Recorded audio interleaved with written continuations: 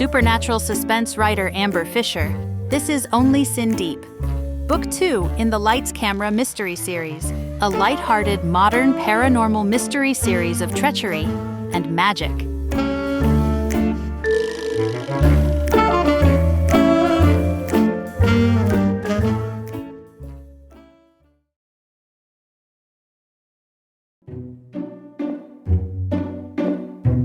Chapter 1. I don't think that should go there. Gluttony placed his hands on the brand new foosball table and leaned into his palms. Envy stood akimbo, scowling at the game. Her brows were furrowed, and her mouth twisted as though the table had done something naughty and she was deciding its punishment. Then where exactly do you think it should go, Envy? Envy hermed, thinking as she looked around the space, analyzing potential placements. I'm not sure, but my intuition says it can't go there. Currently, the foosball table sat in the center of the room, which made sense since foosball required a lot of space. It couldn't go flush against any of the walls. If you have a better idea about where to put it, Gluttony said with exaggerated patience, I'm all ears. But I'm not about to let you tell me that this ain't a good place without you telling me where is a good place. Envy circled the offending foosball table, rubbing her chin with her fingertips as she considered her options. No, I get it, Gluttony, and I'm not trying to be difficult. But if we're gonna do this, we should do it right. Putting the table there blocks the energy flow between the entry and the doors leading to the patio. That's just bad feng shui. It'll screw up the house energy. Is that what you want? Do you want to live with bad energy? Gluttony threw up his hands. What bad energy? Besides the obvious, I mean. He stood tall then, shoulders square, and I realized for the first time how imposing Gluttony could be. I'd always thought of him as a giant teddy bear, which he was, but given his heft and height, he could pull out the intimidation with the best of them. Envy blinked. What obvious? Do you feel bad energy? Is there something I should know? Gluttony sighed, shaking his head. I meant, we are 7 psychopaths living in a house together competing to win a reality show. I'd say any good juju we had coming into this mess has long since fled the coop. I cleared my throat as I walked into the room, letting the other 2 know I was there. We're not psychopaths, I corrected.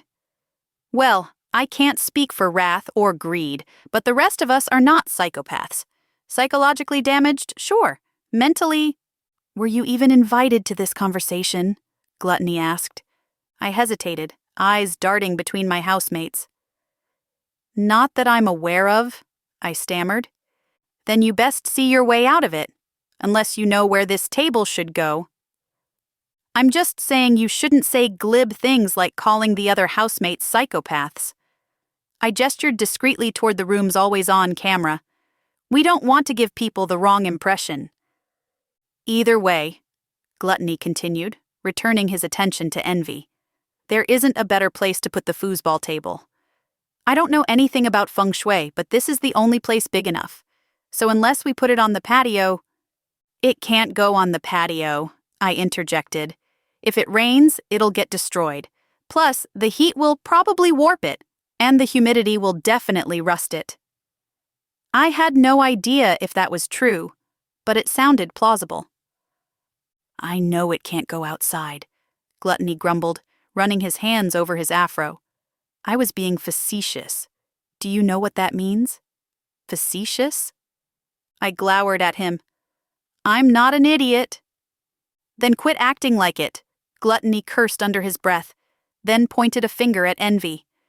You know what? You don't like where I put the table? Put it wherever you want.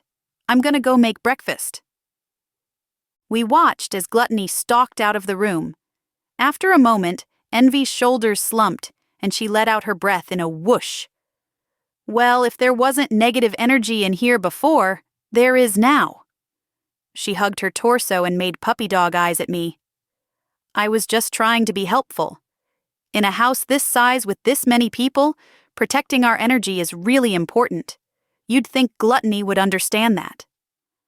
I cocked an eyebrow. Why would Gluttony understand that? He's a kitchen witch, she said, as though this were the most obvious thing in the world. Witches work with energy, don't they? I think I read that somewhere. I shrugged. Maybe, but I don't get the feeling Gluttony is that kind of witch. Outside of food, magic doesn't seem to be his bag.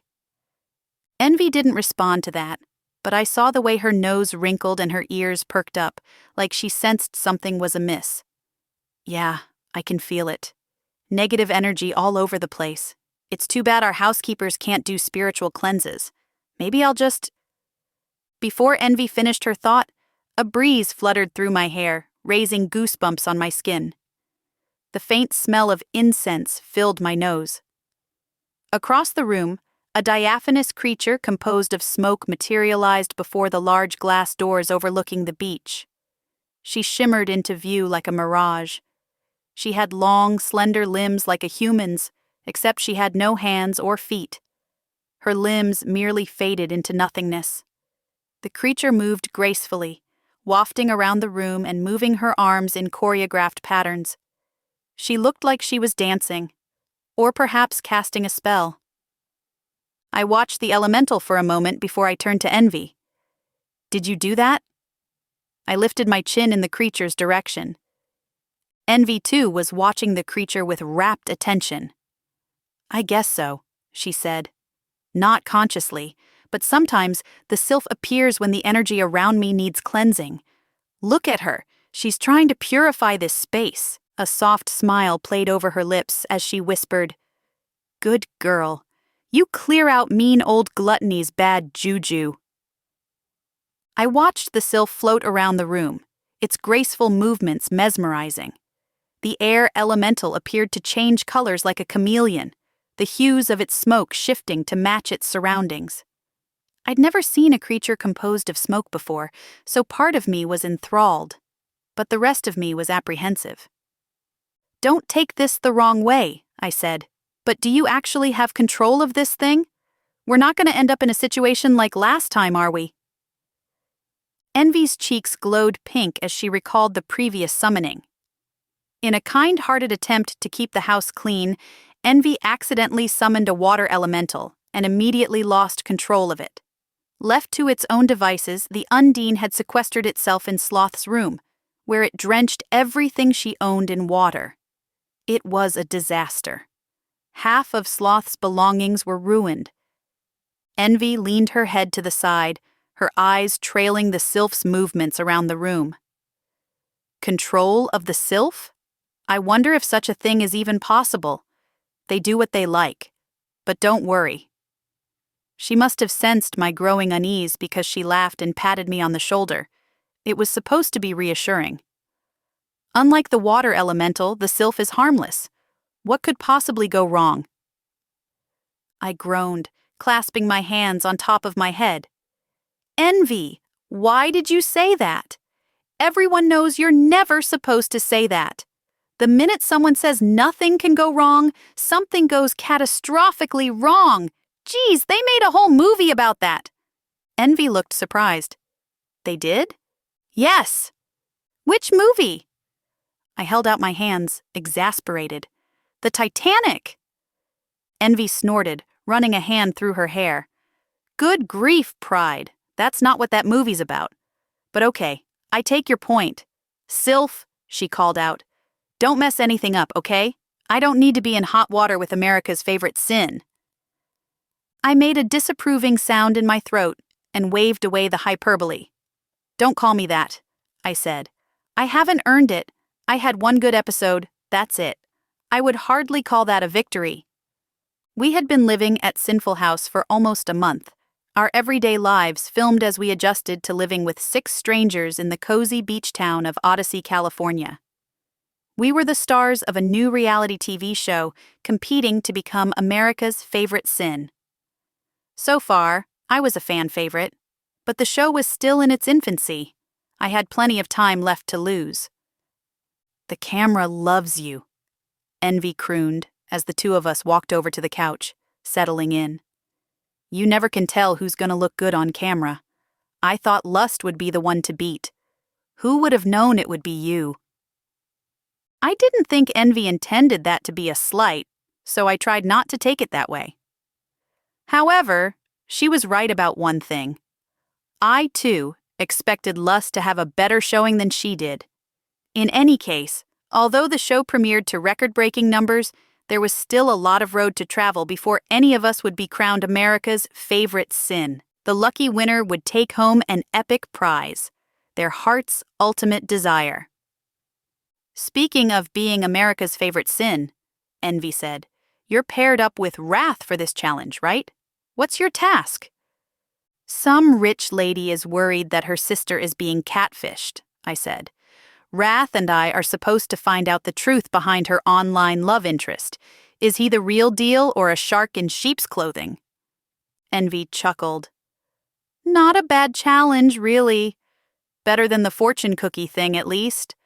I'm surprised they didn't give you a case with a more supernatural element, though. You know, since you can see ghosts and everything. Especially since you worked the white case, it seemed like magic and mayhem would be right up your alley. But maybe there's not much paranormal activity in this town aside from us. Well, you'll be glad to hear our case does have a paranormal aspect to it. You ready for this? I stretched the moment out, enjoying torturing my housemate more than a little. From the corner of my eye, I saw the sylph continuing its journey around the room, the smell of incense thickening in my nose. I hoped she was almost done with her cleansing. My allergies were getting to me. The online boyfriend claims to be the spirit of this woman's dead husband trapped in a medium's body. For a moment, Envy didn't move. She didn't even blink. Then, as her shock wore off, she burst into laughter.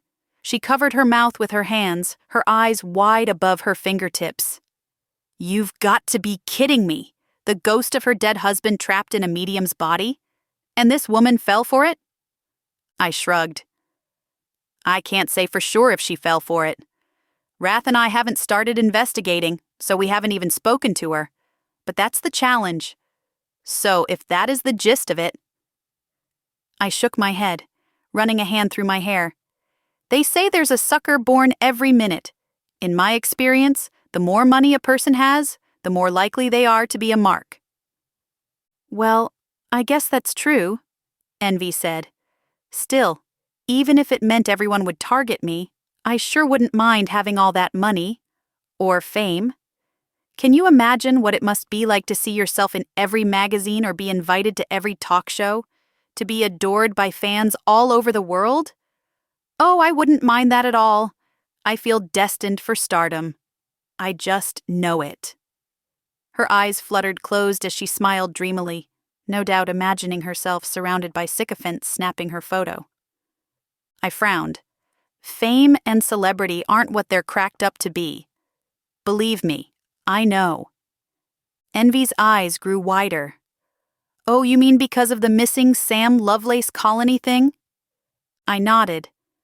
An entire colony vanished off the face of the earth, except for me, the baby left behind. People always want to hear my story. I can't tell you how many pitches I've heard for documentaries, books, movies. Even our network told me I need to be investigating my past for this show. They say the viewers are wild for it or something. It's annoying. Envy nodded, absently tapping a finger to her lips. Well, what do you think happened to them? I rolled my eyes. Not you too. Look, I don't know. Whether they stepped into another dimension or were abducted by aliens is anyone's guess. And plenty of people had guessed. But I never saw the point in navel-gazing about the past. Besides, it seemed disrespectful. I was raised by two kind people who loved me very much. And despite never feeling very connected to them, they had done their best to make me into a respectable human being. It wasn't their fault I was nowhere near respectable. Heck, some days I wasn't even sure I was human. Anyway, you want to help me find a new spot for the foosball table? I think if we move some of the furniture around, we can make it work. My desire to do physical labor in the interest of improved feng shui was very low, so I checked my watch and made a disappointed face. Can't. Wrath and I are meeting our client soon. I stood up and gave the sylph a quick parting glance. Turning to Envy, I said, "Keep an eye on that thing, will you?" My housemate rolled her eyes as she climbed to her feet. "You're overreacting. She's not causing any trouble. By the time dinner rolls around, the energy in this place is going to be spick and span. You just wait." I had time for a quick shower before pounding on Wrath's door. He flung it open and flashed me the brightest smile I'd ever seen him wear. "You ready to rock and roll, man?" he asked. "We're meeting Bailey Preston in 15 minutes, I said. "Whether I'm ready or not, it's time to go." We tumbled out the door with a cameraman on our heels. As we pulled out the driveway, I noticed faint tendrils of smoke seeping from the rec room windows.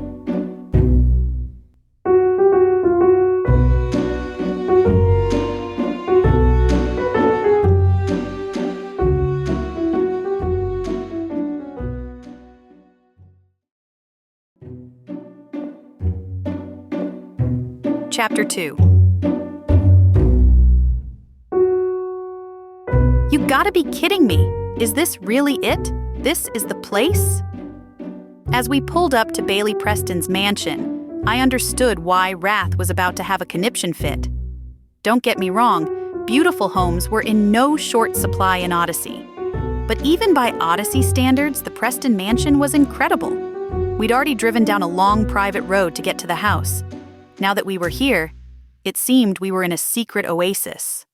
Palm trees surrounded us, providing welcome shade from an unrelenting sun. The lawn was emerald green and immaculately tended. Precisely sculpted topiaries, featuring an array of tropical birds, lined the walkway, leading to the home's front entry, marked by an enormous stone fountain. "Pretty impressive," I said to Wrath as the cameraman followed us up to the door. "I've never seen anything like this." Wrath spun on his heel, his brow creased, eyes cut in narrow slits.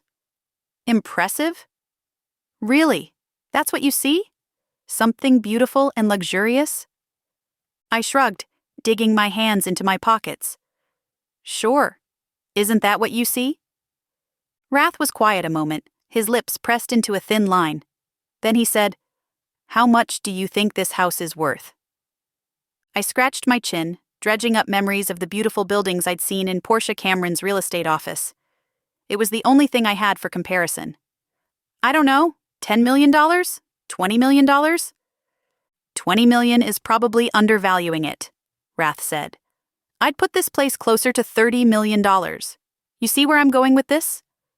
I considered the question carefully before answering. "Not really," I admitted. "Where you see beauty and luxury, I see excess. I see selfishness and the blood, sweat, and tears of the people who paid dearly so that one woman could own a home like this." "I guess I never thought of it that way," I said, reaching for the doorbell. While I understood Wrath's point, we weren't here to discuss the ethics of extreme wealth. We had a job to do, and the sooner we got started, the sooner we could go back to Sinful House and enjoy some of Gluttony's amazing food. Plus, it was just easier to agree with Wrath. It kept his diatribes to a minimum. "I see the oppression of the working class," Wrath continued, hands balled into fists at his sides. My finger paused just before hitting the doorbell. "I see people exploited for their labor. I see hungry families, sick children, and parents working 2-3 jobs just to make ends meet. This isn't beautiful," Wrath said, throwing the house a grievous look. "This is disgusting." I said nothing as my finger punched the doorbell. The door opened. Standing in the doorway was a petite woman with sun-streaked blonde hair. She wore a pair of loose-fitting white linen slacks, bejeweled sandals, and an off-the-shoulder yellow peasant blouse. She held a tiny dog in her arms. It was one of those purse dogs, those awful things that yip and yap and snarl, having no idea they were as threatening as the Easter Bunny. I hated those stupid dogs. But this woman's dog didn't bark. It merely looked up at us with wide, shining eyes, its tongue lolling from the side of its mouth. I hated this particular dog a little less.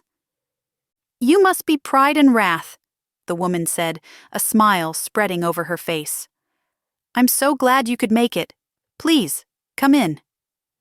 We stepped inside and were greeted with piano music drifting in from another room. I couldn't tell if it was live music or a recording. In this house, both seemed equally likely. "I'm sorry, where are my manners?" The woman pressed the dog into the crook of her arm and extended a hand. "I'm Bailey Preston. Welcome to my home." Wrath took her hand first. "Nice to meet you, Bailey. I'm Wrath." He clapped me on the shoulder. "And this is my buddy, Pride." He glanced around him, taking in the ostentation of our surroundings. As I watched his face, my heart skipped a beat. My breath lodged in my throat. The last thing we needed was for Wrath to utter even a fraction of his anti-capitalism screed in front of Bailey. But before I could say anything, his expression changed, a lightning bright smile breaking out over his face as he gave an appreciative whistle. "Man, this place is off the charts. I've never seen anything like it." Bailey looked around the entrance hall as though seeing her home for the first time. "Thanks. I can't take credit for any of it, though. My interior designer is an angel. Anyway, I poured drinks for us in the sitting room. Please, follow me." As Bailey moved down the hallway with her dog tucked under her arm, I got a better look at the place. Disgusting display of obscene wealth aside, the house was terrific. The hallway we were moving down was lined with life-size black and white portraits of a man whose style reminded me of Elvis Costello. Alongside these portraits were framed platinum albums. At least 24 accompanied our trek down the hallway. "The albums," I said. "Are they yours? Are you a singer?" Bailey Preston turned around, her eyes wide as saucers. My heart lurched into my throat, and I worried that I'd stepped in it once again. I'm not exactly what you might call a pop culture connoisseur. So if Bailey Preston expected me to recognize her face from a magazine or even a commercial, I wasn't the right person for that. Still, I didn't like to look like a fool either. I stopped in my tracks, chewing the insides of my cheeks. But Bailey's bewilderment quickly faded to laughter. "Me? A singer? Oh my goodness, no. Unfortunately, I don't have a musical bone in my body. No, these records belong to my father. Perhaps you recognize his name. Adam Preston?" I opened my mouth to say I knew the name. I didn't, but neither she nor the rest of America needed to know that. But Wrath beat me to the punch. Of course we know Adam Preston. He was only the biggest music producer of our time. A mogul, a phenomenon. "Daddy was unique, that's for sure," Bailey agreed. "When he died, I inherited most of his paraphernalia. Tammy didn't want any of it. I don't know why. But then again, I guess no one really understands Tammy." We had arrived in the sitting room, which was much more comfortable than I expected based on the furnishings in the other rooms we'd passed by. Instead of chandeliers and Queen Victoria-style fainting couches, the sitting room was decidedly normal. A jumbo-sized TV hung over a gas fireplace. An oversized leather couch took up the center of the room, and completing the U-shape of the seating area were 2 smaller love seats. I could see an expanse of beachfront from the enormous windows that composed most of the wall opposite where I stood. The coffee table was set with liquor bottles, club soda, and a silver tray with finger sandwiches. Wrath and I sat on the couch, and Bailey sat on the love seat beside us. Her dog curled up in her lap. She pointed to the drinks on the table. "I hope you don't mind what I selected for us. Gin and tonic is my go-to," she said with a grin. "If there's something else you prefer, just let me know. I'll have Baxter bring it in." Wrath raised an eyebrow. "Baxter?" Bailey smiled. "One of my personal assistants. When you run a house this size," she gestured around her vaguely, "it's more than a full-time job. And with everything else I have going on, I need all the help I can get. So," she clapped her hands at her chest, an obvious change in subject. "The 2 of you are here to talk about the case, right?"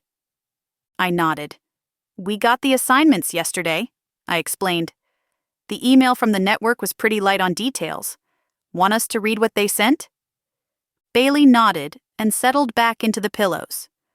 Sure, that would be great. Wrath pulled out his phone. Show me the Bailey Preston assignment, he said to the device. His phone flickered to life, taking him immediately to an email from the network presenting the details of our case. Wrath was a technopath.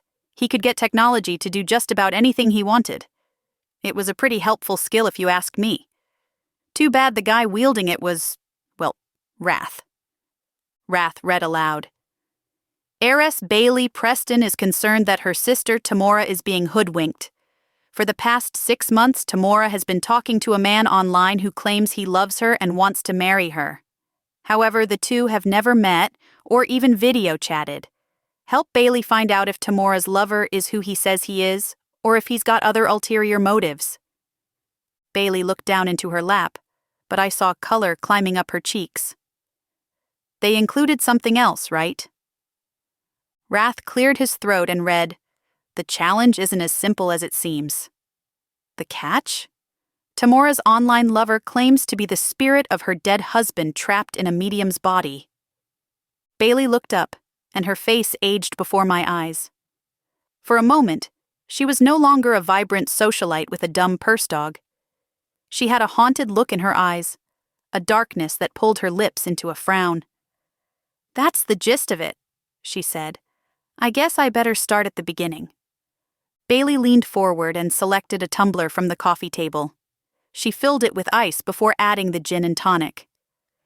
Tammy is my older sister. Don't let that fool you.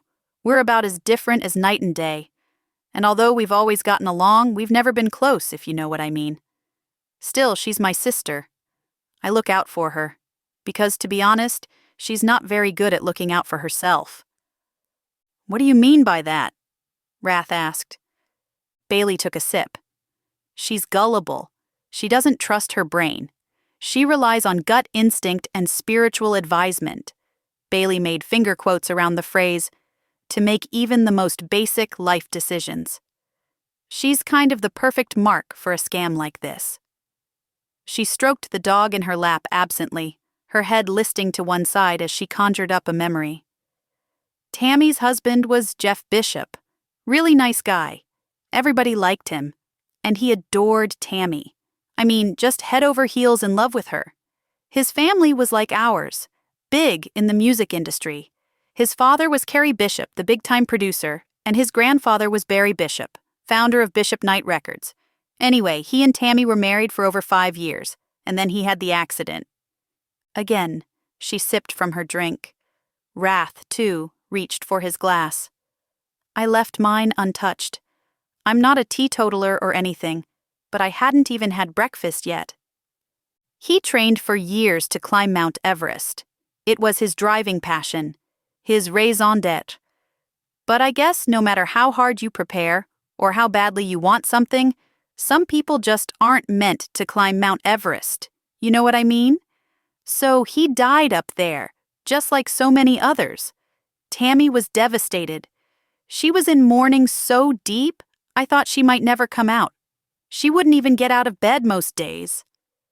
Bailey heaved a heavy sigh. Her shoulders pressed low as she shook her head at the memory. I was the one who recommended she try online dating. I should have known better. But she was so adamant that she didn't want to date anyone from our circle. She wanted someone normal, someone who knew what it meant to struggle. Jeff was a philanthropist. She wanted someone Jeff would have approved of. A project. Wrath leaned forward expectantly. And did she find someone like that? Bailey pinched her lips together, her nostrils flaring. Well, she found someone. Leave it to my sister to find the biggest charlatan the internet has to offer. Bailey lifted the dog from her lap and put him on the ground. She got to her feet and began pacing, arms wrapped around her torso as her fingertips tapped her elbows nervously. She met this guy online, and at first, it seemed good for her. She was getting back to her old self. But over time, she started acting strange. Tammy's always been strange, she amended, but I don't know how to describe it. She got worse. I finally got her drunk one night, and she told me she was seeing this online guy she'd never met, and he wanted to marry her. And the crazier part was, she was considering it. Strongly considering it, like she wanted to go wedding dress shopping and everything. I found all of this fascinating, but maybe not for the reasons other people might be drawn into the story. The part I didn't understand was the dating part, let alone online dating. I never dated. Not really. The idea of auditioning to be someone's lover made me want to shrivel up and die. I'm not kidding. I would rather walk into the surf and let my body turn to sea foam like in The Little Mermaid before I'd consider dating. I'm talking about the Hans Christian Andersen original, not whatever cockamamie nonsense I watched as a kid. In real life, Little Mermaids rarely get their happy endings. Not that fairy tales are real life, but life is hard is what I'm saying. When did your sister reveal, the catch? Bailey was staring out the window, her back to Wrath and me. I couldn't see her face or read her expression, not that I was very good at that anyway, but I heard the weariness in her voice when she said, 3 or 4 weeks ago. She said she was determined to make the relationship work because the online mystery man was Jeff. Just Jeff trapped in someone else's body. And how does that work? I asked. Bailey turned around slowly, refusing to meet my eyes. You'll have to ask my sister. I didn't ask for the details because I don't care. There's no such thing as an afterlife. There's certainly no such thing as ghosts. When Jeff died, he just died. No piece of him lingered around. No energy got left behind. Jeff's just gone. Like my dad and my mom. Like everyone else who has ever died and will ever die. So this idea about him being trapped anywhere, let alone in someone else's body? It's hocus pocus nonsense, and I need my sister to understand that. I need her to get her act together and gather the pieces of her life before it's too late. I cleared my throat and cracked my fingers. Well, sure, but you're wrong about the ghosts, though. They're absolutely real. When Bailey turned a dubious look in my direction, Wrath scooted forward, placing a hand on my knee. What pride means is people believe in that stuff, so we have to take it seriously. I stared at Wrath. That's not what I meant. I meant exactly... Anyway, Wrath interrupted, shooting me a dark glare. It doesn't matter about the ghosts. Even if Jeff was trapped in some other dude's body, that wouldn't make him a ghost, right? Ghosts are a dead end. He said this last part more to me than Bailey. No pun intended. I returned Wrath's glare, but said nothing. Pun or no, Wrath was dead wrong. Ghosts were real. I saw them all the time and had been seeing them since I was a kid. Mostly they left me alone. Once in a while they asked for help. Sometimes they wanted to contact a loved one. Occasionally they wanted revenge. Most of the time, they just wanted to talk to someone about why they hadn't crossed over. But like Bailey, I didn't know anything about the afterlife. I had no idea if spirits could travel back and forth. The paranormal left many mysteries unsolved, but I knew one thing for sure. Life and death were both stranger than most people gave them credit for. Which isn't to say that the deceased Jeff Bishop was trapped in someone else's body. Even a ghost whisperer like me could be skeptical of a claim like that. Anyway, that's why I contacted the network. I knew the police couldn't help. He hasn't asked my sister for money or anything like that. So I can't even press charges. Not that I would know what charges to press. But I need someone to help with this. I'm so afraid that this person is taking advantage of my sister. She's already emotionally fragile. The last thing I need is for her to be financially fleeced as well. So can you help? Do you think you can discover who's been pretending to be my sister's dead husband? We're for sure gonna try, Wrath said, once again turning on a charm I had never seen him display before. Don't you worry, Bailey. Pride and I are on the case. We're gonna win this thing. He blinked and started, shaking himself. We're gonna solve this thing. It's all gonna work out. You'll see. It was in that fleeting moment that I finally understood. all Wrath's fake charm? It wasn't about helping Bailey. It was about the viewers. Of course it was. How could I have missed it earlier? The real Wrath was a short-tempered, foul-mouthed pain in the neck, just like I thought. This new person was a caricature, a figment of the audience's imagination. To be honest, I wasn't sure if I was revolted or impressed. It was probably a useful talent to have. The ability to adopt an entirely new personality, I mean. If I could do that, I might try it. The personality I was born with wasn't working out so hot after all.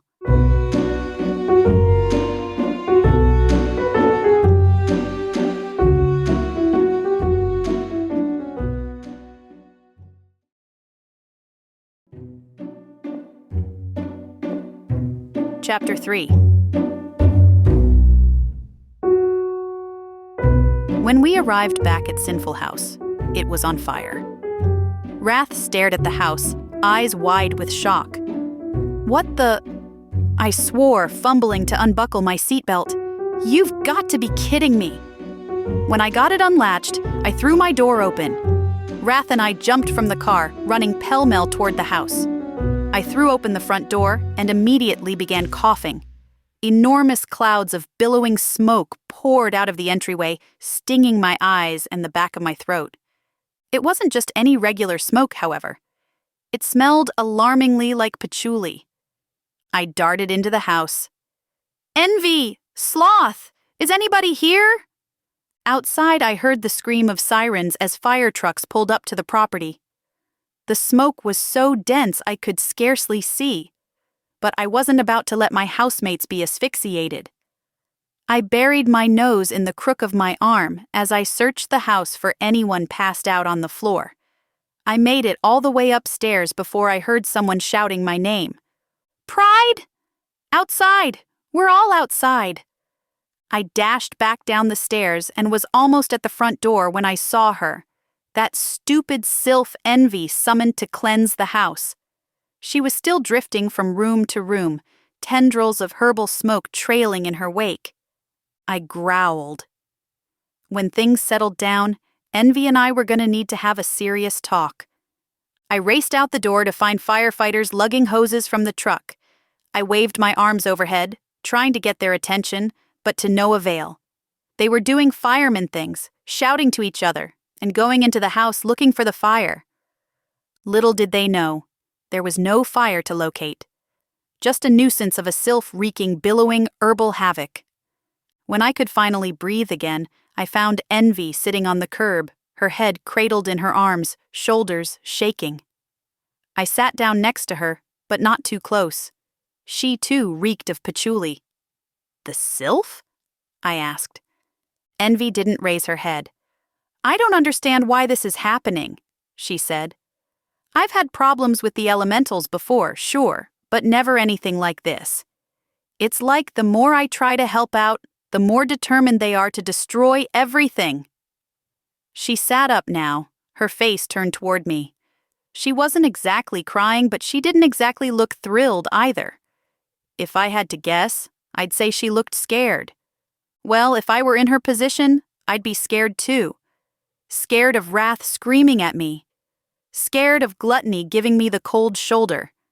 Scared of the other housemates being furious all their belongings would smell like hippies for a long, long time. "I think one of the neighbors called the fire department." I looked up to find Lust ambling toward us, her hands dug in her back hip pockets. "We were on the other side of town and even we heard the sirens. I don't think anybody was home once the smoke started getting bad. Everybody wants to win so much we all got an early start on the day. Even Sloth was actually out of the house before the morning was over." I stood and dusted myself off, turning my attention back to the house. I noticed now that all the windows were open, smoke billowing out like from a dragon's nostrils. If I had to guess, I was doing a lot of guessing today, apparently. Envy had done that. She was trying to air the place out. It might have worked if she'd been able to reel in the sylph, but that thing was still inside, making more smoke. I would have liked to see the firemen's faces when they saw what they were up against. I guess we're going out to lunch, I said, trying to change the subject. It's not like we can cook with the house like this.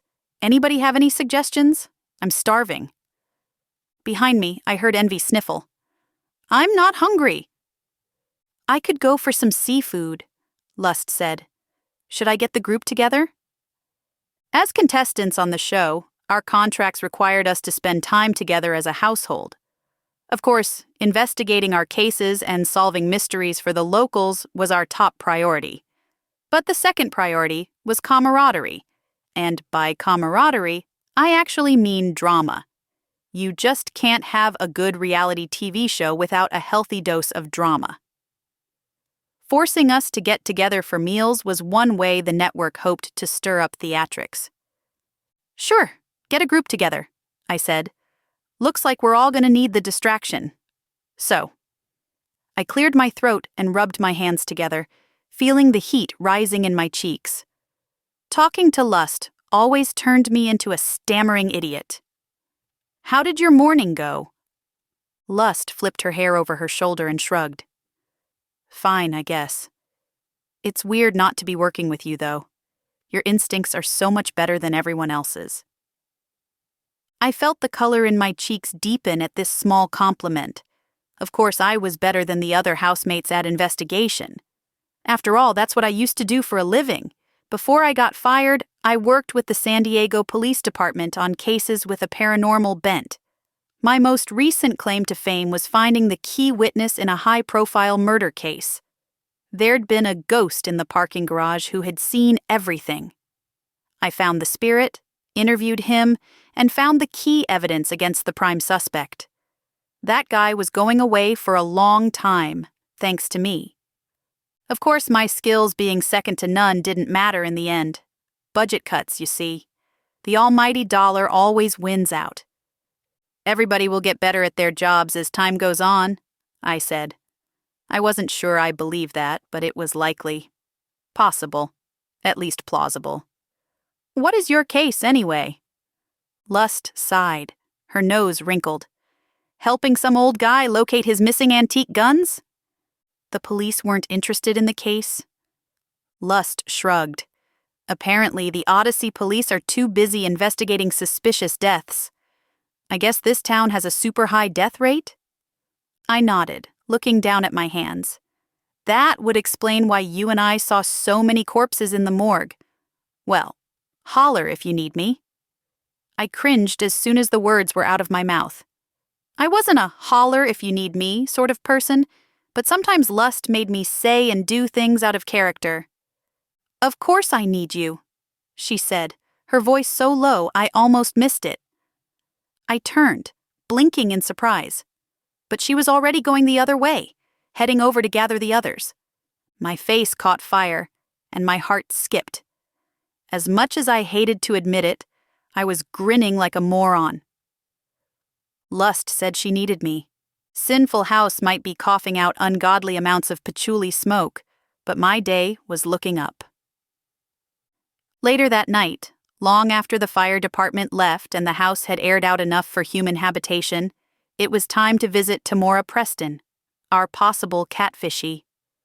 Tamora lived only a few blocks away from Bailey, but her home was much less ostentatious than her sister's. That was a relief because I wasn't sure I could take another of Rath's rants about the capitalist agenda. We rang the doorbell, and a moment later, the door creaked open. The woman standing in the doorway looked nothing like I expected. Unlike Bailey, who was petite and tan and blonde, this woman was tall and milk-pale with hair as black as a raven's wing.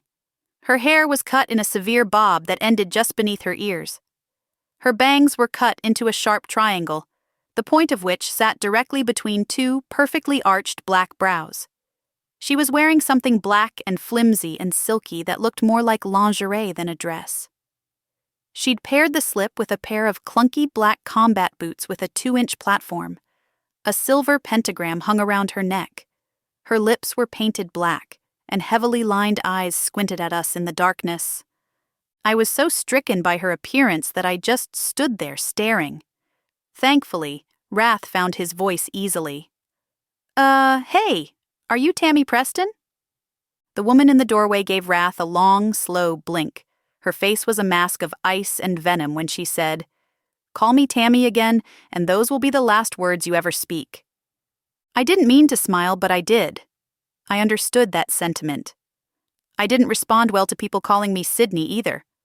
I preferred Sid. Names are important. "Sorry, Tamora," Wrath supplied. "My name's Wrath. We're here with—" Tamora held up a hand, interrupting the introduction. "I know who you are," she said, eyes flickering toward the cameras behind us. "You're the idiots from that show. My sister sent you. She said you were coming." Wrath nodded. "Yeah, that's right.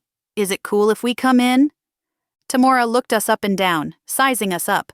I wasn't sure how we rated. I was dressed in a casual t-shirt and jeans, but Wrath looked like something out of a cyberpunk movie. He had taken extra time with his bleached blonde hair today, spiking it out all over his head. He wore a pair of skinny black pants with entirely too many pockets pushed up to his calves. A spiked leather belt at his waist dripped with silver chains, and his wrists sported matching black sweatbands. He also wore combat boots, but he'd left them unlaced, their tongues hanging out. A cropped black hoodie completed the outfit, even though it was almost 80 degrees out. The door creaked as Tamora swung it open and led us through the living room. The overall effect of the place was something like a Baroque nightmare. Every flat surface was covered with black candles, taxidermy ravens, and statues of nude goddesses. The walls were adorned with paintings derived from tarot cards, each depicting the darker scenes: death, the tower, the devil. Along one wall, Tamora had created a shrine to her late husband. Photographs of Jeff Bishop interspersed with candles and various gemstones cluttered an altar. There were photos from their wedding, photos of Jeff as a child, even hand-drawn portraits of him. He'd been a good-looking man. In the photos of them together, they looked very much in love. Not that you can't fake that sort of thing, but— Wrath nudged me in the side. "Do you have holy water on you?" he whispered. "I think we might need it." Tamora called over her shoulder. "I heard that." We continued through the dark, overly air-conditioned house to climb a set of winding stairs. When we reached the landing, Wrath sidled up to our host, pushing up the sleeves on his hoodie. "Thanks for having us. Do you think we could get some water or something? I'm parched. We had a fire at our house and the smoke did a number on my throat," he explained. She answered without turning around. "I heard it wasn't a fire. I heard one of the other idiots who lives with you summoned an air elemental she couldn't control and filled the whole place with incense." Wrath looked at me, and I shrugged. News travels fast in small towns. "Yeah, Envy's not an idiot, though. I mean, she's okay. So, anyway, about that water—" The woman turned to Wrath and brought a finger to her lips. "I'll get you anything you want, but it'll have to wait. Right now, we have other business to attend to." "Other business?" Saying nothing more, the woman pushed open a door and led us into an enormous library. In the center of the room was a rectangular table covered with flickering black candles. That explained the air conditioner, then. Candles put out more heat than you think. The candles were nestled among pink and red rose petals strewn across the table. A cone of incense burned on a censer shaped like a pentacle to match the star Tamora wore at her throat. Framed photographs were lined up in the center, and seated around the table were 6 other people who all looked up as we entered the room. There were 3 empty chairs. Tamora swept her arm in front of her. "Take your seats," she said to us. "It doesn't matter where. Any empty seat is fine." I hesitated, hands clenched at my sides. I don't do well in new situations, and I definitely had no idea what was happening here. Who were these people? What was going on? We were supposed to be interviewing Tamora, not participating in whatever this was. Oh God, was this an intervention? I was deciding whether to turn around and get out of there when Wrath pulled out the nearest chair and slid into place. Tamora lifted her eyes to me. I was still standing, rooted to the spot. A smile cracked over her lips, but it wasn't exactly friendly. She looked more like a snake about to strike. "We can't get started until you sit down," she said. What choice did I have? I sat down. Tamora chose the last seat and folded her hands on the table, smiling for real now. "Thank you all for coming," she said. "And special thanks to you, Madame Andromeda. We are so honored that you broke your vow of seclusion to be with us today." Now I snapped to attention. Before that moment, I hadn't looked at the faces of the other guests. I don't exactly suffer from face blindness. It's just that my interest in other people is pretty low. But now, I looked. I recognized one of these people. Seated at the head of the table was someone whose persona I knew well. Andromeda Clark was the premier psychic medium in the country, if not the world. She had appeared on countless talk shows and for a while even had a show of her own. I was addicted to her show. I watched every episode, and not just because we shared a professional interest in spirits. It was because she was captivating. A few years ago, she canceled her show and went into seclusion, withdrawing from the world to pursue what she called communion with her holy guardian angel, whatever that meant. And yet, here she was, which meant this wasn't just some weird gathering of friends. This was a seance. "Please, just call me Andromeda." The woman grinned, a Cupid smile if I ever saw one. Long, curly pink hair fell over her shoulders. She was wearing something transparent and silvery that could have been the dressing gown to the lingerie Tamora wore. Still, it worked for her. Andromeda had always had an otherworldly style. "I assume this is everyone then?" Andromeda asked, turning her attention to our host. Tamora nodded. "We're ready to begin." Andromeda cleared her throat and sat forward, placing both palms flat on the table. She looked around the room and slowed her breathing, her eyelids growing heavy. As most of you know, this world is not conclusion. Beyond what the average person can see, hear, smell, touch, or taste is another realm just as rich and abundant as this one. It is separated from us not by fact, but by fiction. We have been conditioned not to believe, but our belief is not required. The other world stands between and among us, and sometimes within us. She dipped her chin toward her chest, her voice growing deeper and more mysterious. "At your invitation, tonight I will endeavor to channel your friends and family from the other side. Do I have any requests?" I looked around the table and saw that everyone else was doing the same thing. Most everyone looked sheepish, hesitant to speak up. Finally, an older man sitting directly across from me raised a hand.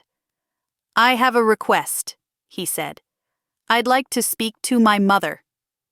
Andromeda smiled, tossing a stray curl from her face. "It's always the mothers," she teased. The man blushed, but Andromeda tutted, her smile growing. "I'm only kidding. And your mother's name?" "Caitlin Pratchett," he said. "And is Ms. Pratchett's photograph among those on the table?" The man nodded and selected the photo nearest him, passing it down the table. "That's her," he said. Andromeda took the photograph and gazed at it before replacing it on the table with a crisp nod. "She was a beautiful woman. I usually like to have an item from the deceased," she said. "Did you bring anything personal of your mother's? Perhaps a piece of jewelry or a special item of clothing?" The man reached into his smoking jacket's breast pocket and pulled out a glittering tennis bracelet. This, too, he passed down the table. "My father gave this to her on their 50th anniversary," he said. "She should have been buried in it. But my sister—" The man's lips pulled into a frown. "Well, you know how catty some people can be when money is involved." Andromeda said nothing as she fingered the diamonds, clenching the bracelet in her palm and closing her eyes. A moment later, she breathed out a low, controlled breath and placed the jewelry on the table. Her eyes fluttered open. "Let us begin. Please, everyone, join hands and close your eyes. The people on either side of me reached for my hands and I panicked. I don't like to touch people. Sometimes I see things. To be fair, it was usually innocuous things. But sometimes, let's just say some people have darkness about them. I don't like darkness. I guess most people don't. Still, I wasn't exactly in a position to get up and leave, so, against my better judgment, I slipped both my hands in theirs. Instantly, a barrage of images shot through my mind. A kitchen table with a stack of chairs forming an impossible tower, a metal bed frame rattling violently, the finials spinning illogically, dishes flying off the shelves, doors banging open. I gasped. Poltergeists! I snapped my head from side to side, looking at the people to my left and right. I couldn't tell whom the images came from. Both people were frowning at me, brows furrowed. I didn't want to cause a scene, but one of these people had experienced poltergeist activity, and that just wasn't normal. Suddenly, I had a bad feeling about this. Gathered here tonight are friends and loved ones, mortals seeking the immortal, the faithful seeking that upon which we place our faith. Andromeda was speaking again, swaying to a tune only she could hear. Tonight, we call out into the void to seek one Miss Caitlin Pratchett, beloved mother of... Andromeda looked to the man in question, her eyebrow cocked. He nodded. Chase Pratchett, he said. Beloved mother of Chase Pratchett. We come in perfect love and trust and open our hearts to you. Ms. Caitlin Pratchett, if you have a message for your son, please share it now. Begin by letting us know you hear and accept our invitation. The room was deathly still as we collectively held our breath. I'd never been to a séance before, so I didn't know what to expect. Still, I expected something. A voice, or a crack of lightning at least. But nothing happened. With my eyes closed, I could only gauge the others' reactions by listening to their breathing and the squeak of the chairs as they shifted in their seats. Someone let out the smallest of sighs. Was it disappointment? Or maybe fear? Caitlin Pratchett, Andromeda said louder. If there is such a being as Caitlin Pratchett, I bid you appear before us with an indication that you hear and accept our invitation. The woman at my right closed her hand more firmly in mine. The man to my left breathed in sharply through his nose. Otherwise, the room was silent. Too silent. I chanced opening my eyes just a slit. Andromeda sat in the flickering darkness, eyes still closed, a perplexed frown on her face. Perhaps you should try speaking, Chase, Andromeda said. Is there a question you'd like to ask your mother? With a sharp inhale, Chase Pratchett spoke. Mother, are you there? Sometimes I feel your presence. Are you watching over me? Are you watching over Rachel? He stopped speaking abruptly, and I thought I heard his voice catch as emotion caught him off guard. But Chase's plea was met only with an eerie silence. Everyone, please open your eyes. Perhaps we'll come back to you, Andromeda said softly. Is there anyone else who wishes to speak with a loved one? I know. At the other end of the table, Tamora leaned forward onto her elbows, placing her chin atop clasped hands. Why don't we see if we can talk to Pride's family? I think everyone here would love to know what happened to Sam Lovelace's vanished commune. I gazed at Andromeda, my heart in my throat. I don't have any personal effects of theirs, I stammered. I don't even know their names.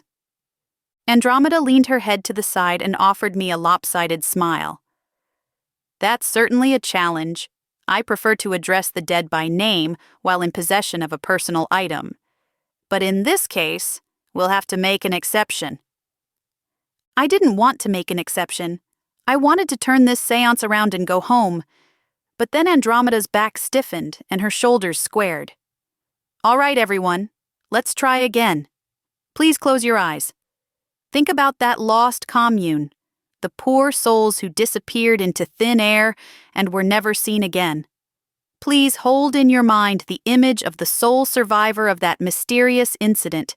Pride, discovered as a wee babe. Let us hold these thoughts in our minds as we try to access the dearly departed. The man and woman at my sides squeezed my hands tighter, and I swallowed down my objections, an icy chill running down my spine. I didn't know what else to do, so I closed my eyes and let my chin drift to my chest. Andromeda's words filled my ears. Spirits of the great beyond, we call out with a most unusual request. We have no name and no personal effects. But as we sit with pride today, we beseech the very people who brought this lovely person into the world. If you're there, please let us know. Silence stretched for several agonizing moments. Then, just as I thought maybe I would be spared, a cold draft whistled through the room, fluttering through my hair. My skin pimpled over, and I opened my eyes, searching the room. The other guests' eyes were open too, their bodies held taut, their faces frozen. The candles on the table stuttered, and then went out. A collective gasp went around the room. No sooner had smoke begun to rise from the extinguished flames that the table started to shake. The temperature dropped, and the table jerked violently to the right, screeching loudly as it scraped across the floor and then lifted into the air. I sat in stunned silence as the table levitated, climbing higher and higher before my eyes. Throughout the library, something else was happening. Books tumbled from their shelves, spines cracking as they landed haphazardly on the hardwood floor.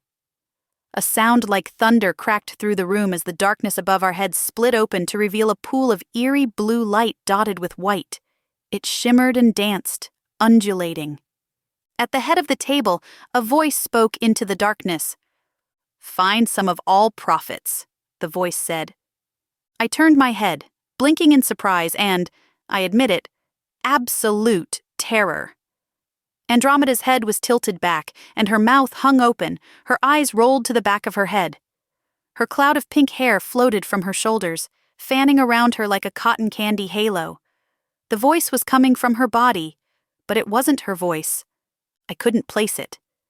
And yet, somewhere in the pit of my soul, I recognized it. It was as familiar to me as my own name, something I heard long, long ago, and it plucked my heartstrings. Another chill ran down my spine. "Find some of all prophets on vinyl," the voice repeated. "Start there. That's where you began, some of all prophets on vinyl." Then Andromeda's head snapped forward, and her eyes opened wide, her gaze trained on me. Whoever or whatever had taken over the medium's body was staring holes into my skull, and my skin crawled under the scrutiny. I'm garbage at reading people's faces, especially possessed people channeling spirits of the dead. But I think the expression Andromeda's hijacked face wore was astonishment. She lurched to her feet and grabbed me by the shoulders. Then, in a hushed voice, she said, "Sam warned us this might happen." Then Andromeda's face fell slack, and she collapsed at my side. The table crashed to the floor, knocking the candles on their sides. They rolled to the edge, spilling wax across the table's surface before clattering to our feet. The overhead pool of light vanished. The aftermath of the chaos was frightening in its stillness. Finally, Tamora released the hands of the guests at her sides. I snatched my own away as well, dropping them in my lap. Tamora stretched her fingers and adjusted the thin straps of her slip. "I think that's all for tonight," she said, her Cheshire cat grin growing ever wider, her eyes never once leaving my face.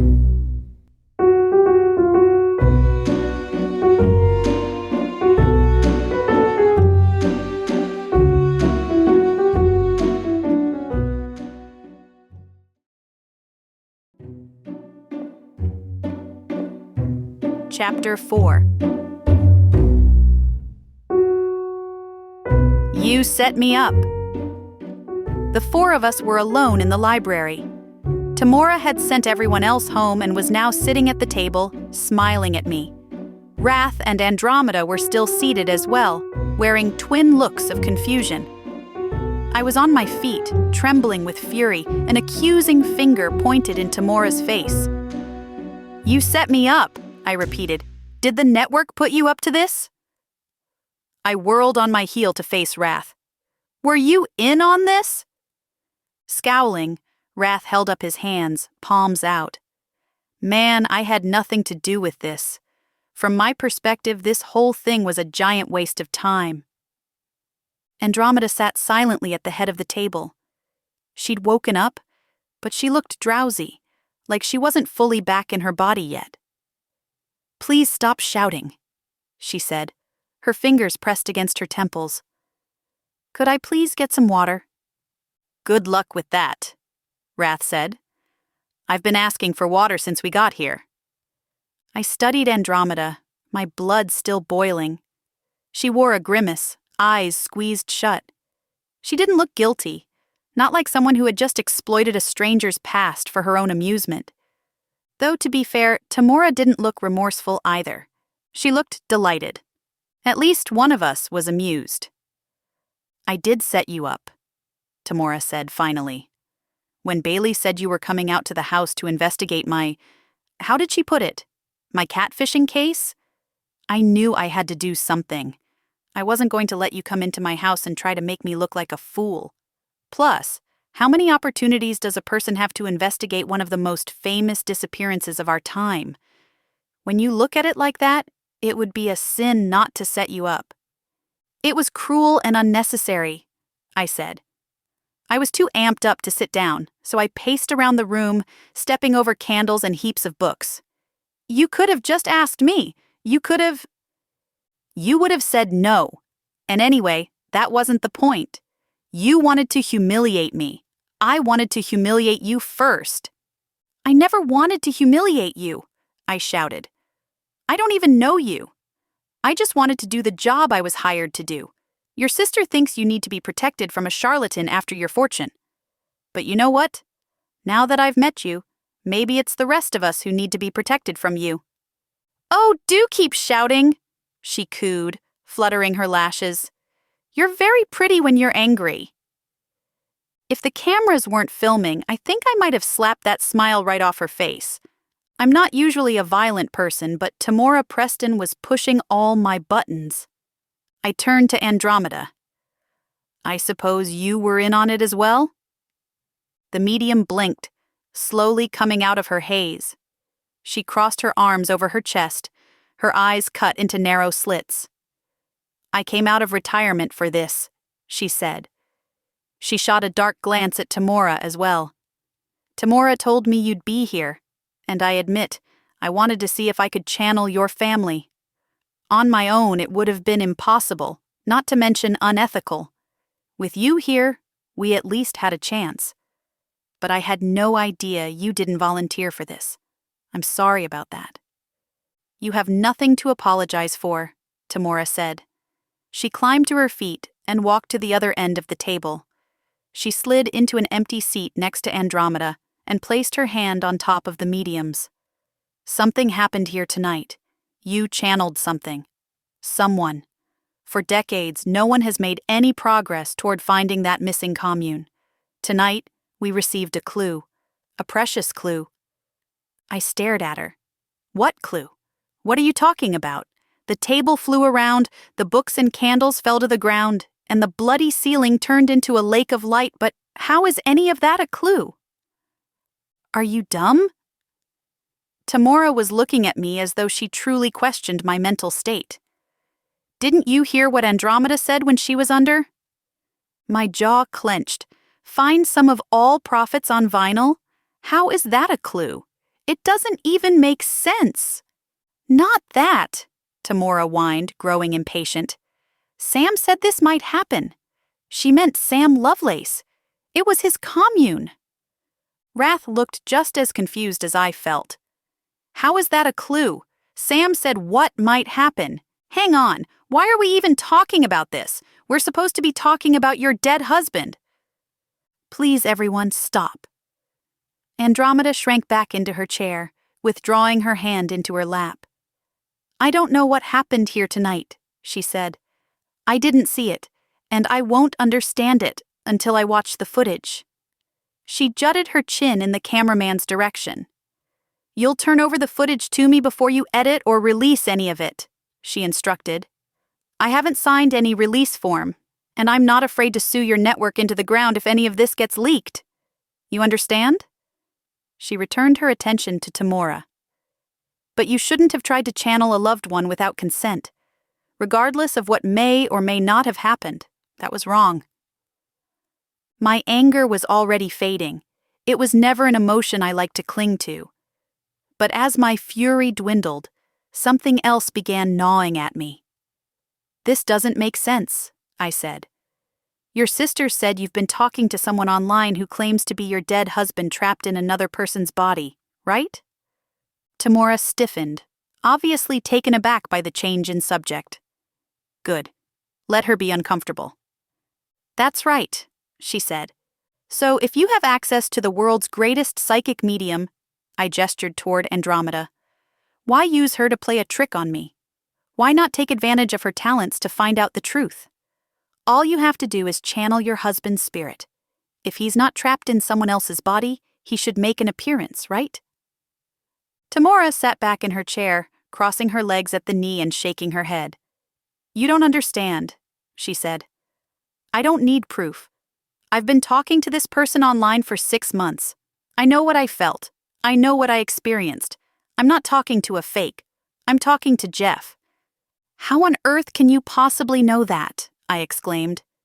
"He knows things only Jeff would know," she said, her voice suddenly breaking with emotion. "Moments we shared, things I said to him. There's no way those things could be faked. It's Jeff. I know it is." "He could have told anyone those things before he died," I said.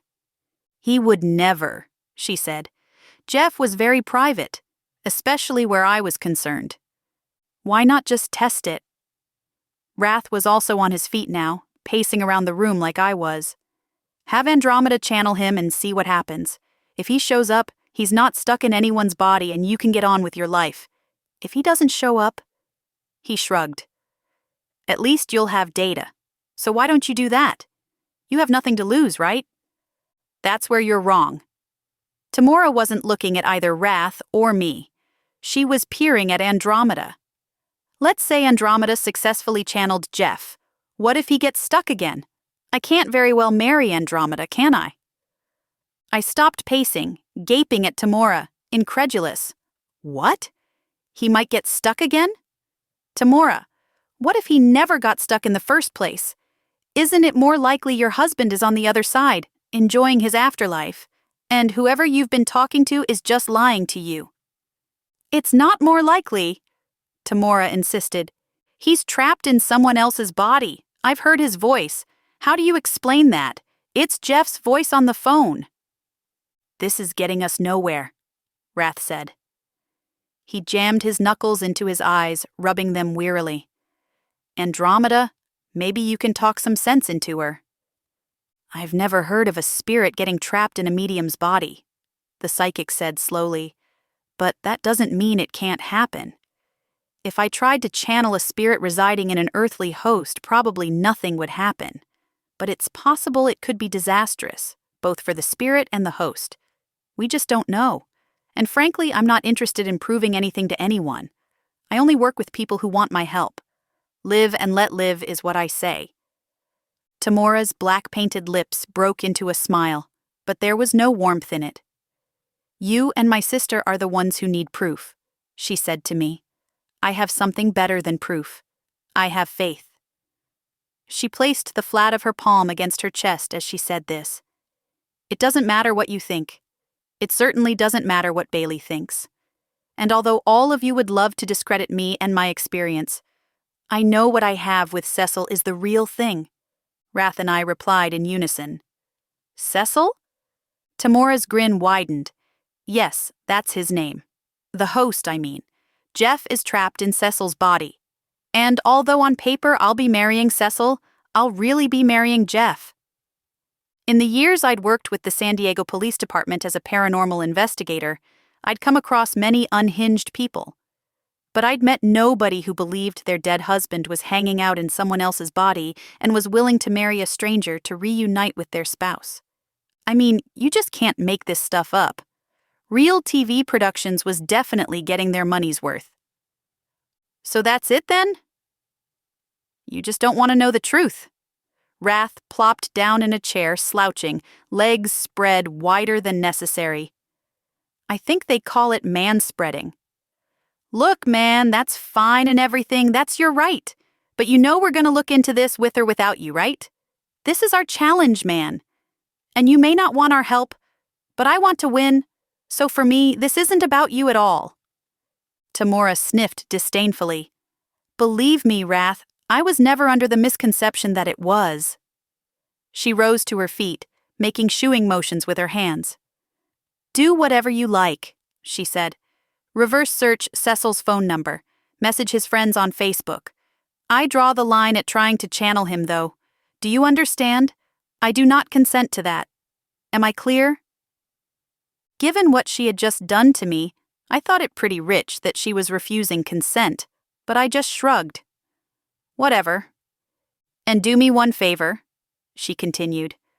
When your investigation leads you to the same conclusion that I've already reached, that Jeff and Cecil are one and the same, have the backbone to come back here and tell me to my face. Admit you were wrong.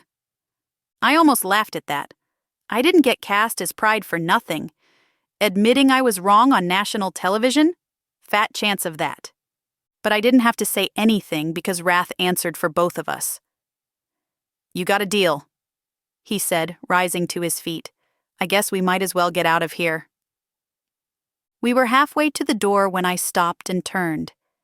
I have one question before we leave. Who were those people who sat next to me tonight? Tamora squinted, thinking. The man was Balthazar Andros. The woman was Victoria Webster. Why? I hesitated. The ethics around psychic revelations aren't exactly clear-cut.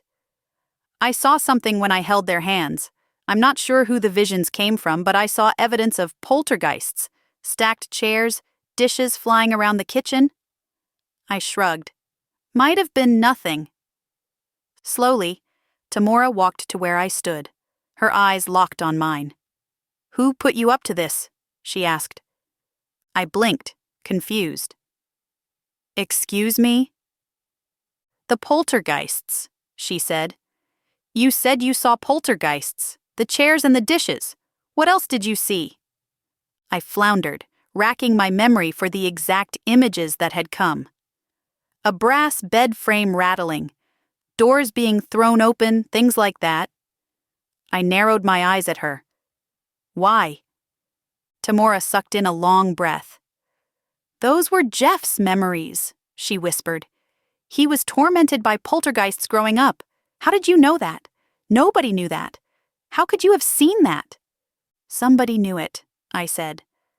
Either Victoria or Balthazar. Maybe one of them is the one catfishing you. Or one of them is Cecil, Wrath suggested. And Jeff really is trapped inside that body. I shot Wrath a dubious look. You don't really believe that. Wrath snorted and thumbed his nose. Man, I'll believe anything if it gets me the votes. Now come on. It's late and I'm still thirsty. Let's get a good night's rest, and in the morning, we'll go hunt down a dead guy.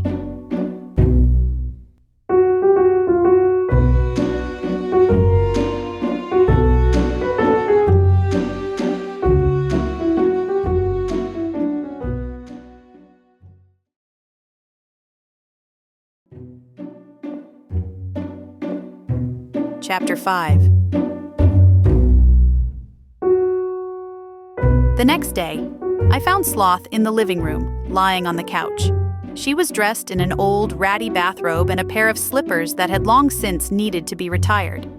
Her hair was in a messy bun, and a laptop was propped on her stomach. When she saw me, she waved lazily and scrubbed her face with her free hand. Hey, Pride. Hey, Sloth, I answered. What are you up to? Sloth frowned and gestured at the computer. Me? Nothing. I mean, I was doing something, but I'm not getting anywhere. I'm too stupid to do detective work. Most people are, I said. What are you investigating? Sloth heaved a sigh and sat up, shifting the computer into her lap. Remember I told Mrs. Romanowski I would help her find that organization her son was working with? I nodded. Yeah, sure, I remember. As part of the last challenge, I'd stumbled upon a dead body. The victim was a loner named Walt Romanowski. He was involved with an enigmatic organization that appeared to hunt down supernatural creatures. His mother had asked Sloth to find out what she could about them. I told you I would help. Well, I got Walt's laptop from Mrs. Romanowski, she said, gesturing to the machine in her lap. And I've been looking through these emails, but none of it sounds suspicious at all. I found his exchange with somebody at Chenoweth, she said. Chenoweth International was supposedly the name of the organization we were investigating. But it's just dumb guy stuff. Dumb guy stuff? What do you mean? Sloth patted the cushion next to her, and I plopped down at her side. She handed me the computer. Here, look, this is what I found so far. Like I said, maybe I'm just too stupid to understand what I'm looking at. But none of this has anything to do with hunting bounties. I clicked on Walt's inbox, and the first thing I noticed was that it was surprisingly empty.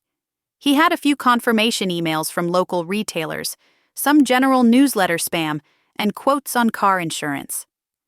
That lizard wanted to save him 15%. But I didn't see a single inbound message from Chenoweth. Walt kept a meticulous inbox. Good for him. Bad for us. Did you look in the sent folder? I asked. Sloth nodded. Yeah, that's where I found the dumb guy stuff. I mean, I'm stupid, but I'm not that stupid. You're not any kind of stupid, I answered absently. I clicked open the sent folder and began browsing. Unlike the inbox, which was squeaky clean, it looked like he'd never scrubbed this one. Most of his outgoing messages were sent to ghost@chenowethmytl.com. I clicked the most recent one. It read, Hey Ghost, haven't heard back from you. I still have your Superhawks. If you can't pick them up, I can bring them to you. Otherwise, I'll have to transfer them to another garage. You know how it is. Gotta make space for new customizations. Get back to me, Walt. I glanced at Sloth. What's a Superhawk? According to the internet, it's a motorcycle, she said. Oh, so that's what you meant by dumb guy stuff? She nodded. Uh-huh. I opened the next email in the list, which chronologically was actually a previous email. It read, What's up, Ghost? So I've got your Honda Superhawks ready. I gotta say, they look sweet. I gave them new wheels and repainted them so they look brand new. You won't even recognize them. I've got them locked up in my garage, so everything is secure. When do you want to come pick them up? Walt. I clicked through about half a dozen other messages. It was more of the same. The recipient of his emails changed. Ghost, Jackal, Wolverine, etc. But the gist was always the same. Your bike is ready. Please come get it. Did his mom or anyone say anything about him doing motorcycle customization? I asked. Sloth shook her head. Nope. But then again, we didn't ask, did we? I guess not. I agreed. Well, you're not stupid. I don't know what to make of these emails either, unless... I switched tabs and ran a Google search for Chenoweth International. Their website was the first search result, and I clicked it. It was a website for motorcycle customization enthusiasts. The site was a mixture of upcoming shows and events, with articles about motorcycle repair, maintenance, and customization. Apparently, they held conferences and workshops all over the world. There was even a store section. I clicked Shop, and a pop-up informed me the store was members only. I could either log in or request an account. Let's see if we can log in as Walt, I suggested. His email address was already populated on the login screen. I clicked Reset Password and received a notification that someone would get back to me within 10 business days with a new password. It's not automated? Sloth asked with a frown. An actual person has to reset our password? Looks like it, I said. Well, I guess that's all we can do with this for now, though it is weird. The password thing is weird, Sloth agreed. Not that. I was in Walt's bedroom. He had tons of paintings of animals, but nothing about motorcycles. To be fair, Sloth said, he's a grown man. What grown man puts up pictures of motorcycles in his bedroom? The kind of grown man who lives at home with his mother? Sloth hummed, nodding. Okay, fair point. Still, we don't know anything about him. Not really. Maybe his mom was wrong. Maybe there's nothing nefarious about Chenoweth after all. Maybe, I drawled. But even though I saw where Sloth was coming from, things weren't adding up in my mind. The cops found handcuffs on Walt's body. In addition, they'd found a cat carrier at the scene of his death, which was presumed to belong to him. Of course, neither of these things meant he was a supernatural bounty hunter. But his mom claimed he was a member of a secret organization, and Walt's good friend Charmaine confirmed it, saying the organization hunted supernatural bounties. These two women were the closest people to Walt in the world. Could they both be wrong? Maybe, maybe not. Either way, I wouldn't know more until Walt's password on the Chenoweth website was reset. I handed the laptop back to Sloth. I wish I could be more help, I said, but I need to get going. Rath and I have an appointment. Will you be around later? Maybe we can grab a bite to eat. We'll see, Sloth said, returning to her previously prone position on the couch. I noticed her bathrobe had at least 3 new fresh stains. I'm pretty tired. Suit yourself, I said. I'll look for you when I'm back. If you look halfway presentable, I'll treat you to ice cream. Sloth smiled sleepily. Thanks, Pride. I can see what lust sees in you. You treat everyone like they matter. I paused, frowning. Everyone does matter, I said. Her smile faltered, and she looked away. You're pretty much the only person I've ever met who really believes that. Is this the place? I checked the address on the building against the address pulled up on my phone and nodded.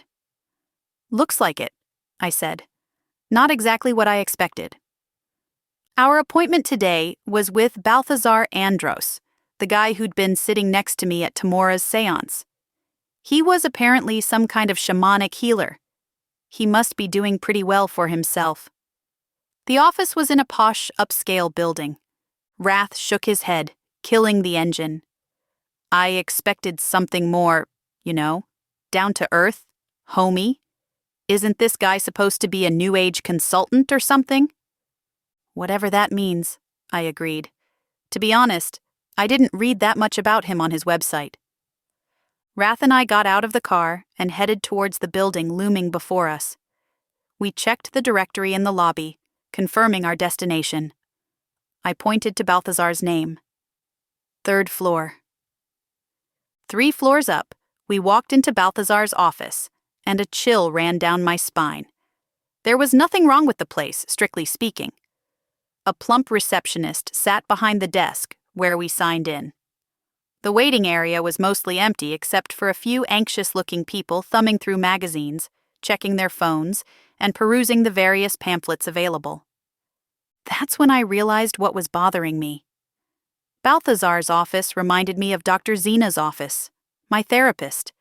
The therapist I hadn't seen in months. So that wasn't a chill running down my spine. That was guilt. I was too nervous to sit, but Rath took a seat next to a middle-aged woman holding a pamphlet. The title was Losing Weight After Menopause, A Guide to Midlife Beauty. He gestured at her reading material and said, diet culture is a tool of the patriarchy. The woman looked up and blinked. Excuse me? These people are only trying to make you think you have a problem so they can sell you a solution, he said. Who made them an authority on what you should look like? Do you think it's just rotten luck that men supposedly get better looking as they age while women don't? That's nonsense, man. It's based on the idea that women have to be young to be valuable. It's breeder propaganda. You look great. Don't let anybody tell you different. The woman blushed bright crimson and set the pamphlet aside. Thanks, but I'm not trying to lose weight for my looks. I'm doing it for my health." Wrath rolled his eyes and leaned forward, dangerously close to invading the poor woman's personal space. "Losing weight for your health? Do you know what a load of hogwash that is? Look, man, you can be totally healthy and fat. I'm not saying you're fat, I'm just saying." I cleared my throat. "Wrath, you gotta look at your numbers, man," he continued, ignoring me. "What does your cholesterol look like? What's your resting heart rate? How about your glucose? Those are the numbers to watch, not the numbers on a scale." "And don't get me started on BMI charts," he said, holding up his hand to stave off an objection that wasn't coming. The woman looked far too stunned to speak. BMI charts were created by insurance companies, not health experts. BMI has nothing to do with your health. It's about maximizing profits. "Wrath," I said, raising my voice a little. He was causing a scene, which was mortifying. I don't know if now is the time for this. But Wrath continued to ignore me. He was really on a roll. "Listen to me, man. If you want to lose weight because you have an idea in your head about what you want to look like, I guess that's fine. After all, if you told me you wanted to dye your hair pink or something, I wouldn't try to talk you out of it, even though your natural hair looks great. Aesthetics are okay, man. It's cool to want to look a certain way, but you should decide what you look like. Come on, man. Doesn't this stuff tick you off?" He gestured to the now abandoned pamphlet. "I know it ticks me off." The woman looked at me, cheeks still flaming red. She gestured towards Wrath and adjusted in her seat. "Is he your friend?" "Friend is maybe putting it too strongly," I said. "But we're here together." Wrath sucked his teeth and rolled his eyes. "I'm not with anybody, man. I do my own thing. I'm just saying, if you're here to see that shamanic healer about losing weight, rethink it is all I'm saying. Make up your own mind." The woman hesitated a moment, fidgeting with her wedding band. Then, as though confirming something to herself, she gave a crisp nod, gathered up her things, and stood. "You know what? You're right. I'm not even sure I want to lose weight. It seems like such a hassle, but I thought, well, it doesn't matter what I thought. I guess I needed to hear that today." Wrath jabbed a finger in the air. "Yeah, you did. Everybody needs to hear it sometimes. Truth to power, man. That's what I'm here for." As the woman left, closing the door behind her, I slid into her spot, leaning in close to Wrath and lowering my voice. "Don't be too proud of yourself. I don't think you changed her mind. I think you freaked her out. Why do you do that? Why do you go on these crazy rants? Somebody has to, man. I don't want to live in a society ruled by self-hatred and capitalism. Do you?" I gestured around me. "Who is ruled by self-hatred and capitalism? We are literally sitting in a shaman's office. As things go, that seems pretty counterculture to me, don't you think?" But Wrath folded his arms across his chest and leaned back, shaking his head in disgust. "A shamanic healer with weight loss pamphlets in his lobby, man. That dude needs to do some serious self-reflection." I was about to open my mouth to suggest that maybe Wrath should take his own advice when the receptionist cleared her throat and waved us over. "Wrath? Pride? Balthazar will see you now." I followed Wrath down the hall. At the end of the hall was a room cordoned off with a curtain. We pushed through it into a dimly lit space furnished with 2 low tables and a half-dozen floor cushions. Balthazar sat on one of the 2 cushions flanking a small brazier. Flames licked the bottom of a stone bowl that rested on coals. "Welcome in," he said. "Please, make yourselves comfortable."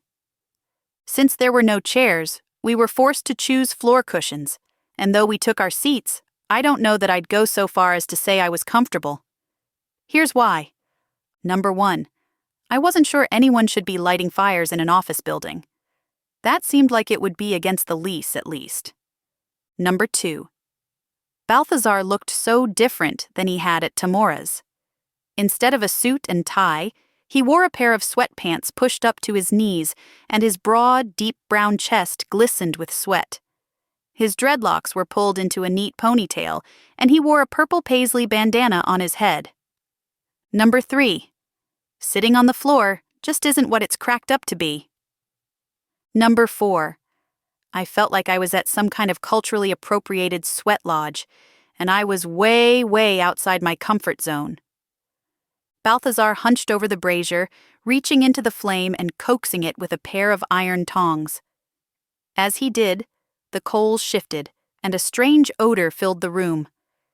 "Please, not more incense," Wrath complained. He turned to me. "What is it with this town and incense?" Balthazar grinned and put the tongs aside. "It's not incense, strictly speaking," he said. "This is chamomile, St. John's wort, and holy basil. These are herbs I use for their ability to uplift the spirit. It has a balancing effect on the mental body. I'll be using this cleansing rite to purify the pathways of your being so I can better understand the nature of your concerns." "The pathways of our being are already pure, thanks," Wrath said, inching away from the coals. "Can you put that out? Seriously, we just want to talk. We've had enough voodoo for a lifetime."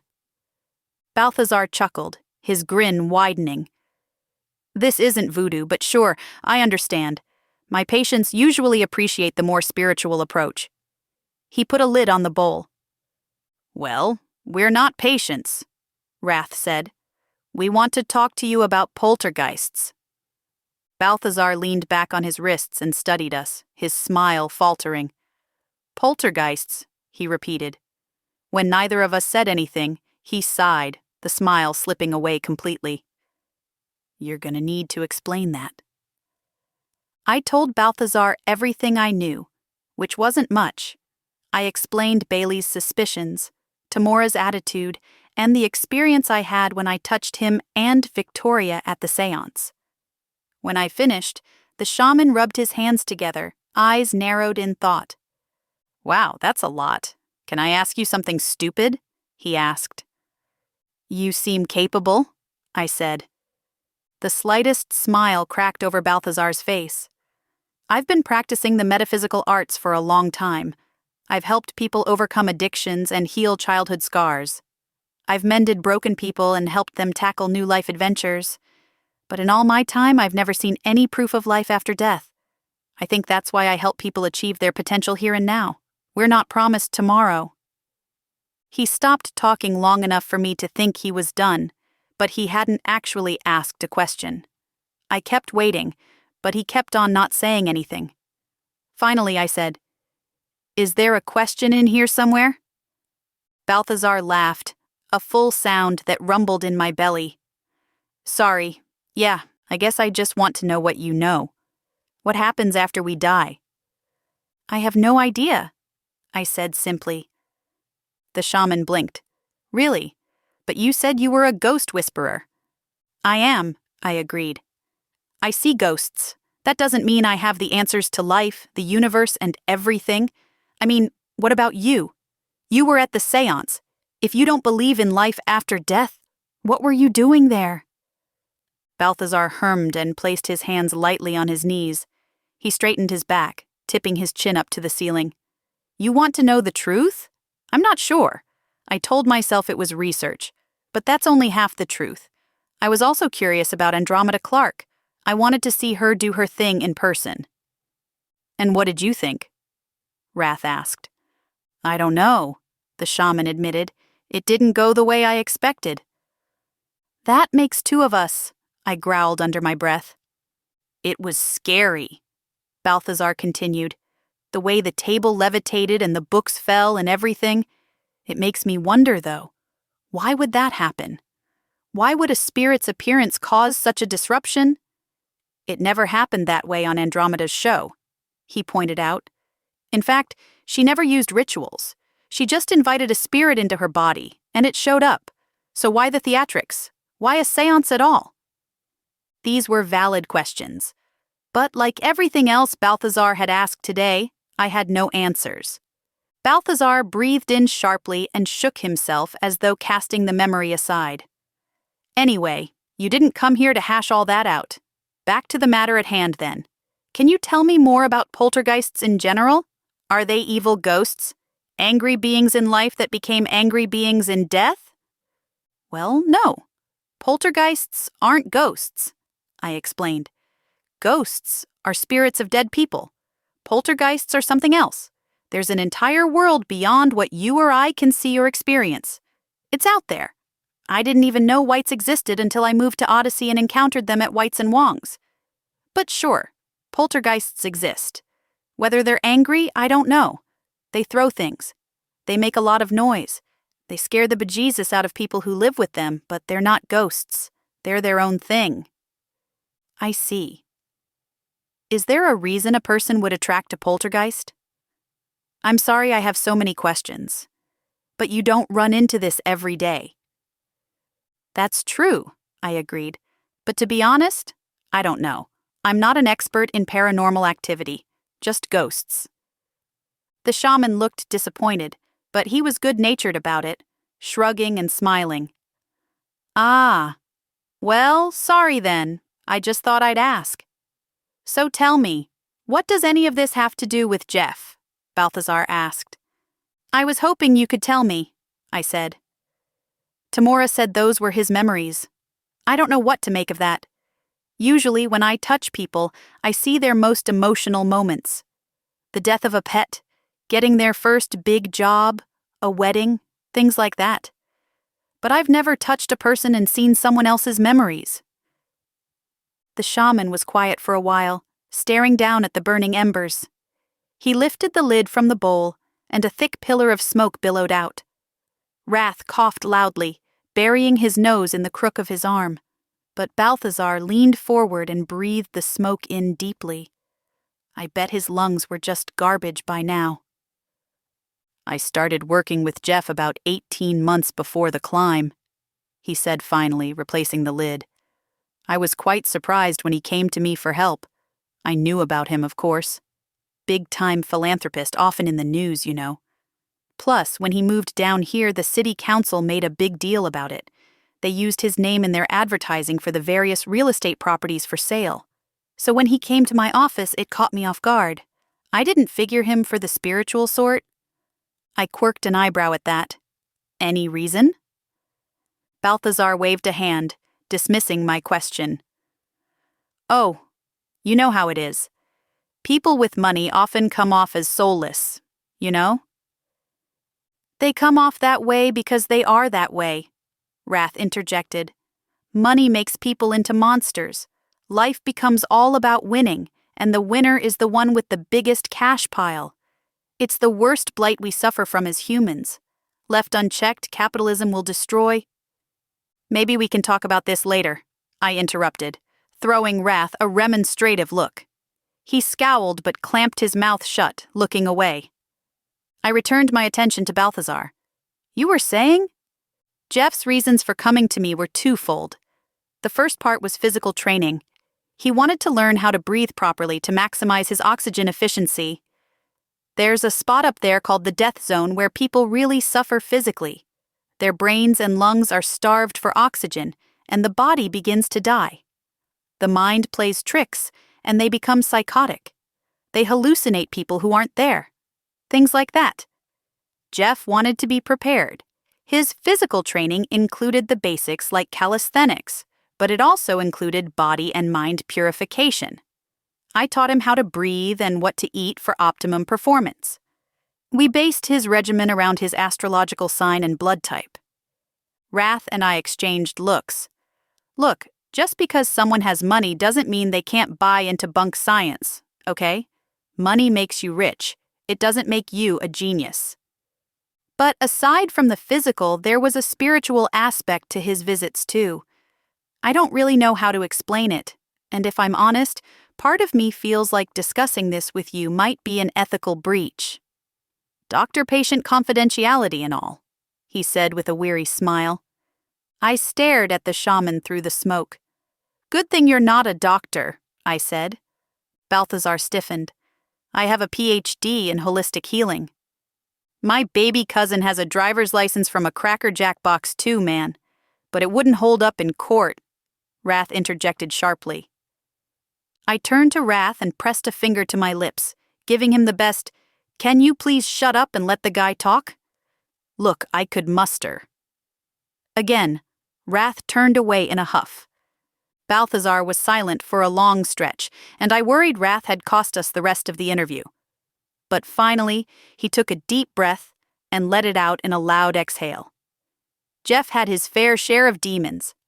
I guess we all do. He spoke little of his childhood. He was very private that way. But he credits his parents with instilling philanthropic ideals in him from a young age. He had several foster siblings over the years. Still, his life was missing something. That's why he climbed Mount Everest. He needed to push his limits and see what it did for his soul. He came to me to learn what was possible up there. Possible in what way? The shaman groped for the right words, searching for a way to explain. It's kind of like when you go to the symphony, he said finally. Beautiful music is beautiful music, and you don't need to know a thing to appreciate the notes. But when you understand more, world events that inspired the music, the composer's love life or living situation, things like that, it adds another dimension to your appreciation. For instance, knowing Beethoven was deaf makes the marvel of his music even more profound. That's what Jeff wanted from me. Context. He wanted to understand the spirit better, so he'd know what to look for when he reached the top of that mountain. Which he never reached, I said. Balthazar nodded, the corners of his mouth falling into a frown. Which he never reached, he agreed. It was a blow to the community losing Jeff. He was such a wonderful man. Admittedly, we were all baffled by his relationship with Tamora. They were very different, those two. But the more distance I get from his death, the more I believe he wanted to save her. Now, I cocked my head to the side, blinking in the dim light. My eyes still burned from the smoke. Save Tamora? How? From what? Balthazar sucked his teeth. You've been to her house, he said. She has an unhealthy relationship with darkness and death. An unhealthy relationship with the metaphysical. And that's coming from me. What kind of woman relies on seances and mediums to make even the most basic decisions in life? She's broken. I don't know why or how. That's between her and her maker. But I think Jeff saw that and wanted to fix her, so he had to fix himself first. This was a lot of information, but I wasn't sure any of it was getting us closer to the answers we sought. Okay. Well, back to the poltergeists, I said. Did he ever talk to you about them? Do you know anything you can tell me? Balthazar just shook his head, his shoulders falling low. I would tell you if I knew something, he said. But Jeff never mentioned any poltergeists. If it happened when he was a kid, I'm not surprised he said nothing. Like I mentioned, he kept mum about growing up. Childhood and family were something he didn't like to discuss. I wish I could be more helpful. I really do. But that's all I know. With some discomfort, Wrath and I climbed to our feet. My legs were tingling from sitting cross-legged for so long. I really needed to start doing yoga or something. Thanks for your time, I said. Maybe we'll see you around. Balthazar led us out of the curtained area and back into the hallway, where we welcomed the smoke-free blaze of the fluorescent lighting. As we were leaving, the shaman placed a hand on Wrath's shoulder, stopping him. You seem like someone who could benefit from spiritual advisement, he said. I can help you release that anger. Teach you calming exercises. Think about it. The first session's on me if you'd like to come in. Wrath offered a tight smile and thrust his hands into his pockets. My anger keeps me alive, he said. When we were outside and loaded into the car, I turned to Wrath. Do you think you'll take Balthazar up on his offer? I asked. Maybe you can do a shamanic journey or something. My housemate laughed, maybe the first real laugh I'd ever heard him utter. Seriously, I think I'd rather set myself on fire, man. I couldn't help but smile. Finally, something Wrath and I agreed on.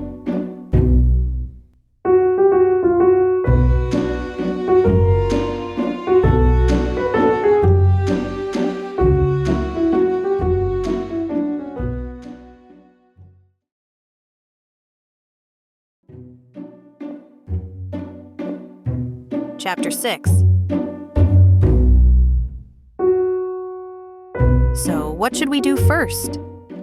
We were in Rath's room back at the house, surrounded by his electronics. The cameraman was having trouble settling in and getting a good shot because of all Rath's equipment. But every time the guy tried to arrange Rath's things, Rath slapped his hand and shouted at him in a language I didn't speak. "By the way," I said as Rath muttered something I didn't understand under his breath. "What language is that? Am I allowed to ask, or is that racist?" "Vietnamese," he said. "Why would that be racist?" "I don't know," I admitted, "but lots of things I don't recognize as racist actually are, and I don't want to be offensive. First of all, ignorance doesn't offend me, so don't worry about it. Ask me whatever, man. But secondly, you worry too much. It would be racist if you assumed I was speaking Chinese, or if you asked me if I'm good at math. But it's not racist to be curious. You know what really ticks me off?" "Everything," I answered earnestly. "Well, right, but no.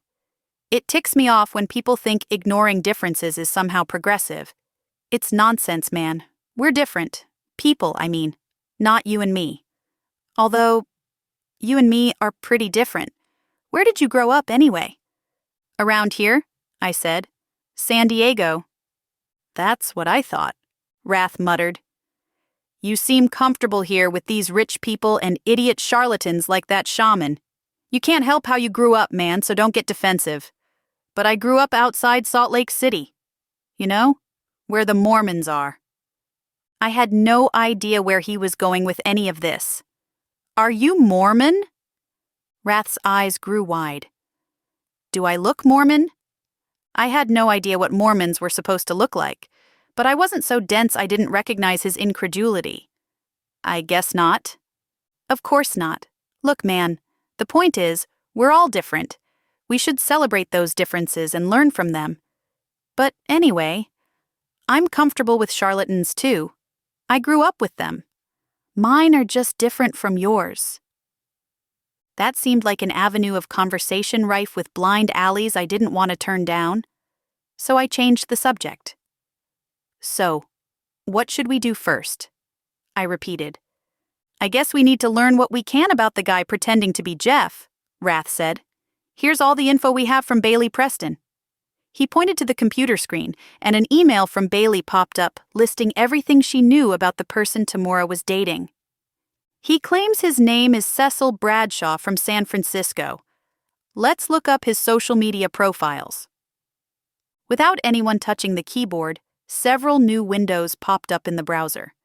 The first took us to a Facebook profile for Cecil Bradshaw in San Francisco. I pointed at it. "Is that him?" "Looks like it," Rath confirmed. "See, he's friends with Tamora Preston.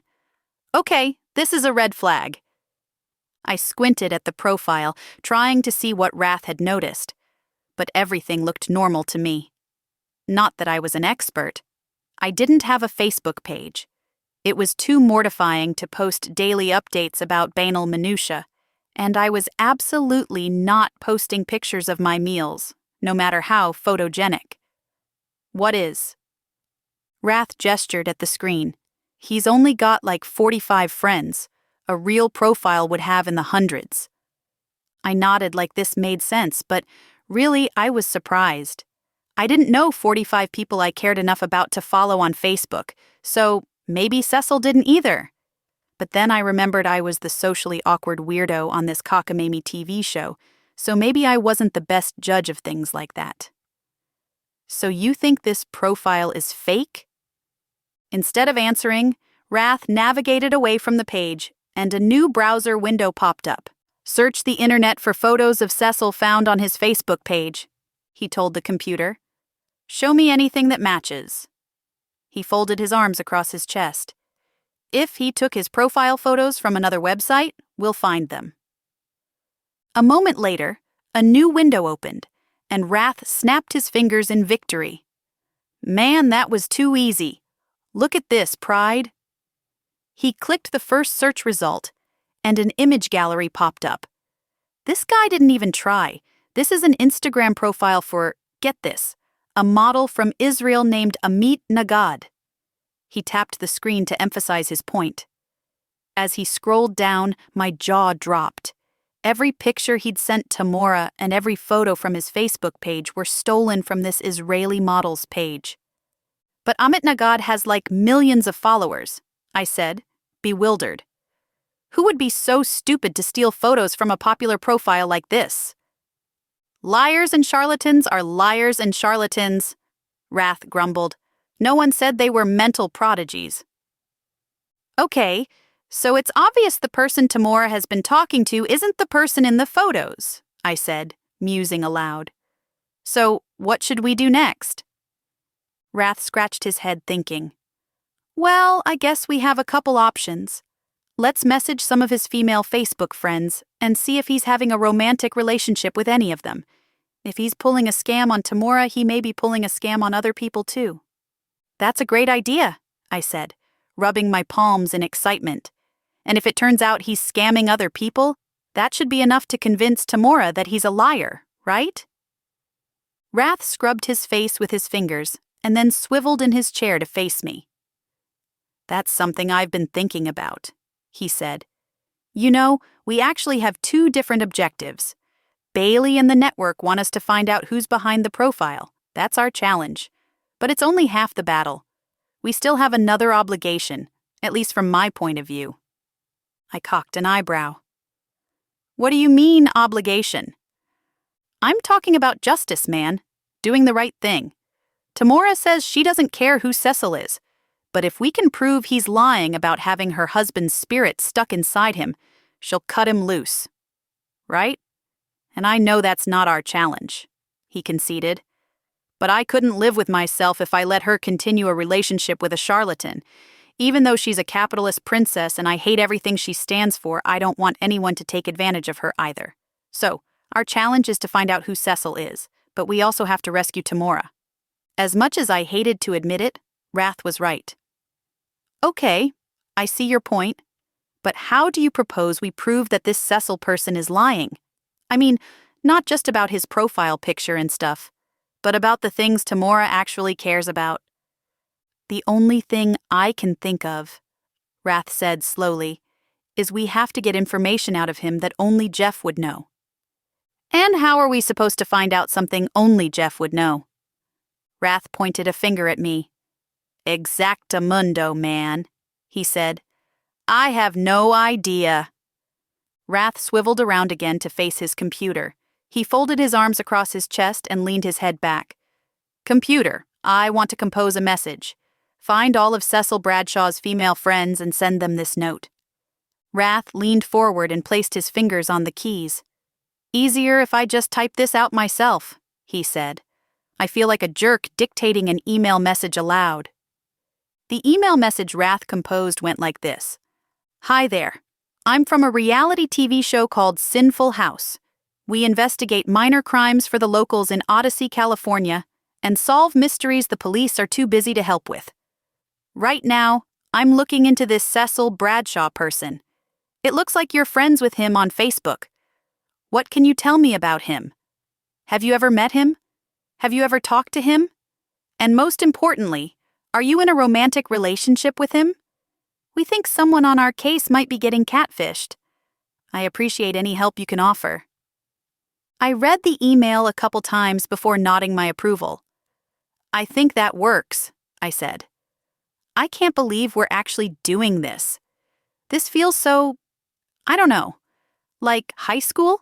Like when someone would slip an anonymous note in your locker confessing their love and you had to figure out who it was. Wrath shot me a sideways glance. I definitely have no idea what you're talking about, he said. I felt a flush creep up my neck. To be honest, I had no idea what I was talking about either. Nothing like that had ever happened to me. But I'd seen it on television, so it must have happened to someone somewhere, right? Don't answer that. Okay, let's move on. Bailey gave us all of Cecil's contact information, right? Should we look up his phone number? I asked. Wrath grunted. Yeah, good idea. A few moments later, Wrath pulled up the relevant information on the computer. According to the internet, the phone number Cecil Bradshaw was using to talk to Tamora was registered to Cecil Bradshaw in San Francisco, California. Bollocks, Rath swore. It's his own phone number. I picked up my phone. Should we call him? Rath grabbed my phone and laid it face down on the desk. Not yet. We'll only get one chance to call him. Then he'll be on to us. We should wait until we have more information. Okay. What kind of information? Rath ran his hands through his hair, mussing it from the roots. Like where he really lives, if he's catfishing other girls, stuff like that. Cecil says he lives in San Francisco, which is where this phone is registered, so that's a match. We need to find info that doesn't add up. True, I agreed, but a phone number's not hard to fake. You could use one of those internet phone numbers. I guess, but right now we have no reason to doubt this person lives in San Francisco, do we? No, I drawled. It's just that... Have you ever seen the movie Silence of the Lambs? Rath made bug eyes at me and held out his hands. Yes? Hasn't everybody seen that movie? Right. Well, in it, Hannibal Lecter says something that stuck with me my whole life. He says something like, "We covet what we see every day." I mean, let's say you're a con man looking to marry rich. You could catfish any number of women. If it were me, I'd target women with self-esteem issues. You know, someone desperate to be loved. Why go after someone like Tamora, who, let's face it, doesn't suffer self-esteem issues? And the even bigger question is, why pretend to be someone's deceased spouse? Doesn't that feel intensely personal? Like, really targeted? Rath tipped his head back, nodding in thought. Yeah, maybe you're right. So you think this is someone she knows? Not necessarily, I said, but someone who knows her. Rath paused. You think it's someone in Odyssey? I shrugged. I don't know. Her dad was a big-time producer. Her husband was a famous philanthropist. People all over know who she is, but still, this feels personal. I can't shake it. Well, trust your gut, I always say, Rath said. He glanced down at his watch. Hey man, I gotta take a break. I'm starving. Sure, I've got some stuff I need to do anyway. Rath wriggled his eyebrows and gave me a lascivious look. Stuff or lust? I snatched up my phone and kicked his chair before leaving his room. Then I went to go look for lust. What can I say? I'm only human. I searched the house for lust, but she wasn't anywhere to be found. I didn't have anything I wanted to talk to her about or anything. I just missed her company. Since I had some free time on my hands, I went down to the beach to soak up some sun and dip my feet in the water. In all the time I'd been at Sinful House, my trips to the beach had been few. First of all, the stupid cameraman followed me everywhere I went, and it's absolutely mortifying to be out in public with a camera following you around. I felt like a self-involved schmuck, and people stared at me. I don't know how vloggers do it. I really don't. But aside from all that cameraman business, I grew up in San Diego. The beach wasn't exactly a novelty to me. It was, however, a place I liked to go to think. And right now, I had some thinking to do. Initially, I'd agreed to come on the show because I didn't have much choice. I'd lost my job and my girlfriend, and had nowhere to stay and no money. I let myself get invested in the show because whoever won America's Favorite Sin would win their heart's true desire. And so, for weeks, I grinned like a horse's ass for the cameras because I wanted my girlfriend back. I wasn't so sure I wanted that anymore. Don't get me wrong. It wasn't that I didn't love Shada anymore. I did. I do. I'll probably feel that way about her forever. But I was beginning to think there was more to life than the love of one person. I hated to admit that something as corny as a Sinful House assignment got me thinking about it. But working on Tamora's case really did a number on me. Here was a woman who was obviously being swindled, and she couldn't even see it because she was so blinded by love for one person. Look, I don't know much about anything. But even I know that's no way to go through life. When I reached the shore, I rolled up the bottom of my pants and waded into the water, letting the sand squish through my toes. The water was cold and felt good on my hot skin. Overhead, seagulls circled, looking for fish. The beach was sparsely populated today, which made it easier to pick out the ghosts. There were only a handful out today, but still more than I expected. None of them were looking at me. They were lying in the sand, fully dressed in the clothes they'd died in, sunbathing. I don't know if there's a ghost-specific term for lying in the sun. Sunbathing doesn't sound right, but I don't know how else to describe it. I was contemplating why ghosts would come to the beach at all when my phone rang. Hello? Is this Sid Sheridan? I rubbed the back of my neck and looked around. I wasn't supposed to use my real name on the show, but then again, I guess the camera wasn't picking up the voice on the other end. Yeah, who's this? Hello, Sid. This is Andromeda Clark. I was so surprised I just stood there like an idiot, mouth agape, saying nothing. After a moment, the voice on the other end said, Hello? Are you still there? I'm here, I said. I'm just surprised, that's all. I guess that means you aren't the kind of psychic that sees the future. I'm definitely not, I admitted. So much the better, I say. Every movie would be ruined for you. And what would be the point of getting into a relationship? You'd already know how it was going to end, and the anticipation is the entire point? I hesitated. The anticipation of a relationship ending is the point? Well, yes, depending on your point of view. Will it end after only 7 weeks because you found out you can't stand the way he slurps his soup? Or will he die at your side 80 years into the future? If you already know ahead of time which scenario you're walking into, it rather defeats the point of entering in at all, don't you think? I wasn't sure I agreed with any of that, but it was something to think about, just not now. Did you want something? Of course. I didn't call you for my health. I wondered if you could make some time to speak with me. I hesitated. I am speaking with you now, I said matter-of-factly. Andromeda laughed.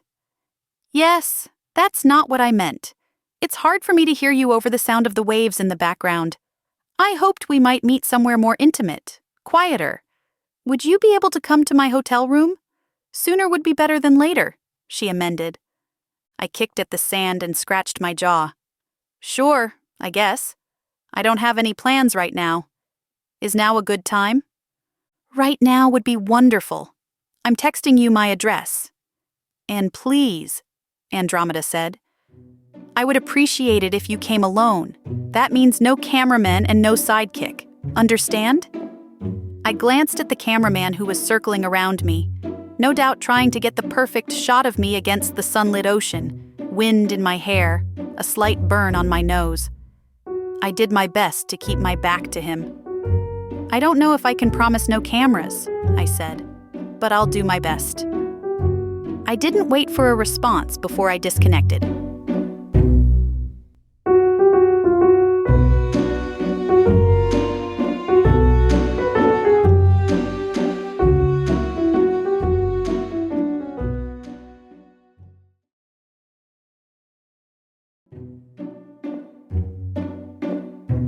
Chapter 7. Andromeda Clark's hotel room looked like a unicorn vomited all over it. Not that it wasn't extremely classy. It was. It was just that it was absolutely overflowing with pink femininity. Dozens of bouquets of pink roses and peonies were scattered throughout the suite. The couches were stuffed with pink satin pillows, and pink candles covered nearly every flat surface. Pink throws and area rugs were layered over top of the hotel's banal decor. Andromeda was wearing a fluffy pink bathrobe, her pink hair pulled away from her face in a high, messy bun. She was ensconced in the corner of one of her couches, her feet tucked into the crevices between the cushions. She was holding a champagne flute filled with pink champagne. Like I said, unicorn vomit everywhere. Do you drink champagne? I laid a hand on my chest and looked around. Me? Andromeda giggled, her head cocked to one side. I wasn't speaking to the shadows. Why are you so jittery? Pour yourself a glass of bubbly and sit down with me. I poured myself a glass of the pink champagne, and Andromeda scooted over, making room for me on the couch. I sat on the other end of the sofa, keeping a cushion's distance between us. I didn't want to invite too much intimacy. I couldn't imagine what might happen if I touched her skin. I might see anything. And after what had happened the last time I met with her, I wasn't taking any chances. So, she said, smiling around the rim of her champagne glass, we finally meet in private, the famous Sid Sheridan. I felt my cheeks grow warm, and I took a sip of the champagne to hide my discomfort. I wouldn't go so far as to call myself famous, I said. I'm not exactly a household name. Well, but that's not true, is it? At least, you are very well known among people who study the occult and the metaphysical. People like myself, and people like Tamora. I shifted uncomfortably, taking another sip from my glass. Is that what you want to talk about? The commune? Because I have to tell you, I don't have much to say about that. Andromeda peered at me, her lips pressed together as she considered my response. We'll get to that. First, I want to talk about the seance. I watched the footage, you know. Hell of a thing that happened. I snorted. You can say that again, I said. I looked up sharply, grinding my back molars. I hoped she wouldn't say it again. I really hated when people did that. It wasn't nearly as funny as they thought. But Andromeda didn't say it again. Instead, she clucked her tongue against the roof of her mouth. I've been doing this work for a long time, she said. Are you familiar with my work? Did you ever watch the show? I nodded. I've seen a few episodes. I don't know why I lied. I'd seen every episode at least once. Andromeda hermed. Then you know that isn't how I usually conduct business. I usually like to meet with people one-on-one and channel their loved ones into my body. No pomp, no circumstance. So why were things different at Tamora's? Why the seance? That was for you, she said. Well, not for you. It was because of you. Tamora told me you were coming, and she said you wanted to contact your family. I know she lied about that, Andromeda said, interrupting my prepared objection. But I didn't know it at the time. Anyway, I knew my traditional methods wouldn't work under those circumstances. No one knows who your parents are, including you. And I knew you didn't have any of their personal effects. Lacking those very critical pieces of information, I thought it would be best to hold the seance. It creates more energy, helping the universe home in on our request. So that's why the seance. But even so. She scooted towards me, so close I could smell her perfume. It was something fruity and overly feminine, like an upscale version of something you might find at Victoria's Secret. All the theatrics with the books and the table, all of that is par for the course with any seance. So you have to look past all that. What struck me was that it worked. My brow creased in confusion. What do you mean it worked? All I heard was nonsense. Andromeda smiled, a soft stretch of her lips. Nonsense words? Is that what you heard? Because I agree with Tamora about one thing. You got a clue to your past, Sid. Find Sum of All Profits on vinyl? Unexpectedly, she took my free hand in both of hers, squeezing her fingertips against my knuckles. 1,000 faces flashed before my eyes, each of them wanting something. Even the sight of it was exhausting. On vinyl, Sid. I think that means we're looking for a record album. A record album titled Sum of All Profits. I blinked. That's plausible, I admitted. Thanks for the tip. Andromeda sat quietly for a moment. Then she said, You don't seem enthusiastic. I hesitated, not wanting to hurt her feelings. She was obviously feeling chuffed that she'd figured this out on her own. But I wasn't nearly as excited as she was. I am, I lied. Andromeda pursed her lips and leaned in closer to me. "Sid, sweetheart, is this something you want to pursue?" she asked. I shook my head, exhaling heavily. No, it really isn't. I know everyone is cuckoo for Cocoa Puffs over the missing commune, but it doesn't interest me. Not in a personal way anyway. My parents are dead. I'm on my own in this world. That's the only thing that matters. Andromeda nodded, her expression growing soft and serious. You're not really alone in the world, though, Sid. You have a tremendous light inside you. Others are drawn to it, and they'll accompany you on your journey if only you'll let them. Like the ghosts. I stared at her. The ghosts are drawn to me because I have a tremendous light inside me? Now, the psychic smiled, laughing. Yes, didn't you know that? I didn't, I confessed. I see. I suppose there are a great many things you don't know, not you in particular, but most of us are blind to our positive traits. Well, if you change your mind about pursuing your past, or if you need anything— I do need something, I interrupted. I stood up to retrieve the champagne bottle and refreshed both glasses. Did you know Jeff Bishop? Andromeda reached her hands into her hair and unwound her bun, letting her hair fall in billowing pink clouds around her shoulders. She massaged her scalp with her fingertips, eyes closed. I've known the Prestons for decades, Andromeda began. I met Adam Preston when I was just a young woman, new to the Hollywood scene. I'd just started gaining some notoriety, and Adam offered to help with my career.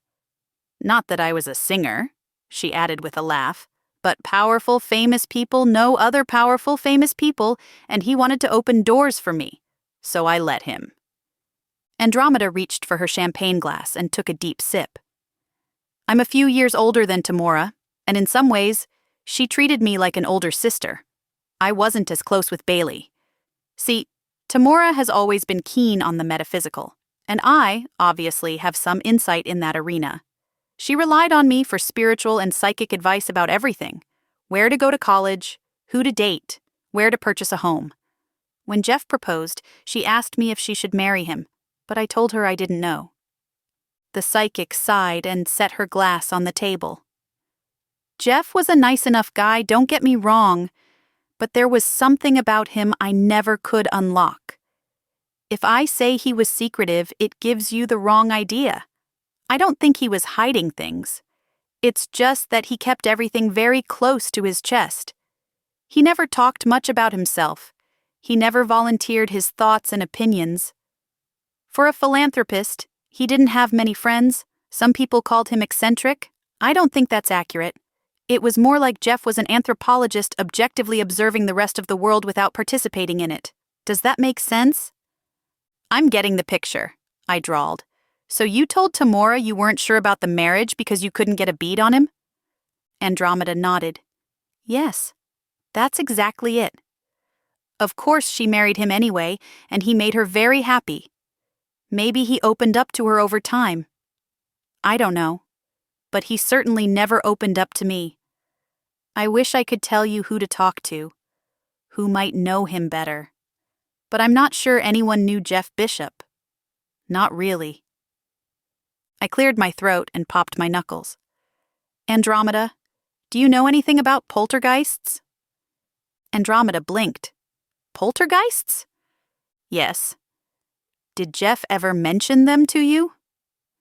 The psychic sighed, shaking her head. I don't know anything about that, she said. I couldn't think of anything else to ask, so I finished the last of my champagne and got to my feet. Thanks for all your help, I said. I really appreciate it, and if I need anything else, I'll be in touch, I added. You do that, the psychic said, only a bare hint of a smile playing on her lips. You do that. Later that night, I was in bed reading a science fiction novel when the temperature dropped, and a familiar sensation riffled over my skin. A small ghost climbed into bed with me, waving a hand in front of my face. I knew this ghost. I'd been seeing her ever since I was young. I grew up, but she never did, and she had a habit of showing up when I was least in the mood to deal with her. I set the novel down with a sigh. Can I help you with something? I asked. Did you know cows sleep standing up? She said. I nodded. Everybody knows that. Oh, well, did you know some people are too stupid for their own good? I leaned my head back, tilting my face toward the ceiling. If you have something to say, just say it. Andromeda wants to help you find your family, the ghost said tersely. You should let her. You know what's funny about you? I asked. You think you know things, but you actually don't know anything at all. The ghost looked at me with wide eyes, her mouth falling open in disbelief. Why would you say that? What are you talking about? I tucked my hands into my armpits and gave the ghost a stern look. You don't know anything about how the world works. No, don't look at me like that. I'm not being mean. It's the truth. It's not your fault, but you don't know how much you don't know. It's called the hubris of youth, I explained. In the darkness, the ghost glowered at me, her eyelids heavy and the corners of her mouth reaching for a frown. I'm not young, she said. Don't you remember the first time we met? You were little, and so was I. I've been on this earth every bit as long as you have. I opened my mouth to object, but she had me there. After all, she didn't say she'd been alive as long as I had. Fine, but as a ghost, you don't understand how people operate, especially adults. You don't know why Andromeda says she wants to help. Maybe she really does. Maybe there's goodness in her heart and she just wants to reconnect me with my past. It's possible. It's more than possible, the ghost said. Andromeda has pink hair. Ladies with pink hair can't be bad. It's also possible she has a book deal in the works, and she's using me for a story no one else can tell, I said, ignoring her comment about pink hair. That didn't even warrant discussion. Maybe it's something bigger than a book deal. Maybe it's a movie. Maybe it's a new television series. The point is, I can't read minds. I don't know what Andromeda wants. Maybe she wants to help me. Maybe she wants to help herself. The ghost threw up her hands in exasperation. Who cares? Don't you want to know what happened to those people? Don't you want to know where you came from? It took me a long time to answer. But finally I shook my head. Not really. I know you don't understand that. No one does. I just don't see the point in digging up the past. What good will it do? The ghost blinked. What harm can it do? I don't know, and that's the problem. I'm happy with my life. Why would I want to look for trouble? The ghost was quiet for a long time. Then she said, Are you? Am I what? Happy, she said with a roll of her eyes, as if this were the most obvious thing in the world. Are you happy? I sighed. I don't know. Maybe. I think so. Or at least, I'm getting there. The ghost smiled and leaned her head to the side. I'm glad. You deserve to be happy. Do I? I asked. Sometimes I wonder. The ghost nodded. I know, and that's the real reason you won't let Andromeda or anyone help you, because you're not sure you deserve it. All right, I groaned. Let's just do this, okay?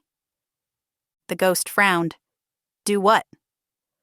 I retrieved my phone and began a Google search. I typed in the phrase, sum of all profits plus album. Google returned a bunch of links for fundraisers saying things like, a portion of all profits will be donated, or some of all profits will go toward funding. So I nixed that search and tried another, this time adding minus fundraiser to my search string. That didn't yield anything either. I varied my search terms, looking for anything to point me in the right direction, but nothing turned up. There, I did my due diligence, I said, putting the phone away. I searched for an album called Sum of All Profits, and I didn't find anything. Are you happy? The ghost rolled her eyes. This isn't about making me happy. Jeez. I yawned and glanced at the clock. It was getting late. I reached to my bedside table to turn off the lamp. Well, I did it to shut you up anyway. The truth is... But when I looked back over to where the ghost had been sitting, she was gone. I woke up to the smell of muffins. I wasn't especially hungry, but the smell coming from downstairs made my mouth water. I dressed quickly, ran a brush through my hair, and headed downstairs. I found Gluttony in the kitchen, pulling a tray of fresh blueberry muffins from the oven. A second batch was already cooling on the counter. I slid onto a stool at the island and plopped my chin in my hands. "You're up early," I said. "Couldn't sleep?" Gluttony huffed and slid the muffins onto the counter. "That pan's hot." He untied the apron at his waist and hung it on a peg by the pantry. He ran a hand over his afro and huffed out a sigh. "I slept fine. Had to get up early to get a jump start on the day, though. Sloth and I have a lot to do, and she hasn't been herself lately. I thought these muffins might help." "Not herself how?" Gluttony grimaced and pulled a cooling rack from underneath the sink. "She's depressed," he said, using his fingertips to lift the hot muffins from the tray and drop them onto the rack. "And depressed people can't solve mysteries." The muffins smelled terrific, and I reached for one, but Gluttony smacked my hand away. "Those are for Sloth." I scowled but withdrew my hand into my lap. "I hate to break this to you, but she's always depressed. That's kind of why she's here. As a sin, I mean. Sloth doesn't just mean laziness like most people think. It has more to do with a general ennui of the soul." Gluttony tilted his head back and barked out a laugh, placing a hand on each hip and standing akimbo. "I know you're not about to school me about the Bible," he said. "I've been going to Sunday school since I was knee-high to a grasshopper, and 2 of my uncles are ministers. I know what sloth means." He picked up the now empty tray with a pair of mitts and dropped it into the sink. "It's gotta be tough being a mind reader," he said. "I think she's been hearing things lately she'd rather not hear. Things ain't going good for her, and I worry. And that ain't selfish. I mean, yes, I want to win this challenge, but I also care about the girl. Don't you tell nobody I said that." He jabbed an index finger at my face. "I'll just deny it." Just then, Wrath bounded into the kitchen, a pair of headphones around his neck. As usual, he was dressed like something out of a cyberpunk comic, with an oversized black t-shirt reaching almost down to his knees and a pair of polyester cargo pants with way too many zippers. "Hey," he said, slapping me on the arm. "You busy today?" "Not especially," I said. "Why, you got a lead or something?" Wrath smiled and lifted his hands, jabbing his thumbs toward his chest. "Who's got 2 thumbs and an appointment to talk to Victoria Webster?" I spread my hands, supplicant. "Is this a riddle?" "This guy," he said, breaking into a smile. I sat up straight, blinking back my surprise. "Really? You got us an appointment with Victoria Webster? Why did you do that?" "Well, you didn't ask for my help," Wrath said, his voice taking on an accusing tone. "But since that shaman didn't know squat about poltergeists, I figured maybe Victoria Webster would." I spun around on the stool, still eyeing the muffins. "Yeah, definitely, but I thought it was more important to stay focused on the case. I'm afraid the poltergeists might be a dead end," I said. Wrath pointed to the muffins. "Can I have one of these?" Gluttony glanced at Wrath. "No." "Anyway," my partner said, sliding his headset up onto his ears, "if talking to Victoria helps us understand Jeff better, I'm all for it. Only problem is, she doesn't have time to see us in private. She agreed to meet us while she's getting her hair done." I shrugged. If she was willing to talk, I was ready to listen. I didn't need privacy for an interview. "That's awesome, Wrath, thanks. What time's the appointment?" He looked down at his smartwatch. 10 minutes ago," he said. "Let's bounce." Incredulous, I stared after Wrath as he slipped from the kitchen. I turned to Gluttony, brow raised. "Can you believe that guy?" Without waiting for an answer, I plucked a muffin from the island. The pastry was halfway to my mouth when Gluttony shouted, "Yo, those are for Sloth!" I bit into the muffin, and hot blueberry juice squirted over my tongue. "She won't mind. Tell her I said thanks," I said through a mouthful of blueberry juice and sugar. Gluttony said nothing as he watched me devour the rest of the muffin. Then he smiled and tossed a rag onto his shoulder. "Have a great day, Pride." Something about the way he said it stopped me in my tracks. "Gluttony? Wait! What did you put in the muffins? Gluttony?" Gluttony tisked as he walked away. "I told you they were for Sloth. Next time, mind your manners."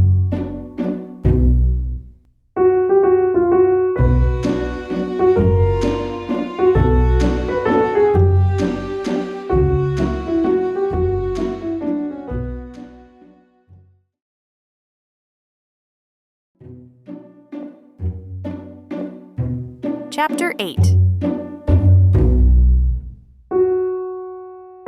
The Beach and Blonde's hair salon was a quick 5-minute drive from the house. The entire time I scolded Wrath for our lateness.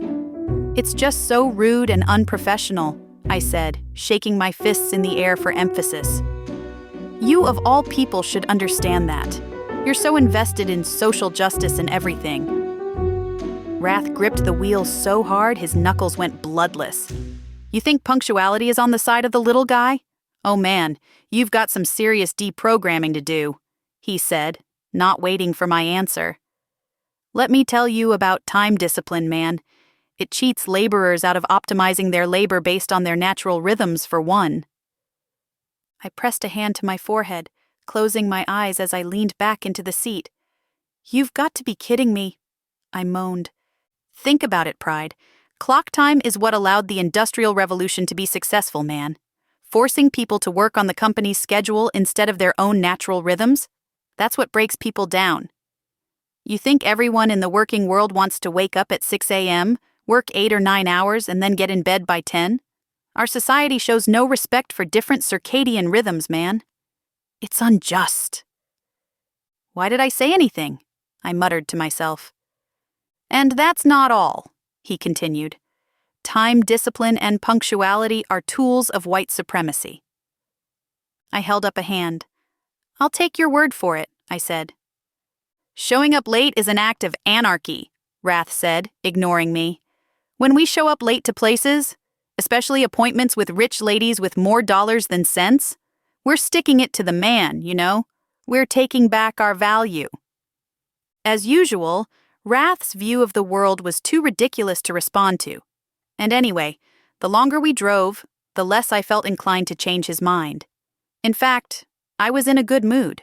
I felt lighter, my mind was clear, and negativity seemed to melt off me. That was new to me. I kinda liked it.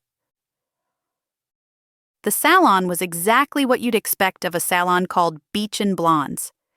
It was decorated in the local beachy style, which I'm sure the city council appreciated. Most of the guests sported a head full of artificially blonde hair.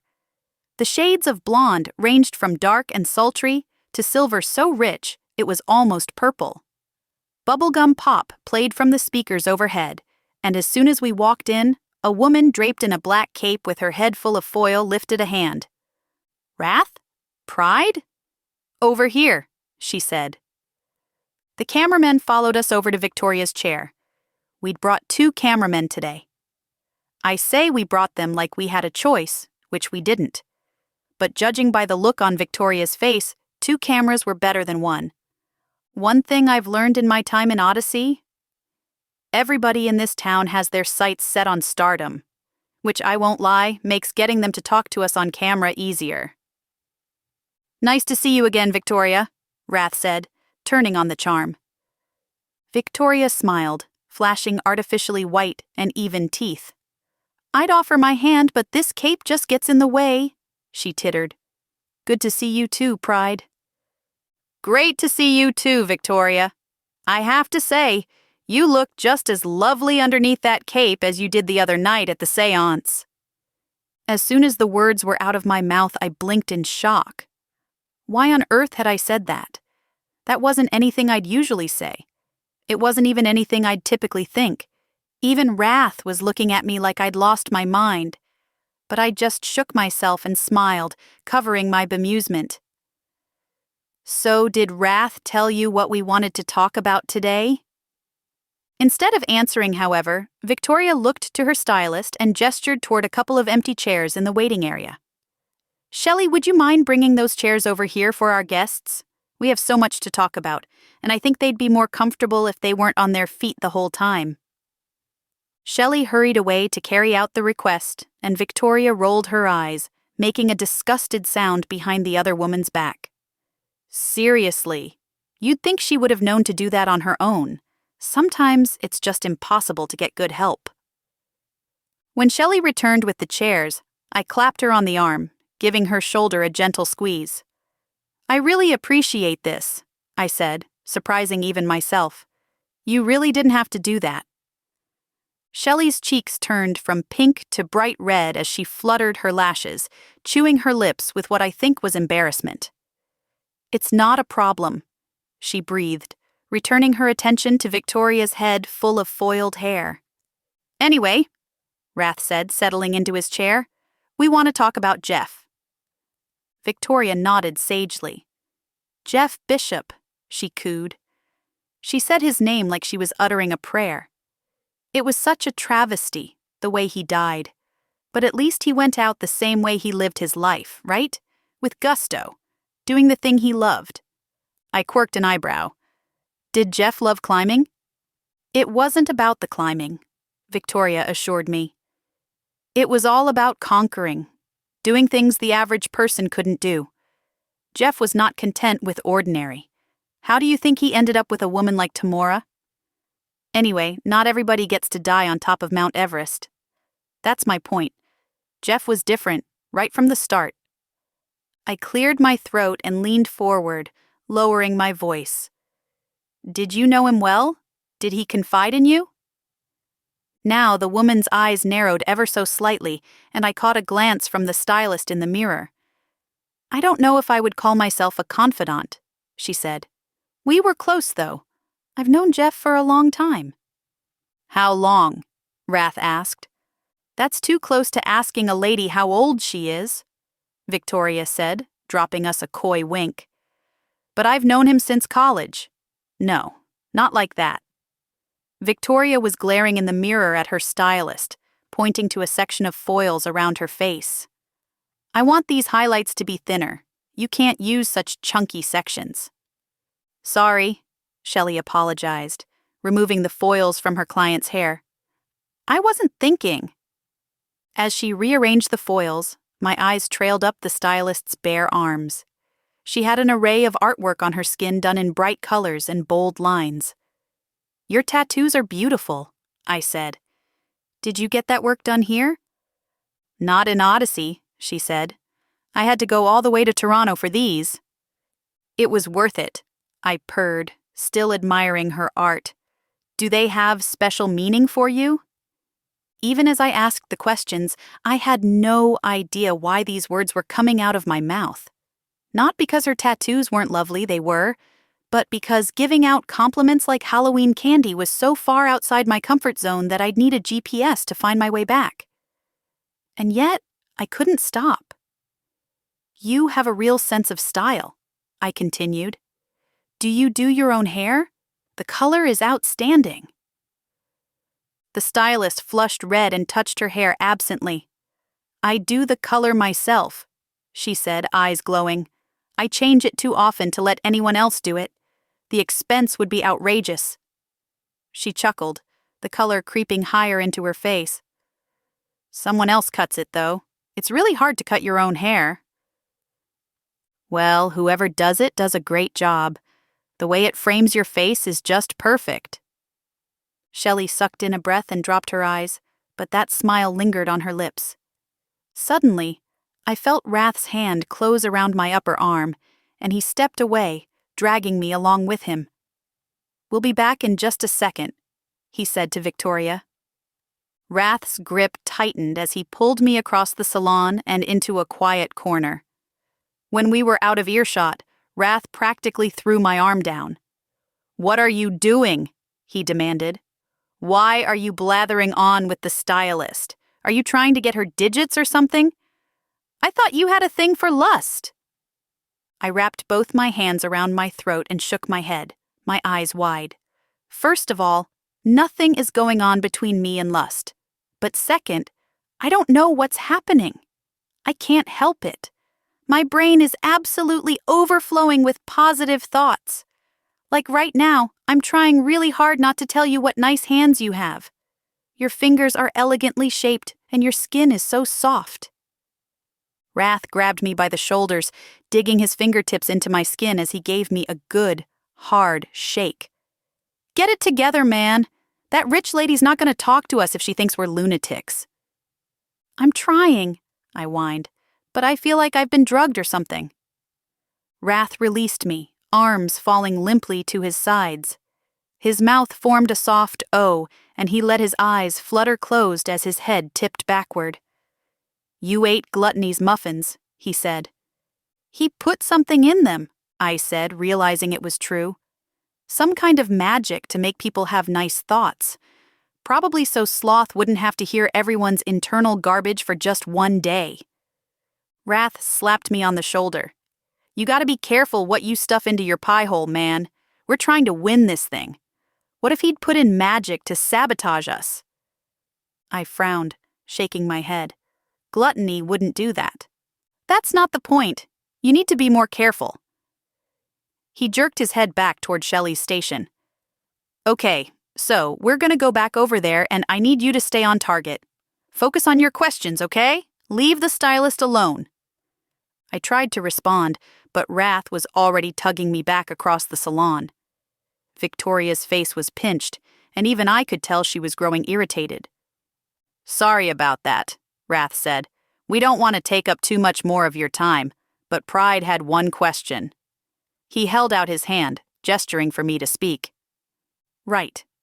One question," I said, trying hard to focus. It was harder than you think. All I could think about was how Victoria had nicely shaped eyes and a perfect nose, and how Shelley's neck was the perfect length for her body. "Victoria, did Jeff ever mention poltergeists to you?" Victoria's head snapped up, and her eyes met mine in the mirror. Her gaze was icy cold, her face frozen, but the expression was fleeting. As quickly as it had appeared, the ice melted, and her carefree aloofness returned with a cavalier smirk. "Poltergeists? You mean invisible ghosts that throw things around and scream in the middle of the night?" I sucked in a sharp breath. This town seriously needed re-education about the supernatural. "Well, technically, poltergeists are not—" "Yes," Wrath interrupted. "Exactly. Did he ever mention anything like that to you?" Victoria shook her head. "No, like I said, Jeff was very down to earth. Something like that would never come up in conversation." But as she said it, her eye twitched. I watched her in the mirror, waiting for her to change her tune, but she just stared back at me, not even blinking. "Okay," I said finally. It didn't look like she was going to talk, but I couldn't ignore that twitching eye. She was definitely holding something back. "Listen, we're going to catch this person who's pretending to be Jeff," I said. "But to do that, we need to ask him questions. Things only Jeff would know. Do you have anything? Something we could ask that maybe only you and Jeff shared?" Victoria's mouth twisted, and her eyes listed toward the ceiling as she considered my question. But finally, she let her breath out in a controlled exhale. "I can't think of anything off the bat," she said. "If you're asking me for secrets, I'm sure I told him secrets over the years, but I couldn't tell you what they were about. And as for him sharing secrets with me, that wasn't really how Jeff operated." I turned my attention back to Wrath. "I can't think of anything else," I said. "You?" Wrath shook his head. "Nothing from me. But listen, Victoria, if you think of anything, would you call us?" Victoria flashed us another of her bright smiles. Of course! I'd do anything to help Tamora. We were halfway to the car when a voice called out behind us. Wait! We turned around to find Shelley hurrying over to us, her eyes darting around wildly, checking over her shoulder as though she was worried about being followed. She sidled up next to us, holding her hands at her chest. She twisted her fingers together and chewed on her bottom lip. Can I talk to you for a second? In private? I shrugged, looking around. You are talking to us in private. Shelley swallowed hard a couple times, nodding. But she wasn't really agreeing. It was more like she was building up courage or convincing herself of something.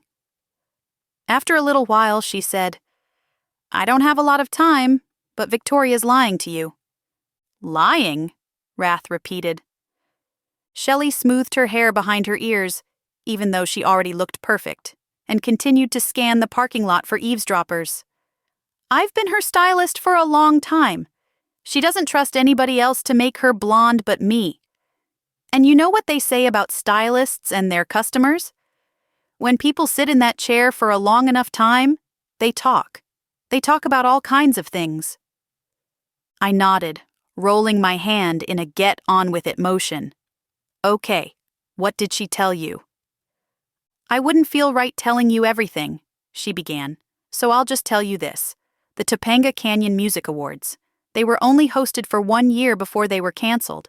Jeff was there, and he had a guest. A guest? But Shelley was already backing away, holding her hands out to ward off more questions. Just look into it, she said. I think it'll be worth your time.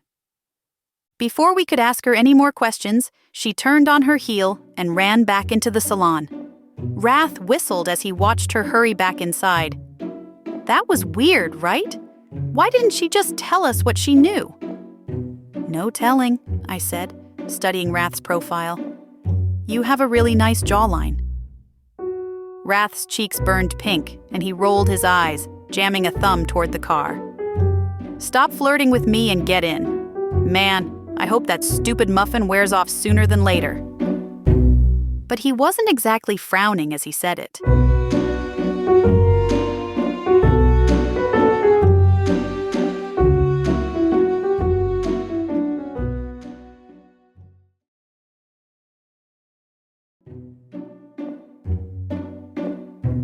Chapter 9. I slept until noon the next day. I could easily have slept longer, but sometimes my housemates were the most inconsiderate people on earth. Someone was banging on a wall, and someone else, or maybe the same person, who knew, was shrieking with laughter. Music was playing somewhere in the house, just loud enough to hear, but not loud enough to make out what it was. Grumbling, I pulled the covers over my head, foolishly hoping for a little more shut-eye. I was desperate to remain asleep, to ward off getting out of my cozy bed and dealing with cameramen just a little while longer. But then I smelled coffee, and my body betrayed me, choosing the warm, steaming seduction of caffeine over another 60 minutes of dreamland. Cursing under my breath, I climbed out of bed and pulled on a pair of sweatpants, an oversized t-shirt with glittery cupcakes on the front, and stuck my feet into a pair of slippers I'd inherited from Envy, fuzzy hedgehogs with pointy noses and whiskers and everything. How could you not want them? I pulled a comb through my hair and went downstairs. I found Lust in the kitchen. As usual, she looked great. Her long, dark hair was pulled away from her face in a high ponytail, which made her cheekbones look like they could cut glass. She wasn't wearing any makeup, and still she looked like America's next top model. She was wearing a black Metallica t-shirt and cut-off shorts with the pockets peeking out of the bottom. I immediately regretted not putting on real clothes, but at least my loungewear was clean. Lust took one look at me and turned to the coffee maker, pouring me a fresh mug she shoved into my hands. "You look awful," she said, nose wrinkled. "Rough night?" I wrapped my hands around the mug and took a deep breath of the steaming brew. I didn't know why Lust had a fresh pot of coffee on at 12 o'clock in the afternoon, but I sure was grateful for it. Just couldn't sleep is all, I said, blowing across the top of my drink. I keep thinking about poltergeists and dead guys and missing communes. It's just a lot. Lust nodded and wound her ponytail into a bun. I bet it is. If I had a vision of poltergeists like you did, I don't think I'd sleep for a week. Well, I've seen worse, I said. I tried to sip the coffee, but it was too hot. Luckily, just holding it made me feel better. When I was still consulting for the police department, I once touched a guy and saw him murdering his own wife. And I saw it from his perspective, too, since that's how my gift, if you can call it that, works. I didn't want to touch anyone for months, and sleep was pretty much out of the question. Lust's face paled, and I immediately realized my mistake. This was too heavy for morning conversation, even though it wasn't technically morning. Anyway, I don't want to talk about this right now. Lust recovered quickly, pushing herself away from the counter and flashing me a bright smile. Great. I don't want to talk about it either. Anyway, listen. I'm glad you're awake. I was wondering if you wanted to accompany me into town. We are in town, I ventured cautiously. This is town. Or did you mean another town? Lust shimmied up to me and wrapped her arms around my waist. I was so caught off guard, I sloshed my coffee over the rim of the mug as I tried to maneuver the cup out from between us. With her hands clasped at the small of my back, she pulled herself right against me, giggling as I squirmed. I tried to wiggle free, but she was having none of it, pulling me closer the more I wriggled. Not that I was wriggling too hard. I mean this town, she said with a laugh. She pressed her lips to my cheek in a quick peck and then let me go. She stepped away from me just as quickly as she'd moved in. So what do you say? You up for it? The coffee was just cool enough to drink, so I closed my eyes and took a sip. Warmth flooded through my body, and the knots in my back and shoulders slowly gave up the ghost. Getting out of the house would be good for me, I said at last. Give me 20 minutes to get ready. You have 10, she said, bouncing away. Don't be late. And before I could object, she disappeared around the corner. Citywide garage sale? We were walking toward the Cameron Event Center, merging with the throngs of bargain hunters who had come from miles around to rummage through cast-off junk other people didn't want. Children in flip-flops with grubby faces squealed as they ran past me. Teenagers too cool for school meandered away from their parents, bumping shoulders playfully as they snickered and gossiped behind their hands. I turned to Lust, giving her my best "Are you serious?" look. What's this all about? Lust laughed as she linked her arm in mine and dragged me toward the entrance. She fished 2 $5 bills from her pocket and turned them over to an attendant who stamped our hands and welcomed us inside. A frigid blast of conditioned air ruffled my hair as I stepped through the door. Shopping! She exclaimed, spinning in a circle with her arms flung out at her sides. I haven't been to a real, live flea market in something like 15 years. I used to go all the time when I was a kid. When I heard this was happening, I couldn't get here fast enough. I looked around, taking it all in. I'd heard of flea markets before, of course, but I'd never actually been to one for several reasons. Number 1, I hated shopping. Number 2, while I'd heard the aphorism, "One man's trash is another man's treasure," I had not found this to be true. Number 3, flea markets seemed like something old people did. Number 4, I hated shopping. Where should we start? Lust asked, already tugging me toward a display of taxidermy alligator heads. Why any person would have an entire collection of stuffed alligator heads was beyond me. She picked up the smallest one and thrust it in my face. It had pointy teeth and marbles for eyes. What do you think of this? What are we doing here? I asked, shoving the alligator aside. I know you didn't bring me all the way out here to help you select Halloween decor. Frowning, Lust set the alligator head aside and moved on to a display of insects cast in resin. I want to get a gift for Gluttony. He's been taking very good care of Sloth, and I want him to know someone noticed." "That's nice of you," I said, wondering if buying gifts for people showing minimal displays of courteousness was common. Nobody had ever given me a gift for having basic human decency. But maybe baking Happy Thoughts muffins for depressed mind readers was above and beyond. I had no idea. What passed for normal social behavior continued to mystify me. To hide my confusion, I picked up a giant African beetle and looked for the price tag. When I found it, I put it back down. People wanted way too much money for their worthless junk. "Do you think he'd want an alligator head or some insects?" I asked, eyeing the rest of the wares at the booth with skepticism. "He doesn't strike me as the type." "Well, he's from Louisiana," Lust explained. "So, just because he's from Louisiana. Look, I have a better idea." I grabbed her by the hand and led her away from the taxidermy animals, past some vintage photographs of other people's families, and past a huge collection of eyelet pillowcases. When I found what I was looking for, I stopped. "He'll like this much more," I said.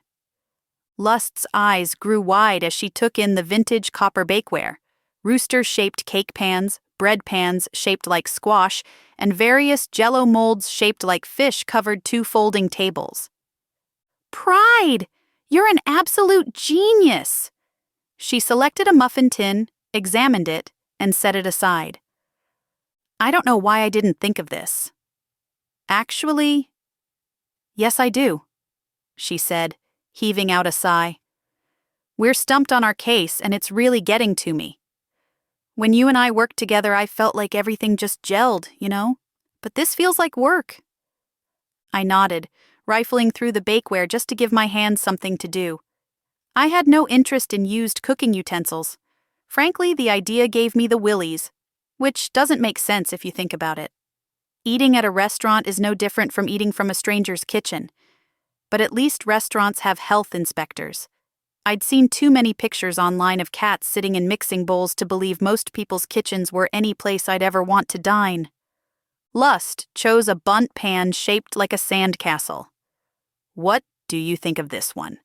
She held it with both hands against her chest. "Looks impractical," I said. She turned to the old man manning the booth.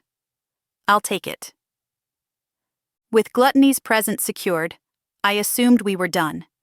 But as Lust looped her arm through mine and began slowly meandering through the crowds, I realized I was wrong.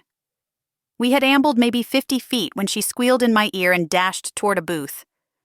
"Won't you look at these?" Lust cooed. We were standing at a booth selling antique dolls of all shapes and sizes.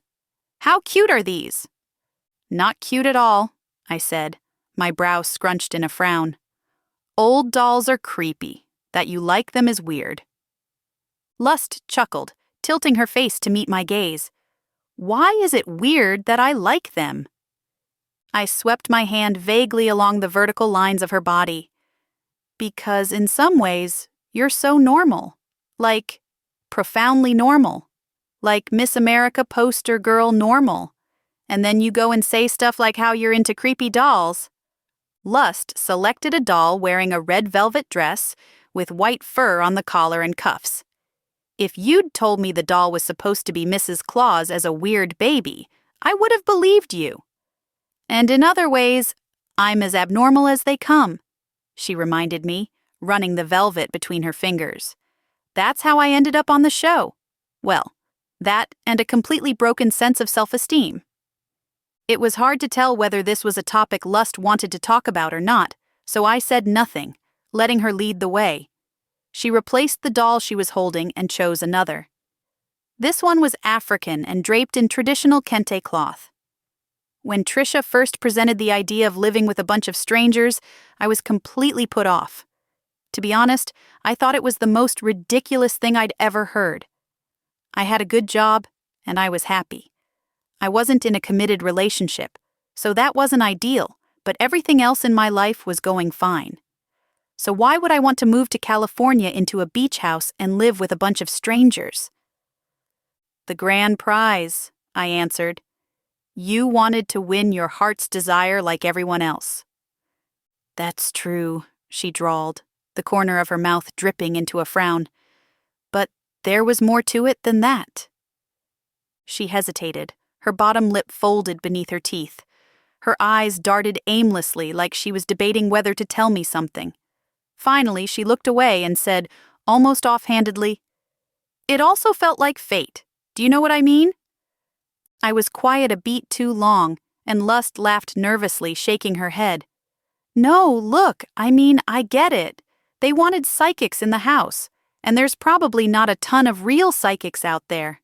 Certainly not a ton of psychics with my particular personality flaws." She reached for her hair.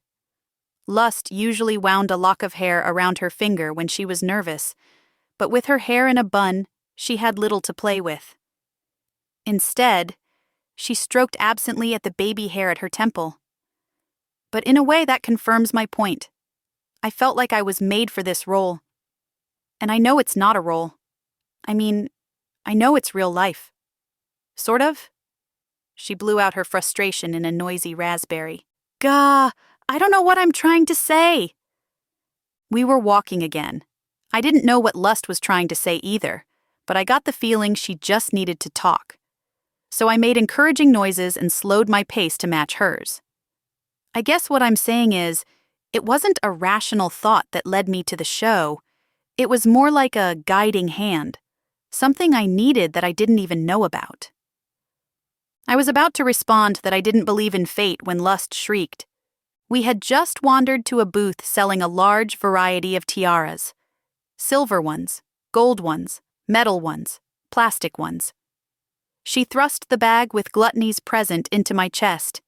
Then she darted to the table, immediately choosing a silver tiara with several tiers of glittering rhinestones. Gingerly, she placed it on top of her head, examining herself in the provided mirror. I cringed. Not because Lust looked bad. That was impossible. But because knowing countless other people may have tried on that accessory gave me the willies. What if somebody had lice? Could you get lice from trying on a tiara?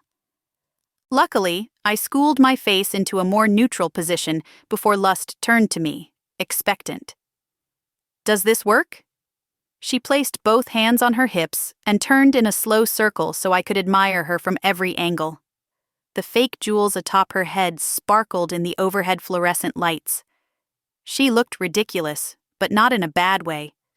But you can't tell someone they look ridiculous without them taking it the wrong way. So instead I said, "Excellent. You look excellent." Gently, she removed the tiara and placed it on the table, pawing through the other options. "I've always wanted one of these," she confessed. "I feel like this is a sign. The universe wants me to have a tiara." I wasn't sure why a table full of tiaras was a sign from the universe while a table full of taxidermy beetles wasn't. Still, I wasn't in any position to argue. Instead, I tucked Gluttony's gift under my arm and helped Lust sort through the tangle of headwear. I found one tiara that reminded me of Lust. It was more ornate than the others, but also elegant. "What do you think of this one?" Lust lifted the tiara from my hands and placed it daintily atop her head. She peered down into the mirror, her face lighting up like candles on a birthday cake. "It's gorgeous," she breathed. She straightened up, her lips twisting into a smile as color rose into her cheeks. "Can I tell you something? Promise not to tell anyone ever." I drew an X over my chest. "Cross my heart," I said. Lust raised an eyebrow. "And hope to die?" I hesitated. "No." My housemate stepped closer to me and lowered her voice. Years ago, there was this website called Like It or Leave It. It was basically a vanity site for dumb girls like me who were insecure about their looks. You posted pictures of yourself, and complete strangers voted on how much they'd like to date you. You had to register, so it wasn't like any troll could randomly drive by and drop you a 1 out of 10. Well, I was so insecure that I posted my very best picture, and after a week or so, my average was something like a 5. I didn't say anything, but if she was only getting a 5, the site was definitely full of trolls, required registration or not, but I kept that to myself. Anyway, to make myself feel better, I made a fake account. Actually, I made multiple fake accounts. Then I logged into my main account and added my fake accounts as my friends. You know, to give them the look of legitimacy. I know it's stupid, she said. That's how desperate I was. I voted for myself with my various fake accounts. I left messages to myself and everything. She rolled her eyes, removing the tiara from her head and gazing down at it lovingly. I figured if it looked like I was desirable to others, I would become desirable to others. I know that's pathetic, but in some ways I'm still that girl, she said. Still looking for validation. Still. She looked up at me and made a face. What is it? What are you thinking? I hadn't even realized I wasn't fully listening to Lust until she called me on it. But what she just said about making fake accounts and friending them sent bolts of lightning down my spine. I pressed a hand to my forehead as realization dawned. That's how I'll find him, I said aloud, but primarily to myself. Why didn't I think of this sooner? Lust narrowed her eyes and tilted her head to the side. Find who? The real identity of Cecil Bradshaw, I said. I just realized. Are you thinking about your case? Lust gave me a long blink and a slight shake of her head. I'm pouring my heart out to you, revealing my deepest vulnerabilities, and you're thinking about your case? I took the tiara from Lust's hands and gave it to the woman behind the booth. I'll take this one, I said. Then I turned back to Lust. Do you remember why my girlfriend left me? Lust's face softened, but only a little. Yes. You missed her sister's wedding. That was the final straw, I agreed, but it wasn't the real problem. The real problem was that I have attention deficit. I get hyper-focused on work, and I lose track of everything else. Lots of times I didn't even come home. I slept in my car or at the office. It never occurred to me that Shada was expecting me. I wasn't thinking about her at all. Lust's nostrils flared. I suppose you're telling me this, so I'll feel sorry for you? I'm telling you this because you can't take it personally, I said. The sales clerk returned the tiara wrapped in a bag and I handed it to Lust. This is who I am. You're a siren who flirts too much. I'm a forgetful, attention-challenged moron with no feel for relationships. She looked down at the package in her hands. Is that why you bought me the tiara? To make up for your shortcomings? I shook my head. No, I bought it because you liked it, so I wanted you to have it. That's all. Without warning, Lust pulled me into an embrace and whispered, Thanks, Pride. That really means a lot to me. You're welcome, I said, wriggling free of her arms. The truth was, it meant a lot to me too. But unfortunately for both of us, I could never, ever admit it. When I got back to Sinful House, I barged into Wrath's room without knocking. He was sitting at his computer, headphones on, lights out. He didn't turn around at my entry, so he must not have heard.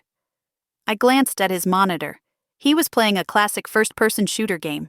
I snatched the headphones off his head and tossed them onto the desk. Wrath spun around, fury and disbelief scrambling his features. What the crap do you think you're doing, Pride? That was a championship PvP match. Do you know how bad that's gonna tank my rating? He noticed the cameraman over my shoulder and regulated his tone. This better be important. I have an idea how to figure out who Cecil Bradshaw is, I said. A loud, annoyed sigh rattling in his throat, Wrath ran his hands through his hair, making it stand up in pale yellow spikes. Man, this better be good. You're so gonna owe me otherwise. Go to Cecil's Facebook page, I instructed. Wrath frowned as he swiveled around to face the monitor. He typed the URL into the browser. We already did this, remember? We did, I agreed. But we didn't know what we were looking for. Now I do. Cecil's page loaded up, replete with that ridiculous photograph of the Israeli model. I pointed to his friends list. Click that, I said. I want to go through all his friends. He doesn't have many, so it shouldn't take long. Wrath clicked the link, still scowling. And what are we looking for? The real Cecil Bradshaw. I quickly explained what Lust had told me about making fake accounts for herself, and then friending them to give herself more legitimacy. So that got me thinking Cecil might have done the same thing. One of his friends may actually be him. Not a terrible idea, Wrath said with grudging admiration. At least I think it was admiration. It was hard to tell with Wrath. You know, this'll go quicker if we both use our own computers. I leaned down to whisper into his ear. It'll look better for the cameras if we do it together. He grunted but didn't argue. He clicked the first link. What exactly are we looking for? I have no idea, I said, scanning the first friend's profile. Something that stands out. What kind of something? I grimaced, hands dug deep in my pockets. I don't know. Let's just see what we see. The first profile was for a man named Linton Bonner. Linton was older, maybe mid-60s, with salt and pepper hair and a lined, tanned face. His profile featured his wife and grown kids, even a grandchild. I shook my head. This isn't him. Wrath backtracked and clicked the next link. Andy Garcia, Wrath read aloud. Looks like he's the right age. Not that there's an age limit on scammers, but... We scrolled through his pictures. No sign that he was married. Most of his photos featured him wearing Civil War reenactment garb. Guys who play dress-up might fake being a medium, Wrath said after clicking through a dozen photos. We like him for Cecil? Maybe, I said, jotting his name down on a stray piece of paper. We couldn't rule him out, but it wasn't pinging my psychic senses either. Not that I was an expert in this sort of thing. The next profile was for Brittany Newsome, who was dressed in scanty bikinis in every photo. Wrath clicked more of her photos than was necessary. After the fifth or sixth, I cleared my throat loudly. This is definitely a fake account, I said. Next. We clicked through profiles, jotting down the names of anyone we couldn't rule out. More than half the profiles were private, but Wrath bypassed those limitations by sweet-talking the computer, a feat that I was learning to envy more each day.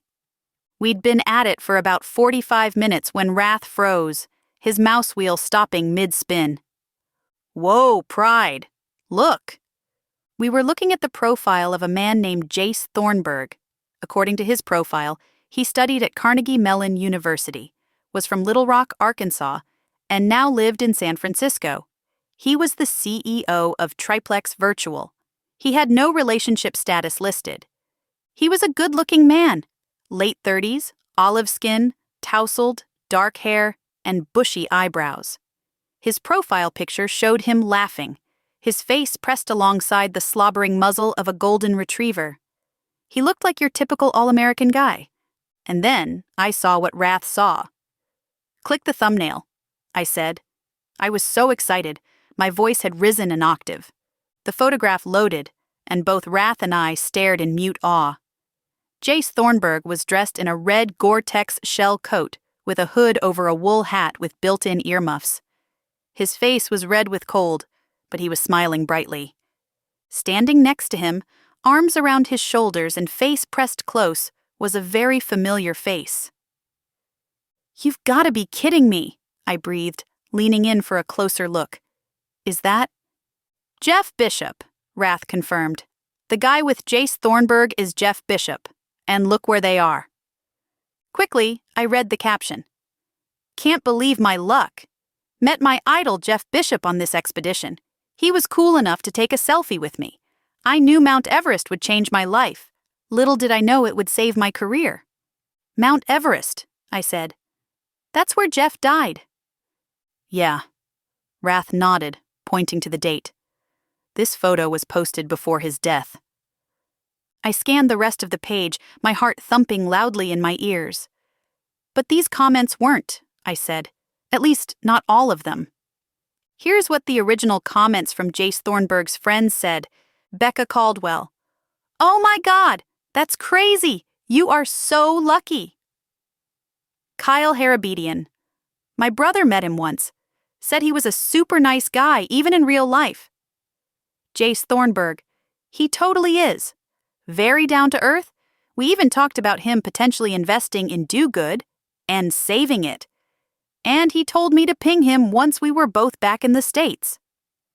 Albert Chian. Only you could use your last dollar to climb Everest to find yourself, and then meet a crazy rich donor. Somebody upstairs must really like you. Jace Thornburg. I know. When I told my business partner I was doing this, he said I was out of my mind.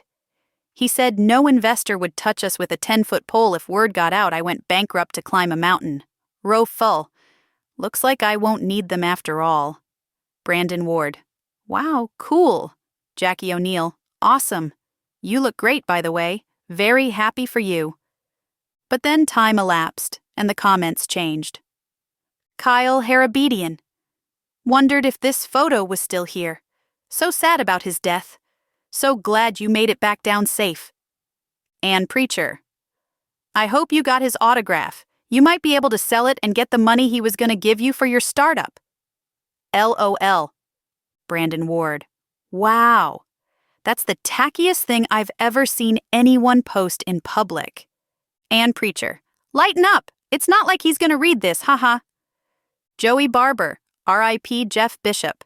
Ann Preacher. R.I.P. Do Good Virtual. Wow, that Ann Preacher chick is a real jerk, Wrath said. Yeah, but thanks to her, I might have an idea. I tapped a finger against my lips, thinking. Can you look up Do Good Virtual? Wrath navigated away from the page and Googled the company. The first result was the website for the startup. We ignored that. The second result was a news story from Righteous Startup News. It was dated 3 weeks ago. Wrath clicked it. Here's what it said. Founded just 2 short years ago, Do Good Virtual was destined to change the world with its cutting-edge app. Early funding put the company on the map as a darling of Silicon Valley. In a sea of tech companies crowing that they would change the world, Do Good Virtual was notable for actually attempting to do what others only gave lip service to. The technology connected underprivileged third-world teenagers with venture capitalists who would mentor them and fund projects intended to eradicate poverty and education disparity in developing countries. However, the company today announced its dissolution. According to founder and CEO Jace Thornburg, the company's finances were mismanaged, forcing them to shutter their endeavor when no other investors were willing to bet on Thornburg's vision. But the world hasn't seen the last of Jace Thornburg. While he wouldn't give details, the serial entrepreneur says he has another ace up his sleeve and a new company in the works. I'm just waiting for my funding to pan out, Thornburg says with a smile. Private donor. I can't really talk about it. But give me time. You haven't seen the last of Jace Harris Thornburg. Wrath swiveled around in his seat, facing me. His hair was still sticking up all over his head, which, paired with the maniacal grin, made him look like a villain from a children's cartoon. So, let me get this straight. Jace Thornburg founds a tech company, but it's not going well, so he climbs a mountain to clear his head. While he's up there, he meets Jeff Bishop and hits him up for money. But Bishop dies before Thornburg can get the money, and his company goes belly up. So, then what? He hatches a plan to marry Bishop's widow, hoping to get the money he was promised? I rocked back onto my heels, my head swimming. I knew people were inherently selfish, but this seemed like a lot for someone wanting to change the world. I hate to jump to conclusions, but yeah, assuming Jace Thornburg is the real Cecil Bradshaw, that's what this sounds like to me. Wrath whooped, pumping his fists in the air as he leaped to his feet. Did we just do it, Pride? Did we just actually solve this thing? I looked back to the monitor, the slightest smile breaking across my face. It's too early to say for sure, I said. Let's follow the trail wherever it leads. Wrath clapped me on the shoulder, his smile so big it threatened to crack his face in two. Should we go tell Bailey? Should we go break the good news? Yes, I said, my own smile broadening to match my housemates. Let's do it.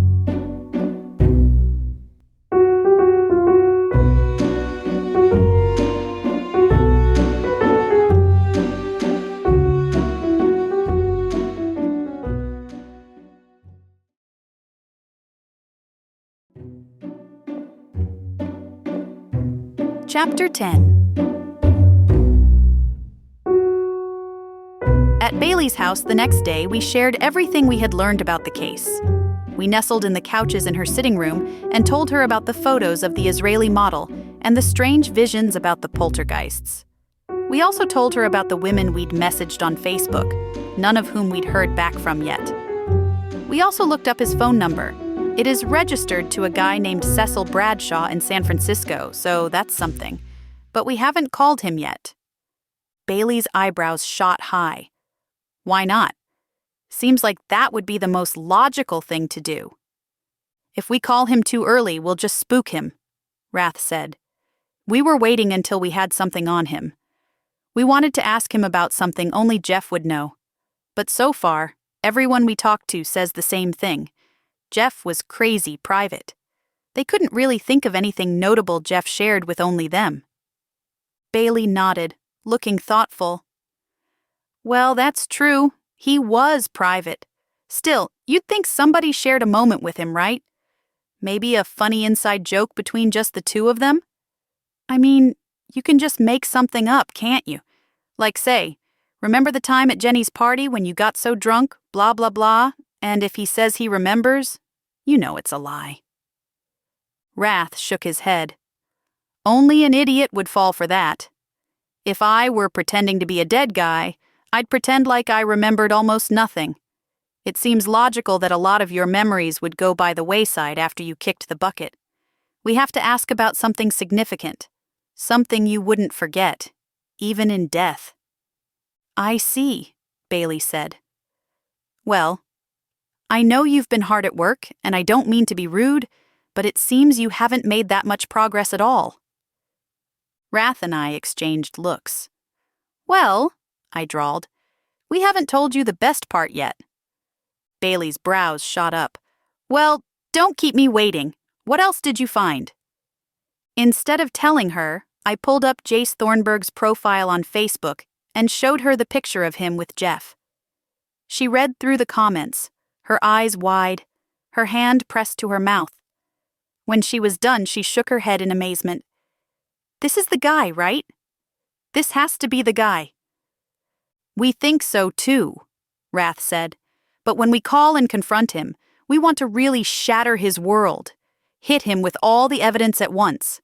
So we're still following up on every lead, which is where you come in. Bailey leaned forward, intrigued. Okay. Victoria Webster's hairstylist said something weird, Rath said. She told us to look into the Topanga Canyon Music Awards. Do you know anything about that? Bailey tapped her fingers against her chin as she thought. Vaguely. It was a cross between a music awards show and a fashion show. It was over 20 years ago, though. I was just a child. If I recall correctly, that show only happened once. That's right, I said. Shelley, that's the stylist, said the same thing.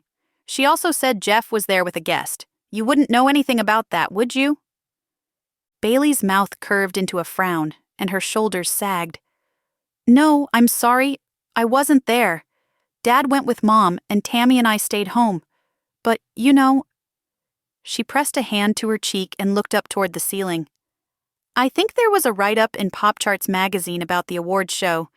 Maybe there's something in there you can use. It's worth a look. Does the Odyssey Library have archives? Micro whatever? Rath asked. Bailey grinned enthusiastically. Microfiche. But anyway, you don't need the library. I still have most of Daddy's music stuff, including all the magazines he was in. It's all upstairs. Come with me. I'll show you. We followed Bailey up the winding staircase and through the hallways until we came to an office. Or more accurately, what used to be an office but had recently been ravaged by a tornado. The room was packed with junk, photographs, awards, papers, CDs, and more.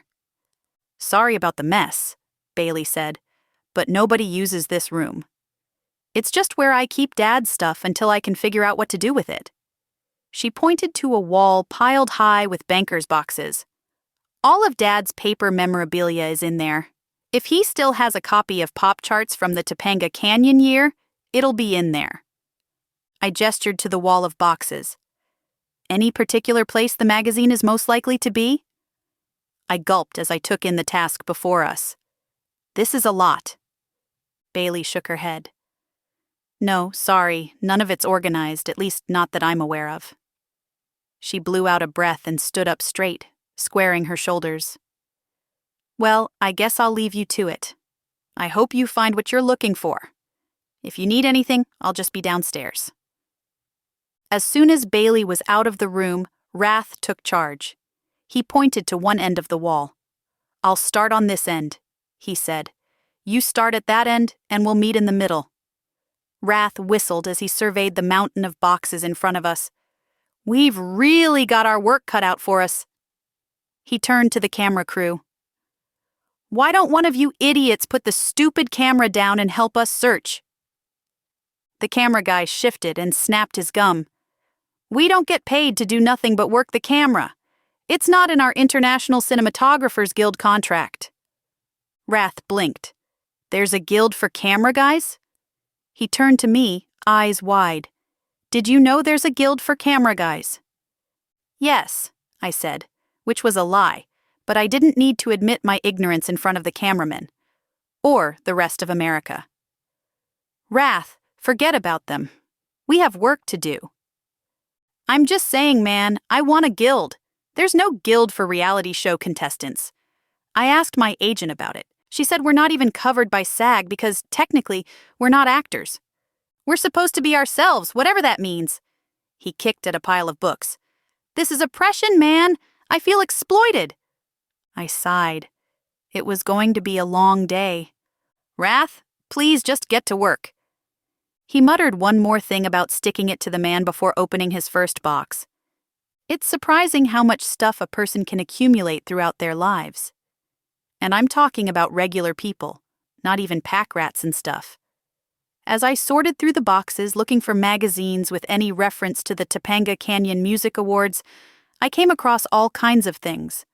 Letters from fans, signed photographs, sheet music, scratch paper with lyrics jotted down. I also found notebooks filled with random stuff, ideas, poems, shopping lists. It was like rifling through Adam Preston's mind. It was unnerving. After I die, I hope all my stuff gets thrown away, I said, flipping through what felt like my millionth magazine. I don't want anybody pawing around my personal stuff. This is mortifying. Wrath was holding a Playboy magazine at arm's length, rotating it so the centerfold fell out vertically. He looked at it for a minute, brows wriggling. Then he tossed it aside. You won't care, he said, picking up another Playboy.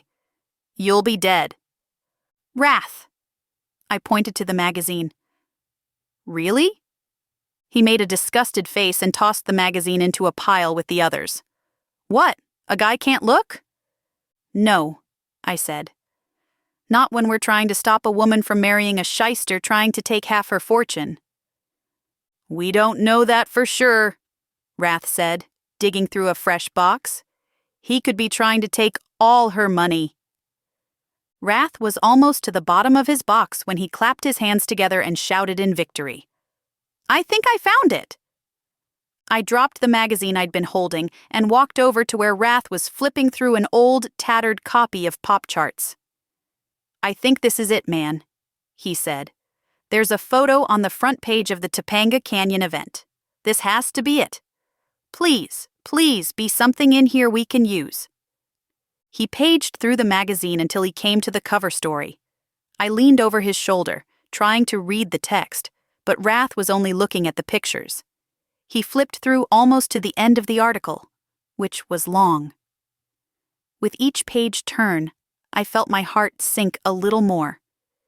If there was nothing in the article about Jeff Bishop's guest, we would have to track Shelley down and get her to talk. I wasn't sure that would be so successful. But just when I was losing hope, Wrath stabbed the magazine with a finger. That's it, he said. Read this. I leaned in to get a better look. Sure enough, the picture was a black and white image of Jeff Bishop's father, music producer Carrie Bishop. On Carrie's right was a younger version of Jeff. Even though he was a young teenager in the photo, he looked much the same. On Carrie's left was a young woman. She was gazing up at Carrie adoringly. Carrie's arms wrapped around both young people, and both he and Jeff were smiling brightly at the camera. The caption underneath read, "Carrie Bishop with son, Jeff, 15, and foster daughter Tori Webb, age 13. I pondered this for a minute. This must have been what Shelley was talking about. Doesn't really seem like she's Jeff's guest, though. She's more his foster sister, Rath said, snapping his fingers as a light bulb went off in his head. Holy Godzilla pride. Take a closer look at that picture. Does that girl remind you of anyone? I studied the photo. Not only was it in black and white, which didn't help, but the young people in the picture were adults by now. And while Jeff looked recognizably the same, the woman could have been anyone. She doesn't look familiar, I said. Rath thumped the photo and made a popping sound with his lips. Man, you need to get your eyes checked. Imagine this girl with blonde hair instead of brown and a smaller, straighter nose. Who does it look like? I examined the picture a moment longer, and then it hit me. Victoria Webster? I asked, incredulous. Rath was beaming. That's her, man. That's Victoria Webster. Look, the girl in the photo is named Tori Webb. Tori Webb, Victoria Webster. It's the same girl. I stared at Rath, hardly even daring to blink. Victoria Webster was Jeff Bishop's foster sister? Rath grinned like a madman. Looks like we gotta go talk to Vicky again. Somebody's got some splainin' to do. I don't owe you any explanation. Please, just leave me alone. Thanks to Rath's charm and a very chatty assistant, we tracked Victoria down to the beach. She was walking her dog, an enormous and playful Labrador, as she kicked her way through the sand, arms folded petulantly across her chest. I put a hand on her shoulder, but she yanked away, her stride quickening. Victoria, please, I just want to understand. You said you met Jeff in college, but that's not true. You grew up with him. You two lived together in the same house. She whirled on me, a finger pointed in my face. Just because you saw an old photo in some stupid magazine doesn't mean... When I touched you, I saw the poltergeists, I pressed on. I told Tamora about the visions, and she said those were Jeff's memories. I didn't understand how I was seeing someone else's memories through a third party. But if you grew up with Jeff, it all makes sense. I didn't see Jeff's memories at all, did I? I saw yours. Victoria shook her freshly blonde bangs away from her face. I couldn't see her eyes behind her massive black sunglasses, but I saw the taut pull of her lips as her mouth arced into a frown. You had no right digging into my past, she said. I didn't ask for that, and I don't want it. I want to help Tamora, too. But not if it costs me my privacy. Nothing is worth that. I understand, I said. That night at the seance?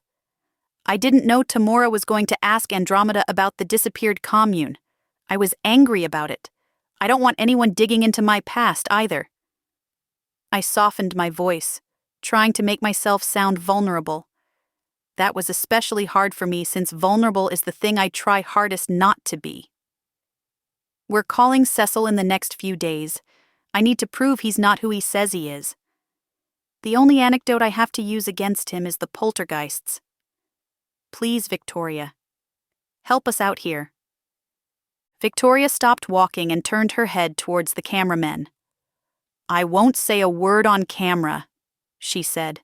Not a single word, but get rid of them, and I'll talk. Turning away, Rath strode over to the camera crew. Go on, get out of here, he said, shooing them off with grand, swooping arm gestures. She's not going to sign any release forms, so there's no point filming this. I'm serious, get out of here. The cameraman walked backward, still filming. Just let us get some B-roll, man. We'll turn off the audio.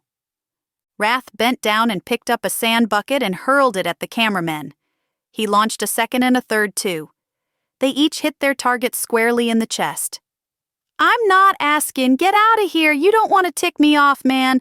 I have no problem grabbing that camera and throwing it in the ocean. Just watch me. That seemed to do the trick because the crew grumbled something and lowered the cameras to their sides. The red blinking lights went out. We watched them head back towards town, and only when we were sure they were out of earshot did Victoria relax a little. I moved in with the Bishops when I was 9, she began. My mother was an alcoholic, and I was taken away from my family. My mother was supposed to regain custody once she got sober, but that never happened. I ended up living with the Bishops until I was 15. She sat down in the sand, and Rath and I followed suit. Her dog was still running around, splashing and barking, tail wagging a mile a minute. Victoria watched him, a ghost of a smile playing across her face, but it quickly evaporated when she returned to the story. You can't imagine what it's like to go from living in poverty to living with wealthy people. I can hardly tell you what my life was like. On the one hand, I felt blessed. The Bishops treated me well, and I had everything I wanted.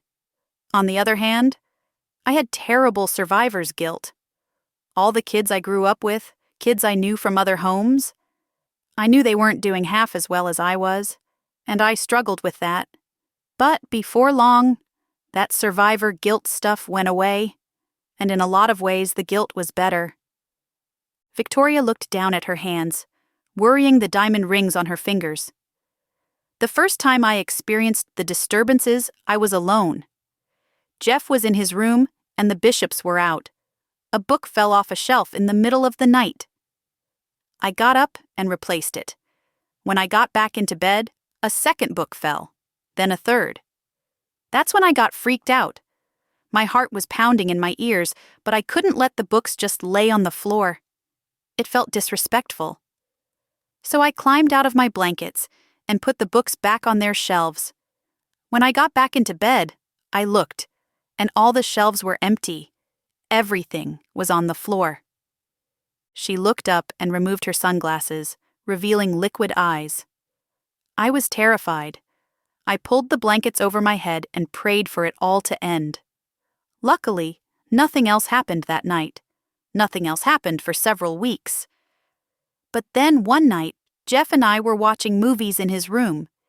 His closet door started banging open. Shut. Open.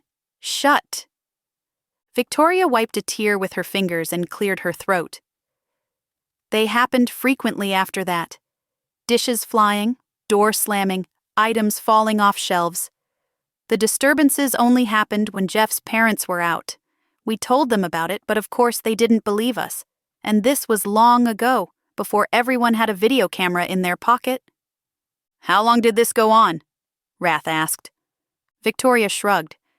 Years, until Jeff moved out for college. After he left, the disturbances stopped altogether. I never saw another dish fly off a shelf or another door slam in my face. But soon afterward, Mrs. Bishop died. Carrie either couldn't or didn't want to care for me after that. I got moved to a different foster home. That must have been hard for you, I said. The freshly blonde woman chortled. You don't know the half of it. Did you keep in touch with the Bishops afterward? Victoria shook her head. No, I never saw Carrie Bishop again. But one day, a lawyer called and asked me to come into his office. Jeff was there. We took one look at each other and burst into tears. His father had recently died, and Jeff inherited everything. He called me there because he said he owed me. I said he didn't owe me anything, but he insisted. And that day, Jeff signed over half his wealth to me. I became an instant millionaire. I used the opportunity to reinvent myself. I changed my name, my hair, my nose. I didn't need to be the trailer trash girl that grew up in foster homes anymore. I could be Victoria Webster. I could be someone. And you never told anyone about the poltergeists? Rath asked. Victoria sneered. Definitely not. Even Jeff and I never talked about it. We suffered through the disturbances, but after a certain age we never spoke of them. Only Tamora knows. Well, and now the two of you. We were quiet a while, nothing but the sound of the surf rolling in to fill the air between us. Finally, Victoria said, I think we should call him. Together. Wrath looked dubious. Call Cecil Jace Jeff? Just like that?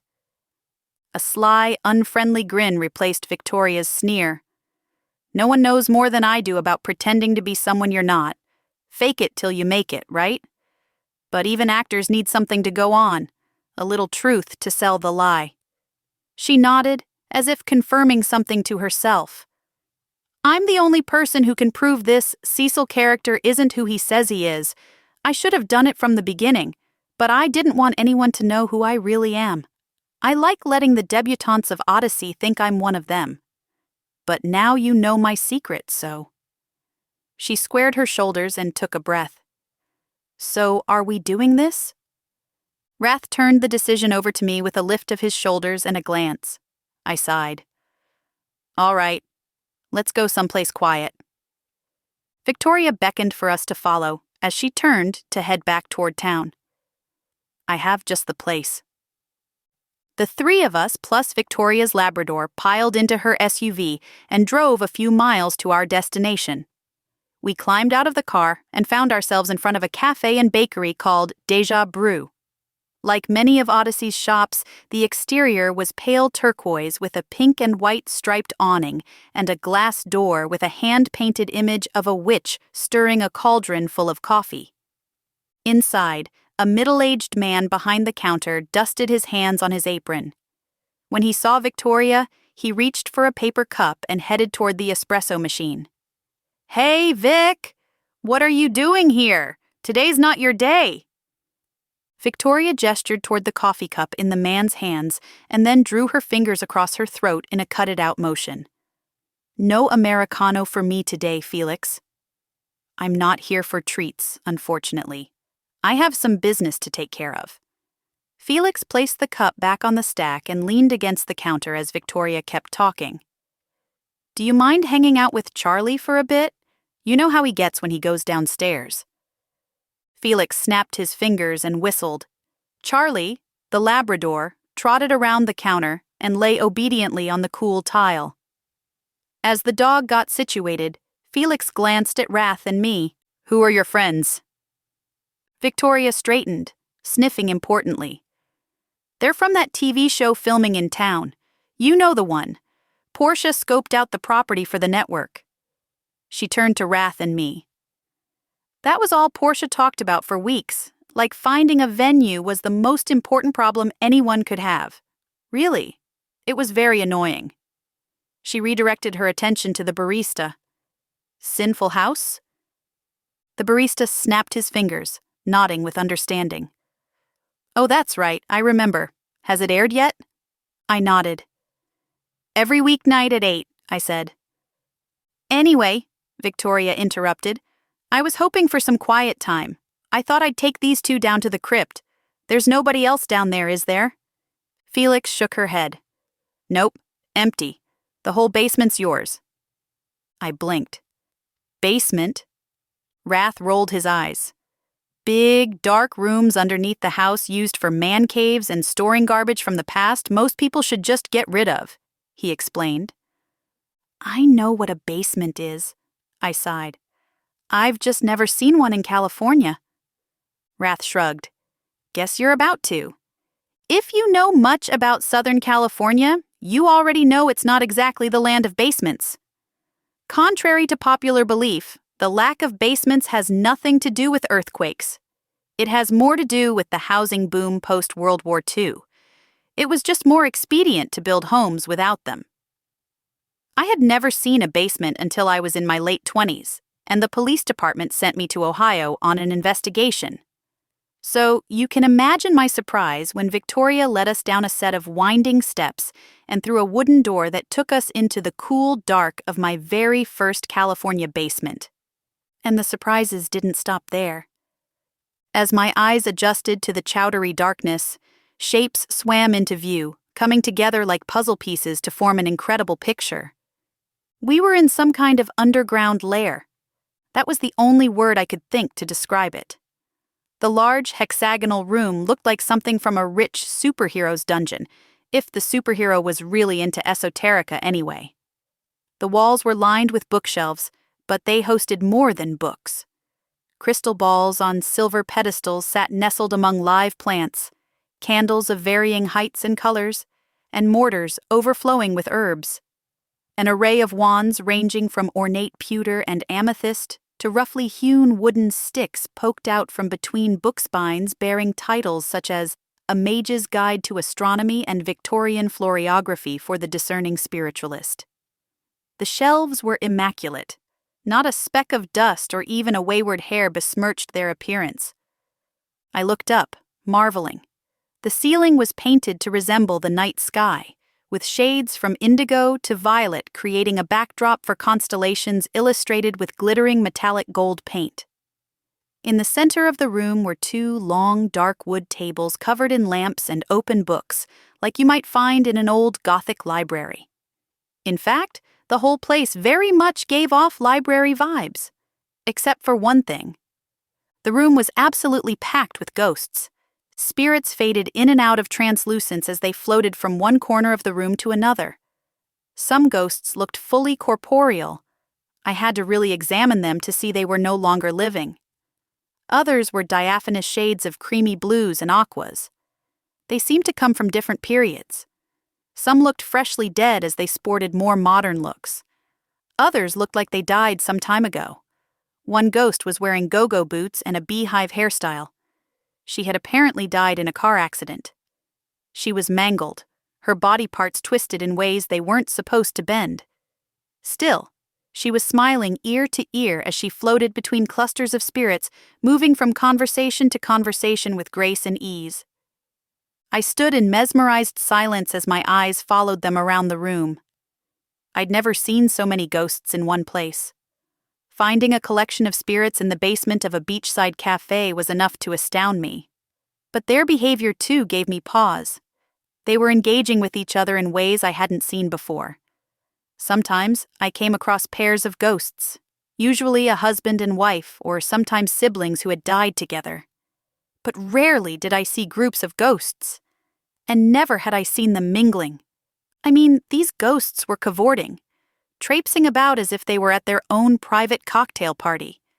It was curious. No, it was downright weird. "What is this place?" Wrath asked, as I continued to stare at the surrounding specters. An older woman in a long dress with a broken neck was laughing prettily with a pair of young men in fireproof racing suits. The two men were blackened, obviously burned to death. I guess the suits were merely fire retardant. "This is our headquarters," Victoria said. "We call it the crypt because it's underground and because, well..." She looked at me, head cocked to the side. "You tell me, Pride." I looked at Wrath, eyebrows waggling.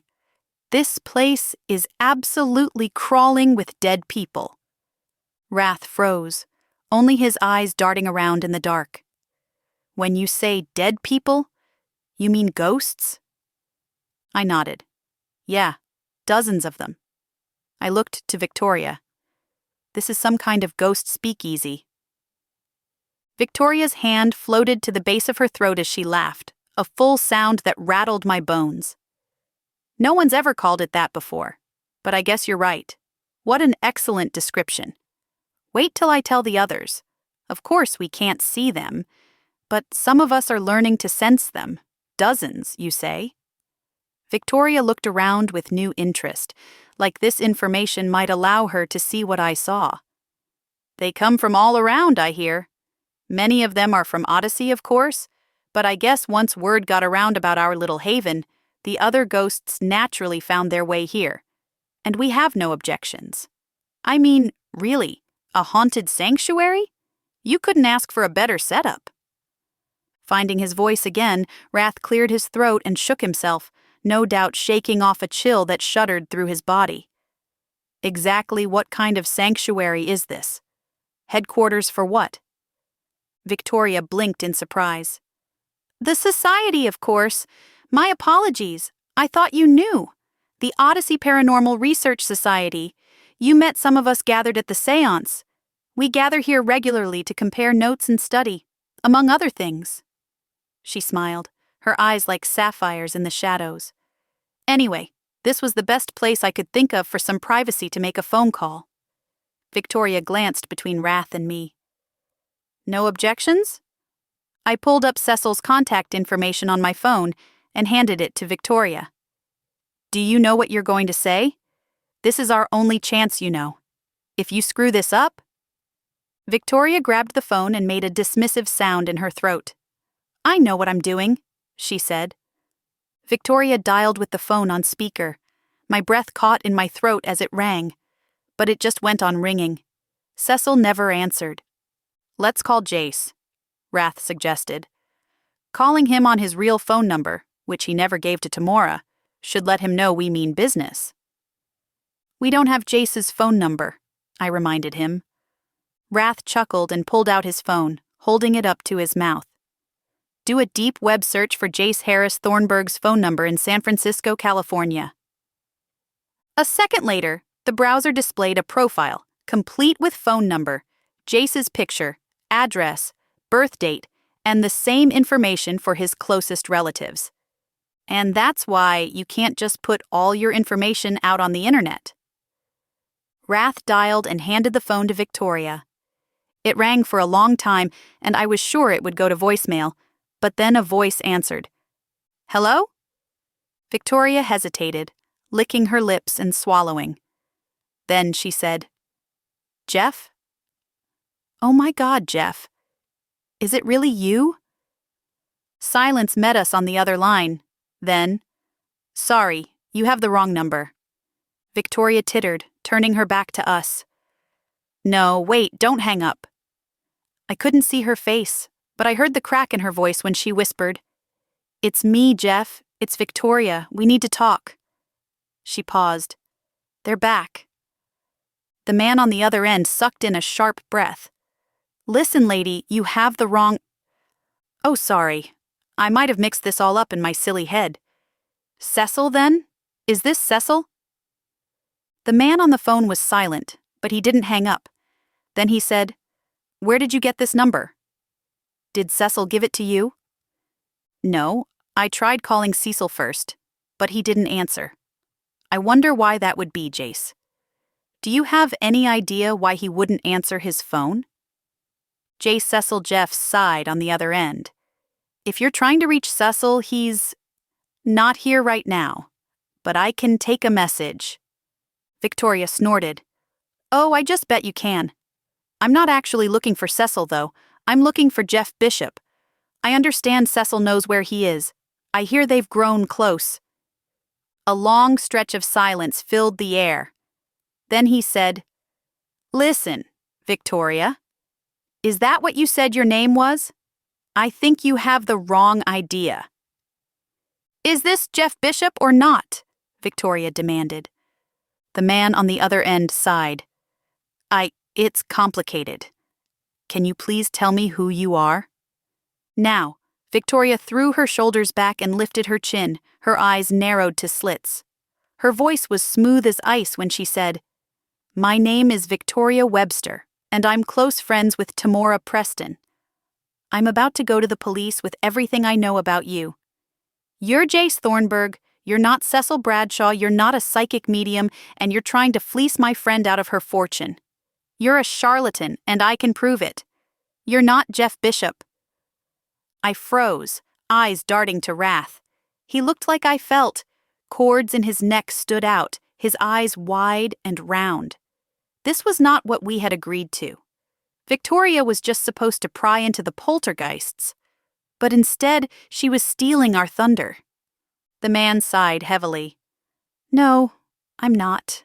Not exactly. Are you the person my friend Tamora has been talking to or not? You owe me an explanation. And I'm happy to give you one, the man said. He sounded weary. But not over the phone. You wouldn't believe me if I did. You're probably right about that, Victoria spat. So what do you propose? I don't think a video call will cut it. Cecil can come to Odyssey, the man said. That's where you are, right? Victoria blinked in surprise. That was an answer none of us expected. Really? I knew. We both knew. It was only a matter of time before someone interfered in all this. I wasn't expecting anyone to call this number, but... Anyway, I need a few days to get my affairs in order. And I need to scrape together the money for a plane ticket. Your expenses are on me, Victoria said importantly, but this better not be another trick. I expect you here in Odyssey in a reasonable amount of time, or I will call the police. I understand, and I appreciate the offer, the man said. You have my number. Then he hung up. Victoria handed Wrath his phone and crossed her arms over her chest. Well, that's done, she said. Looks like we've caught ourselves a catfish. You were supposed to ask him about the poltergeists, Wrath grumbled, but instead you showed all our cards. It doesn't matter, Victoria said with a shrug. That guy is lying through his teeth, and if the two of you have any talent at all, you'll get him to confess everything on camera just like the network wants. You'll be heroes. Isn't that what you want? Wrath glowered, but said nothing. I still didn't know what Wrath's ultimate desire was, so I had no idea why he'd come to Sinful House. He didn't strike me as hero-inclined. But then, nobody at Sinful House was really who they seemed. If I'd learned anything on this show, it was that you can't take anyone at face value. Victoria turned to leave, and with a sigh, Wrath followed her up the stairs, leaving me alone in a swirl of gossiping ghosts. I didn't want to admit it, but at that moment, the idea of being a hero lit something inside of me, and my heart skipped a beat. Just don't tell anyone I said that.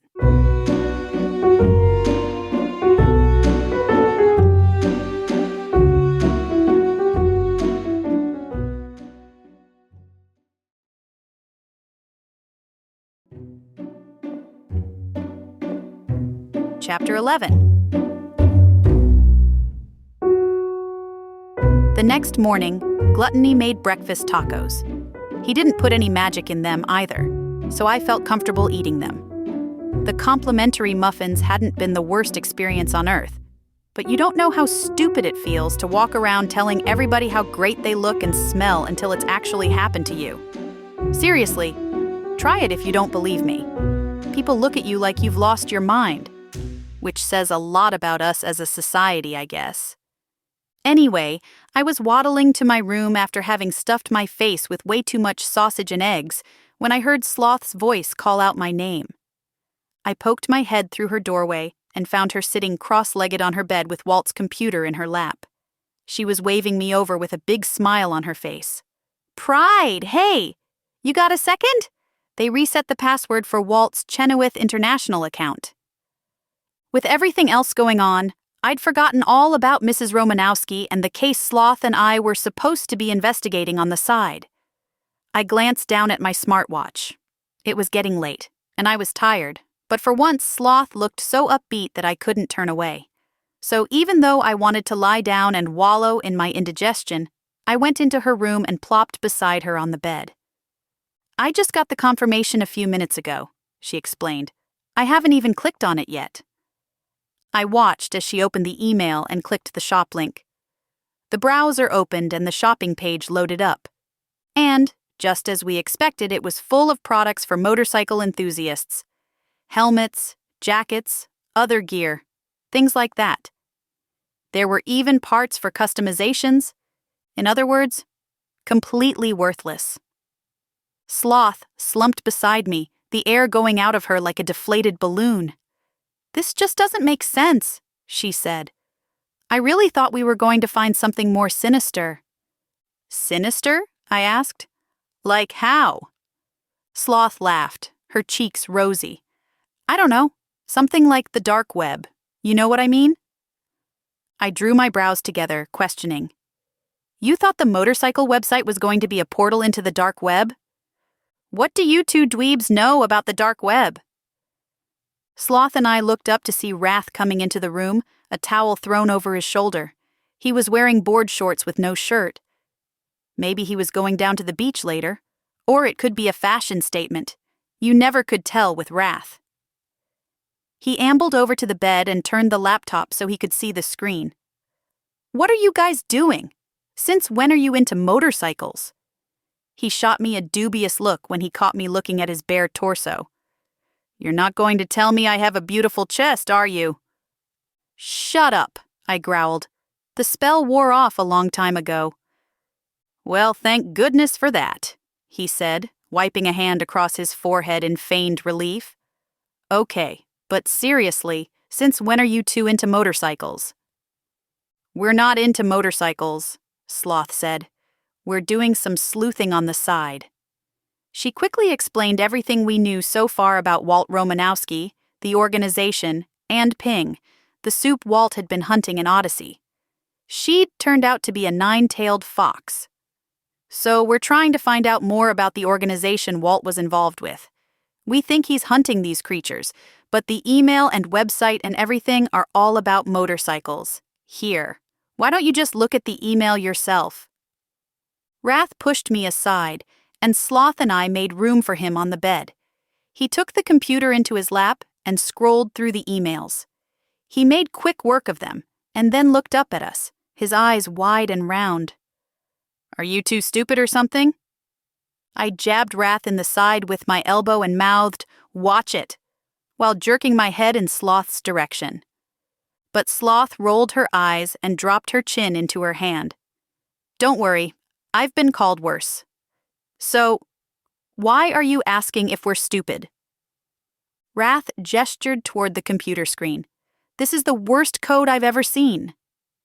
Sloth and I exchanged looks. "Code? Like computer code? What are you talking about?" Wrath buried his hands in his hair, shaking his head in disbelief. "I swear, the two of you are so gullible. Did you really read these emails and think they were literally talking about motorcycles? They're obviously talking about something else. The motorcycles are code. Geez, didn't you ever watch spy movies?" Spy movies aside, I was much more of a science fiction fan myself. Wrath's words tickled something in the back of my brain. I clicked the shop link one more time, bringing up the motorcycle parts page. I thrust the computer back at Wrath. "Can you do some of that technopathy of yours and see if there's more to this website than meets the eye?" Wrath clucked his tongue against his teeth. "With my eyes closed," he said. "Browser, show me all gated content." A new browser window appeared. For a moment, the page flashed to the motorcycle homepage. Then, a second page flashed with a pop-up window. The motorcycle parts and gear page displayed again. Then a new page rendered. It was still a shopping page, but this time there were no motorcycle parts or gear. It was equipment for animals. Cages, collars, leashes, you name it. This page had it all. As the three of us read over the descriptions, my heart tried to escape my chest. I pointed to a familiar product.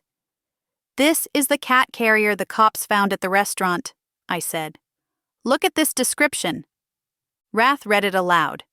"Chenoweth top load, soup carrier for large and medium cats, small foxes, small tanuki, small dogs. Easy to get the supernatural in, and comfortable to carry, store, and clean. Chenoweth magic block technology ensures soups can't escape or shift into another form while inside. The top-load soup carrier comes with an adjustable shoulder strap for easy, hands-free carrying.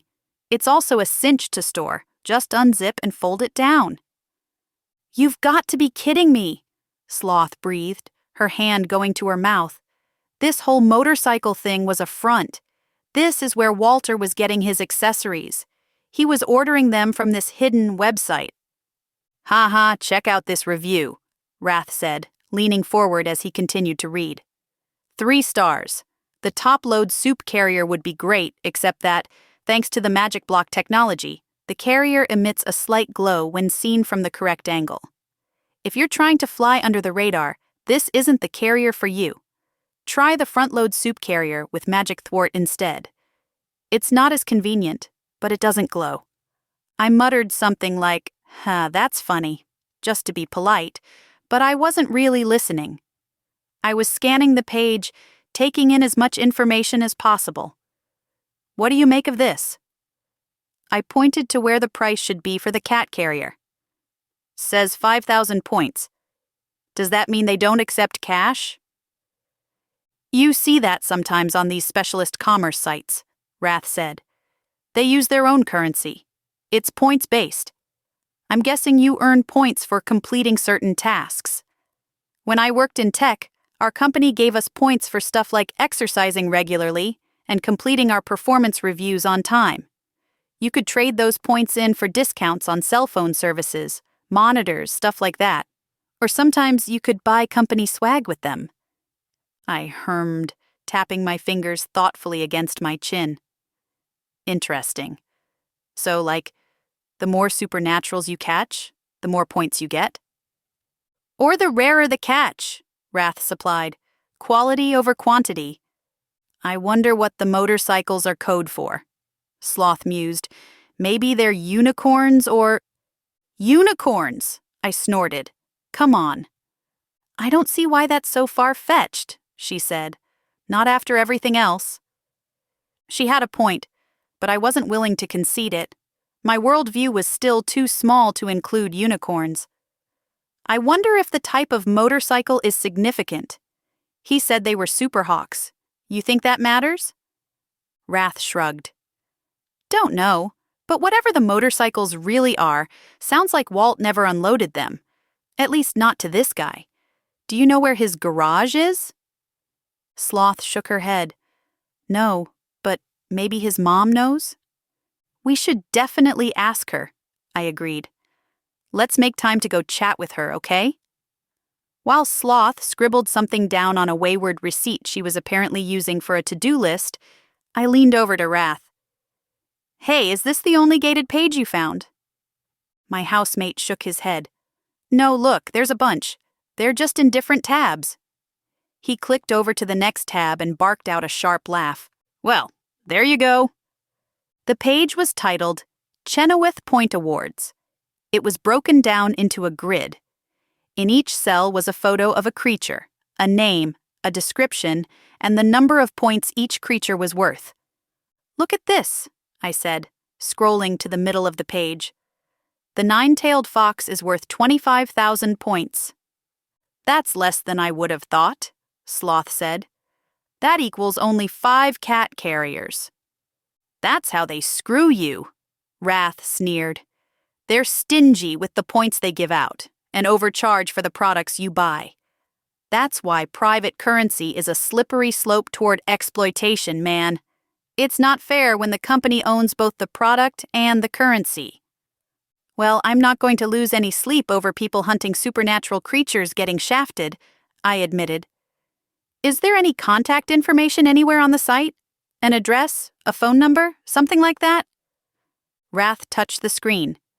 Browser, show me physical addresses, phone numbers, and email addresses associated with this URL. The browser returned nothing but the request account reset password page we'd already visited. Doesn't look like it, Rath said. Whoever these people are, they're not interested in random jerks reaching out to them. But, he grinned, a mischievous look in his eye. I bet if you make enough noise, they'll find you. Make noise how? Sloth asked. I don't know, and I'm too busy to think about it right now, he said. I've got a lot to do today. He stood, stretched, and walked to the door. I looked up. You do? I've got 2 raids to do with my guild, and I have to earn back the honor points I lost when you kicked me out of that PvP match. Gaming? I said. You're busy with gaming? You got a problem with that? I shrugged. It's your life. Waste it how you want. Rath paused in the doorway. Leisure time is not time wasted. There you go again, dude, equating value with production. Life is meant to be enjoyed, man. You can't gauge the value of your life based on capitalist. I shoved Rath into the hallway and closed the door. With Rath gone, Sloth returned her attention to me. I want to go talk to Mrs. Romanowski today. Do you want to come with me? I gave a non-committal shrug. I've got time. When were you thinking of heading over? Her face brightened. Right now! I glanced down at her outfit. She was wearing a t-shirt 3 sizes too big that looked like she'd slept in it. Her shorts used to be sweatpants, but she'd cut them off at the knee. They were covered in various stains and tattering along the edge. "Is that what you're wearing?" I asked. Sloth's mouth twisted into a tight moo, and her brows drew together sharply. "Not you too," she scolded. "Do I exist just as an object of beauty for other people to admire?" "I don't think so," she said. "I'm allowed to look slovenly and sloppy if I want to. I don't owe you my attractiveness. Besides, beauty is only skin deep." I blushed, chagrined. I'd heard Wrath giving Sloth this lecture a few days ago. She'd been crying in the bathroom, a sight I was getting used to, unfortunately. And when Wrath asked her what was wrong, she said some local women were making fun of her appearance.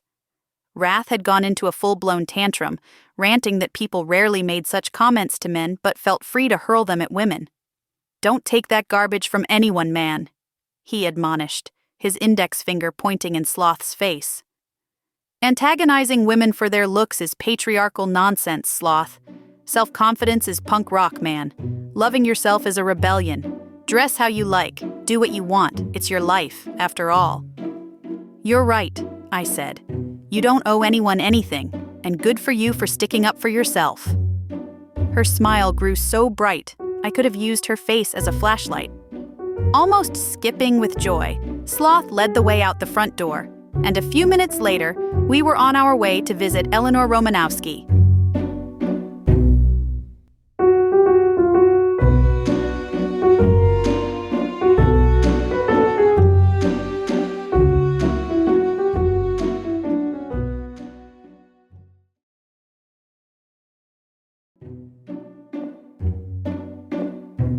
Chapter 12.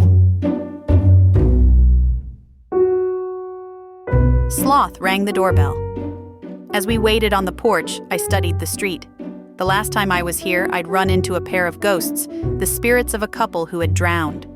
I didn't see them today, which meant nothing, of course. Ghosts didn't usually hang out in the same place unless they were haunting it. But that got me thinking about the headquarters for the society. Why were those ghosts hanging out there? How did they find out about the place? Were they haunting it? It sure didn't seem like a standard haunting to me. Not that I'm an expert, but still. Just as I was slipping deeper into these thoughts, Sloth grunted at my side. "Why isn't she answering?" She jabbed the doorbell several times with her thumb. But again, nothing happened. With the laptop tucked against her side, Sloth began knocking on the door. "Mrs. Romanowski," she called out. "Are you in there?" "Did you tell her we were coming?" I asked. "It doesn't look like she's home." Sloth stood up straight and blew out a noisy breath through her nose. "She hardly leaves the house," she said. "That's why she gets so lonely, remember? But I guess it's possible. Let's go check the garage." We walked around the side of the house to the attached garage. The windows were caked in dust and about 1,000 years' worth of dirt. I shielded my eyes to peer inside. I could barely make out Eleanor Romanowski's Cadillac, or at least someone's Cadillac. It could have been Walt's for all we knew. But it was a Cadillac after all, which mostly only old people drive. Listen, when you're investigating mysteries, sometimes stereotypes are helpful. "Her car's here," I said. "But maybe someone picked her up. Does she use rideshares?" Sloth gave me a look. "How should I know?" She shifted her weight, chewing on her lips thoughtfully. "No, Pride, something's not right." We marched back around to the front of the house. Once more, Sloth banged on the door, calling out for Mrs. Romanowski. When no one answered, I tried the doorknob. The door swung open. I started to enter, but Sloth put her free hand on my shoulder, tugging me back. "Hang on. Doesn't seem right to just barge in." She leaned her head through the door. "Mrs. Romanowski, are you—" She didn't have time to complete the question, however. With the door open, we had an unobstructed view of the main hall leading into the living room. The interior was destroyed. It looked like a giant had picked up the house and shaken it like a snow globe. Paintings that used to hang on the wall lay in a shattered heap on the floor. Furniture was overturned. I reached for my housemate. Sloth. But before I could grab her, Sloth darted into the house. I followed on her heels, taking in the wreckage. The further we drew into the house, the colder my blood ran. Something terrible had happened here, and I had a feeling things were only going to get worse. When we entered the living room, Sloth screamed. I was right. Mrs. Romanowski lay in the middle of the living room floor, her body a crumpled heap. Like the hallway, the living room was ruined.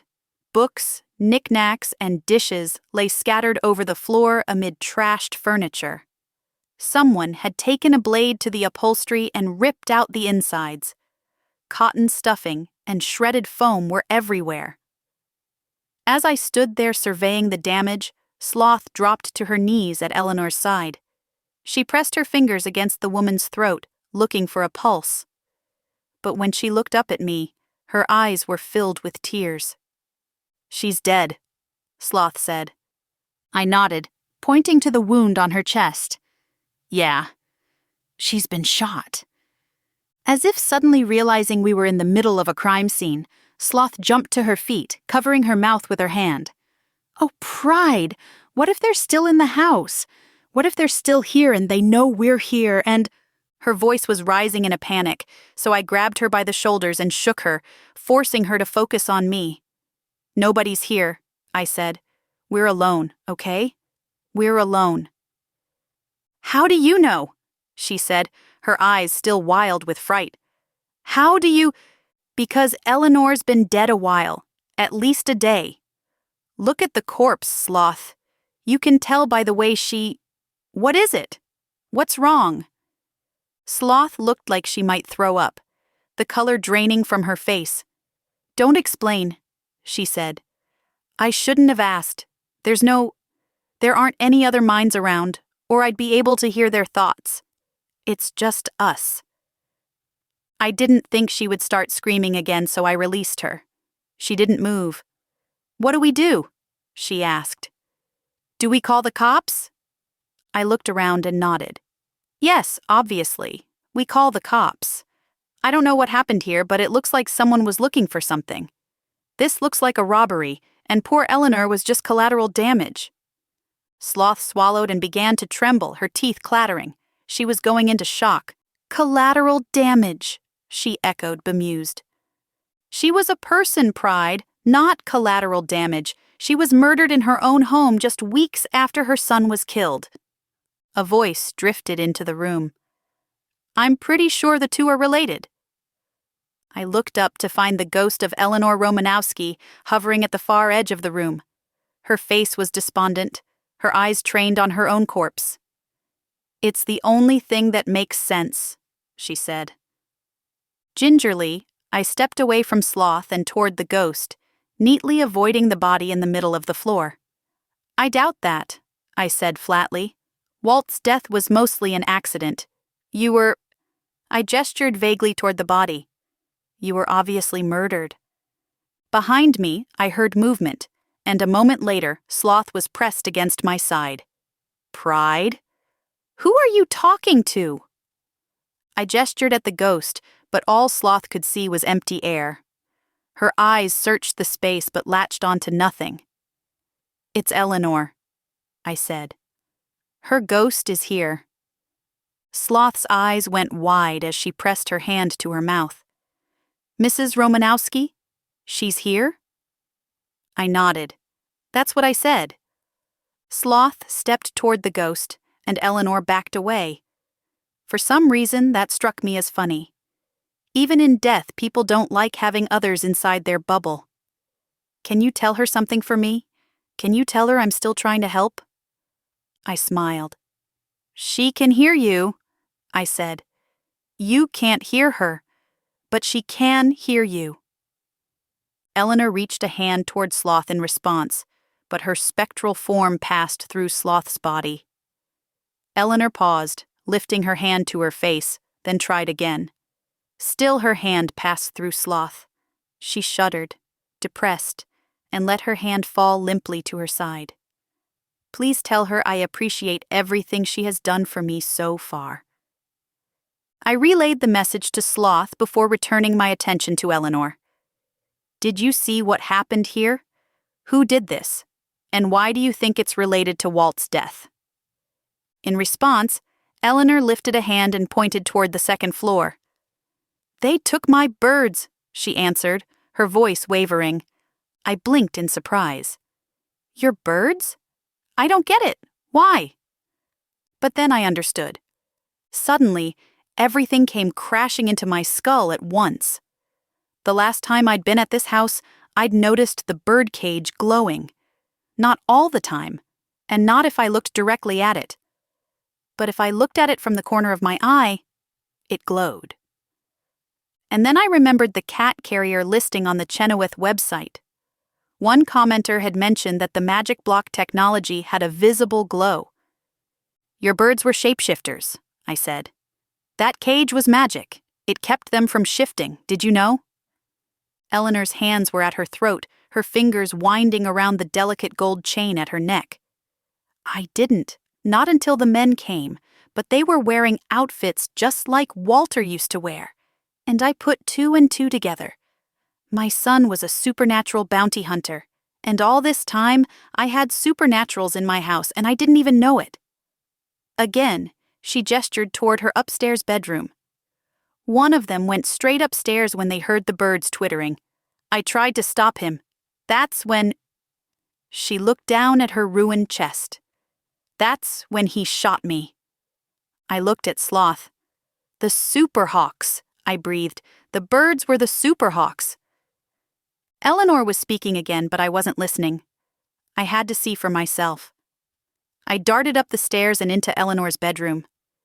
At the foot of her luxurious canopy bed was a giant bird cage. Someone had taken a pair of wire cutters and cut a hole into the cage. The 2 red and gold sun conures that had once chirped noisily from the cage were gone. Back downstairs, Eleanor was floating around the living room, still wringing her hands in worry. When she saw me, she stilled. You see? They're gone. Eleanor, I need you to think. What can you tell me about what happened here? Let's start with, how many people were here? Eleanor nodded. 2 men, and they were looking for something. As I lay on the floor bleeding to death, they kept shouting at me, asking me where it was. But of course I couldn't answer, and I had no incentive to, anyway. I knew I was dying. I held out my hands, pleading. What were they asking about, Eleanor? What were they looking for? Eleanor chewed her lips, glancing nervously between Sloth and me before she said, in a voice almost too quiet for me to hear, Walter's laptop. Stark dread washed over me, and I grabbed Sloth by the wrist.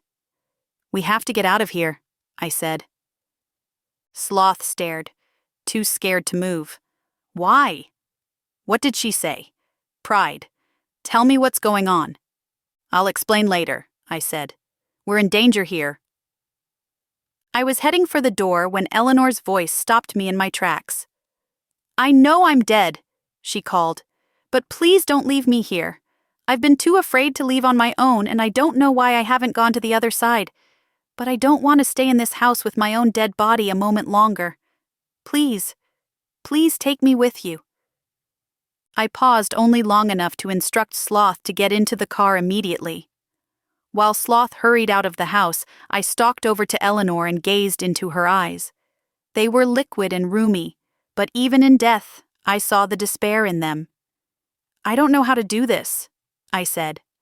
I can't touch ghosts, and you can't touch me. As if testing that theory, the old woman reached out to me. As had happened so many times before, I expected her hand to pass right through my body. But it didn't. Her fingers latched onto my wrist. An icy chill ran down my spine. The pressure on my skin where her fingertips met my flesh was unnerving. This wasn't right. I'd known my fair share of ghosts, and none of them, not one, could touch me. but Eleanor was grasping me. I felt her trembling.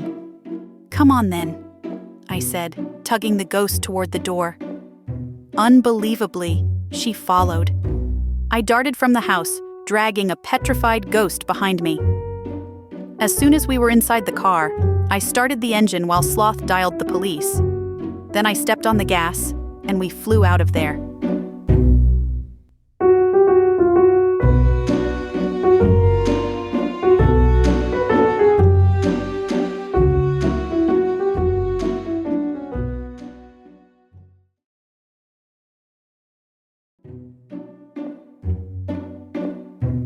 Chapter 13.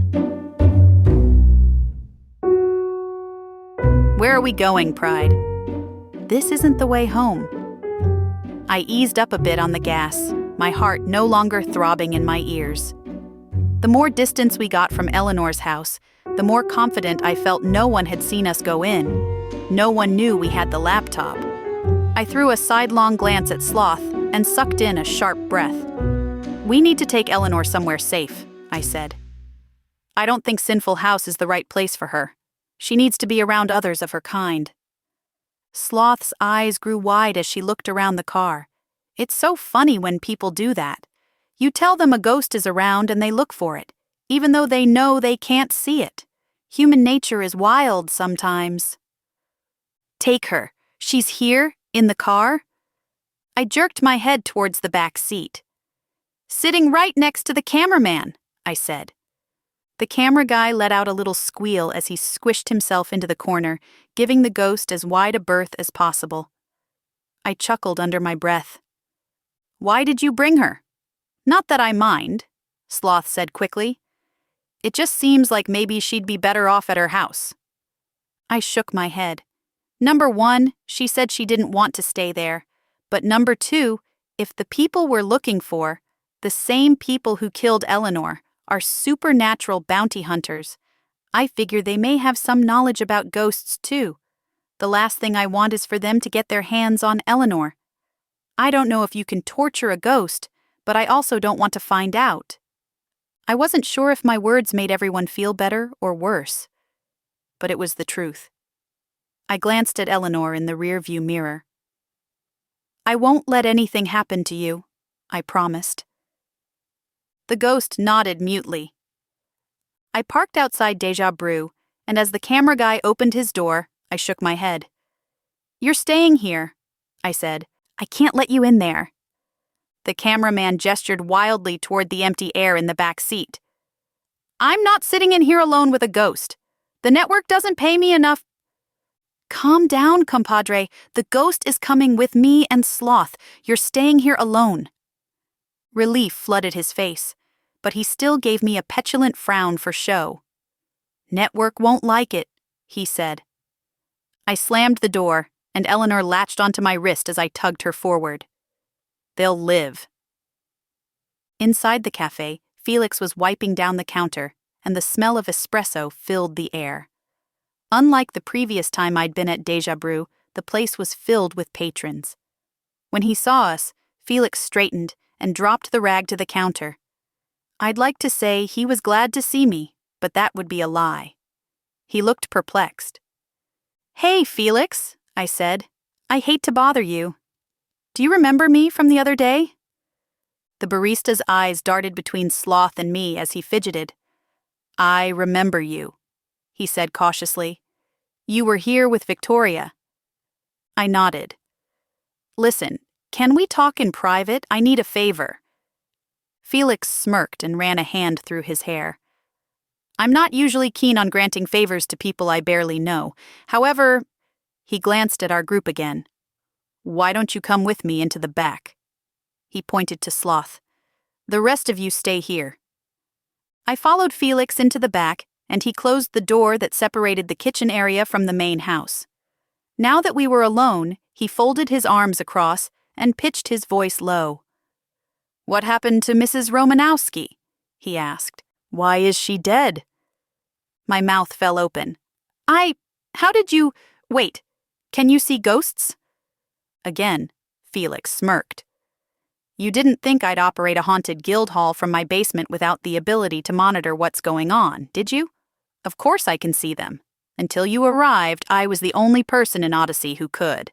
So, while I don't exactly think of you as a rival, I'm wary about you, to say the least. Well, that tracked. I was wary of most people in Odyssey too. I see. Well, I need your help. Some dangerous people broke into Eleanor's house looking for something. When she didn't cooperate, they shot her. I don't know exactly what's going on, I admitted. But I know Eleanor is better off here. I just get the feeling this place is safe.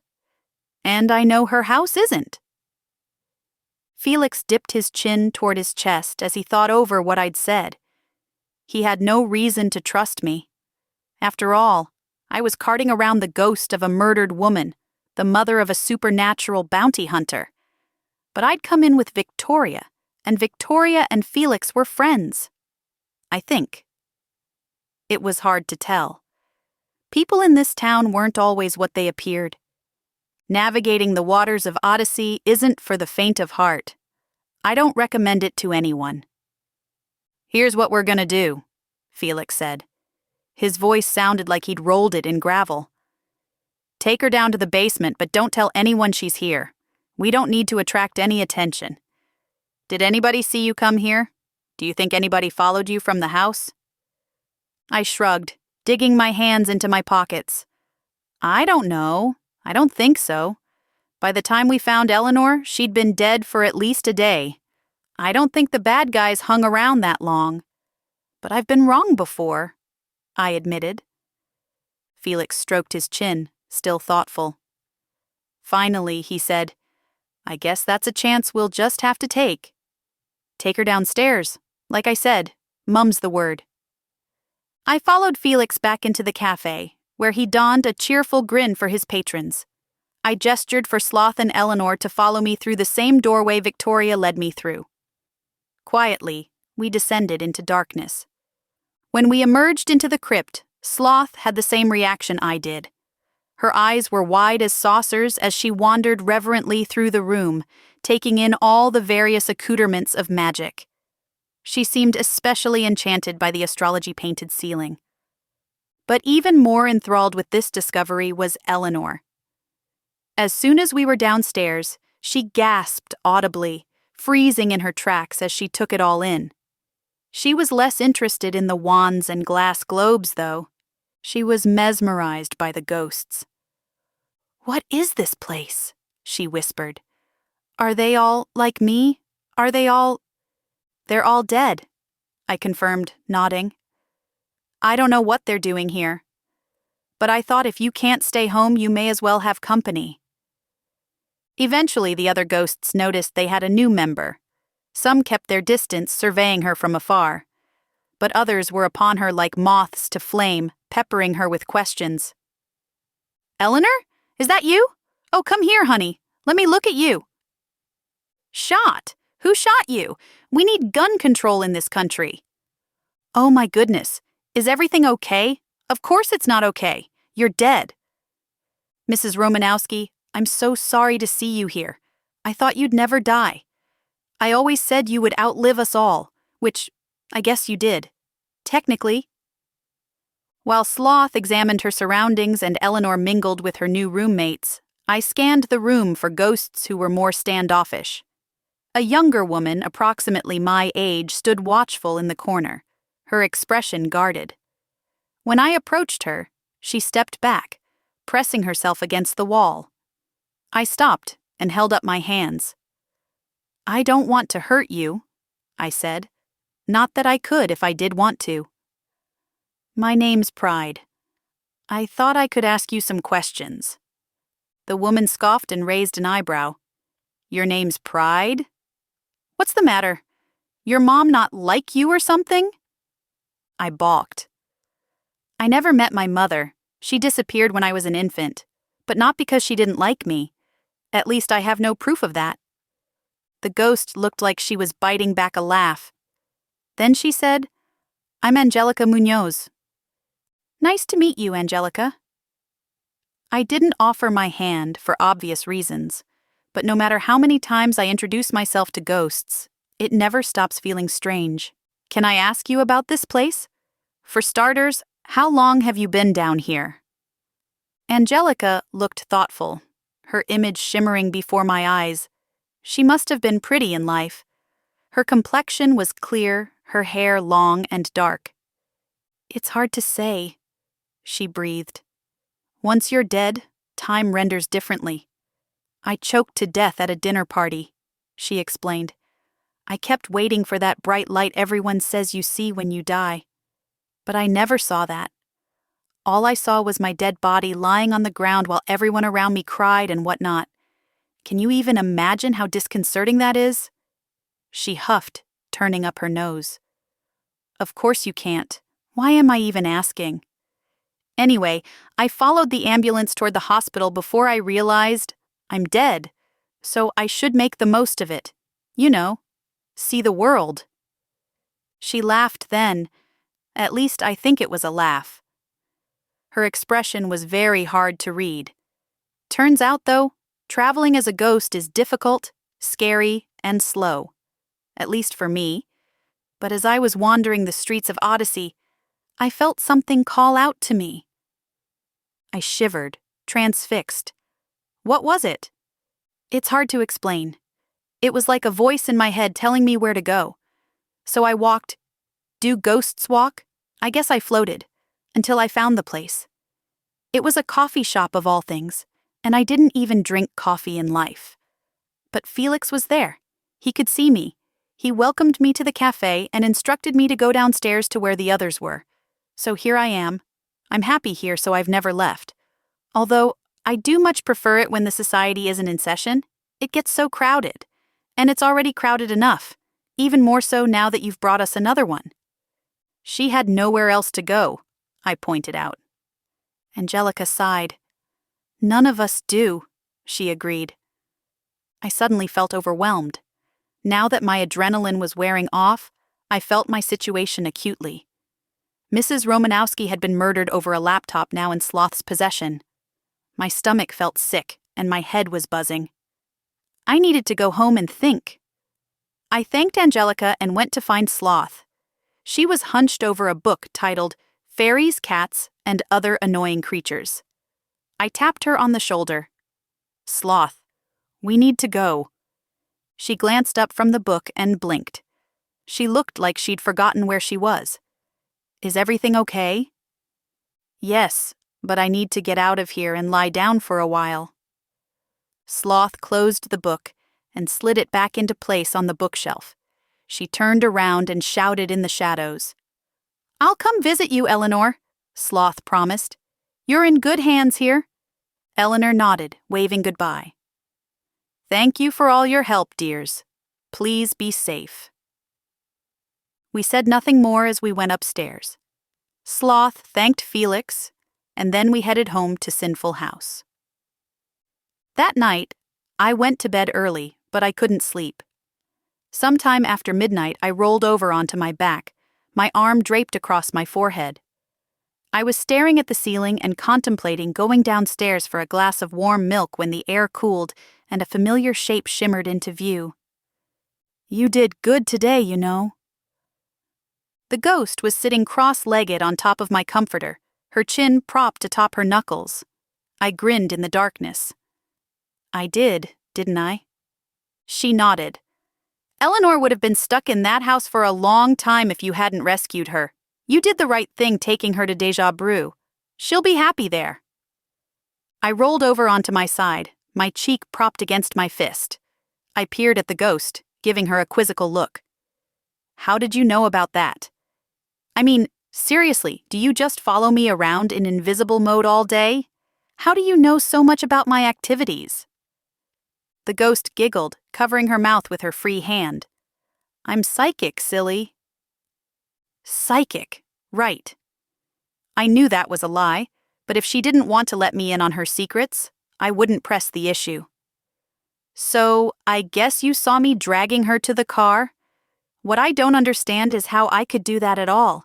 You've tried to touch me 1,000 times, but your hand always passes right through me. The ghost reached out to pat me on the head, but as usual, her hand passed right through. "That is weird," she agreed. "I wonder how she was able to grab you." "She tried to touch Sloth, but she couldn't," I said. "Is that normal?" The ghost shrugged her slim little shoulders. "I don't know. I'm not an expert on ghosts." "But you're a ghost," I chided. "So?" "You're a human," she retorted. "Are you an expert on humans?" I chuckled. I guess she had a point there. "Anyway," she said, switching her chin to her other hand, "what you gonna do next? How are you gonna find those birds?" I flopped onto my back and squeezed my eyes shut. "I'm not going to look for the birds," I said. I heard a sharp intake of breath, but I remained still. It's too dangerous. Believe me, I've done nothing but think about this all day. But they killed Eleanor, shot her in cold blood over a laptop.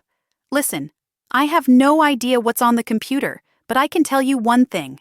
I'm not willing to die over it.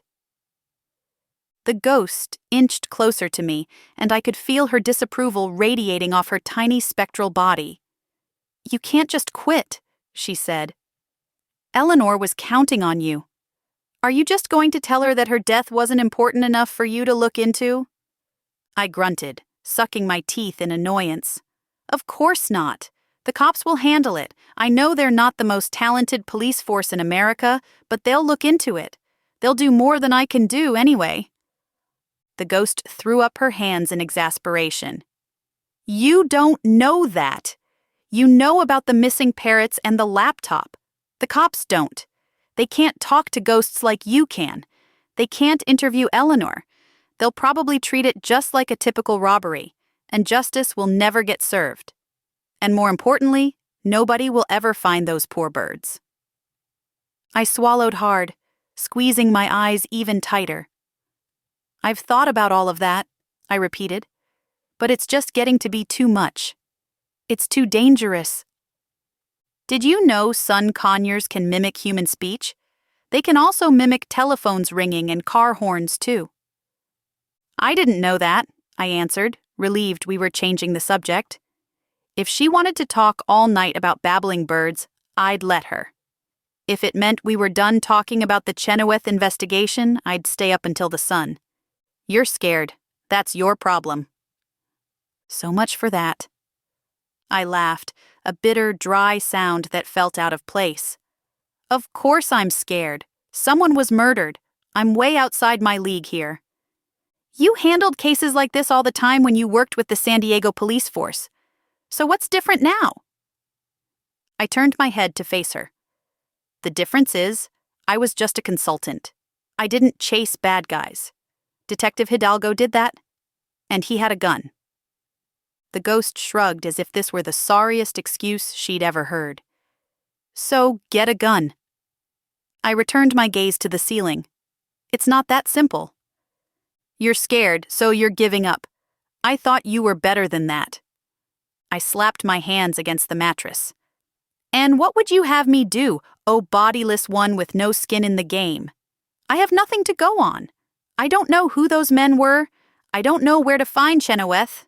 And even if I did, I'm not cut out for this. I'm just not." "I don't believe you." "Feel free to leave," I said, gesturing toward the door. "I'm trying to sleep anyway." But instead of leaving, the ghost inched closer. "What are you going to tell Sloth?" "We already discussed it, and she agrees it's too dangerous. She's going to hand the laptop over to the police, and then we'll both be done with this. It's better and safer for everyone this way." I hissed out a long sigh. I didn't know why I bothered to justify myself to a ghost who wasn't even old enough to drive. Silence filled the air between us. I rolled onto my other side, away from the ghost. After a while, I probed the air with my ghost whisperer senses, and I found nothing. I was once again alone. With a huff, I punched my pillow. I didn't owe Eleanor my safety. I didn't. So why did I feel so guilty? "I made the smart decision," I said into the night, hoping hearing my words aloud would convince me they were true. Just because a ghost thinks I'm a coward doesn't mean I am. Only silence answered me. I tugged the blanket up under my chin and squeezed my eyes shut. But the ghost's words echoed in my ears for a long time. It wasn't until pale sunlight struggled through my bedroom curtains in the early morning that I found sleep too much to resist and finally faded away.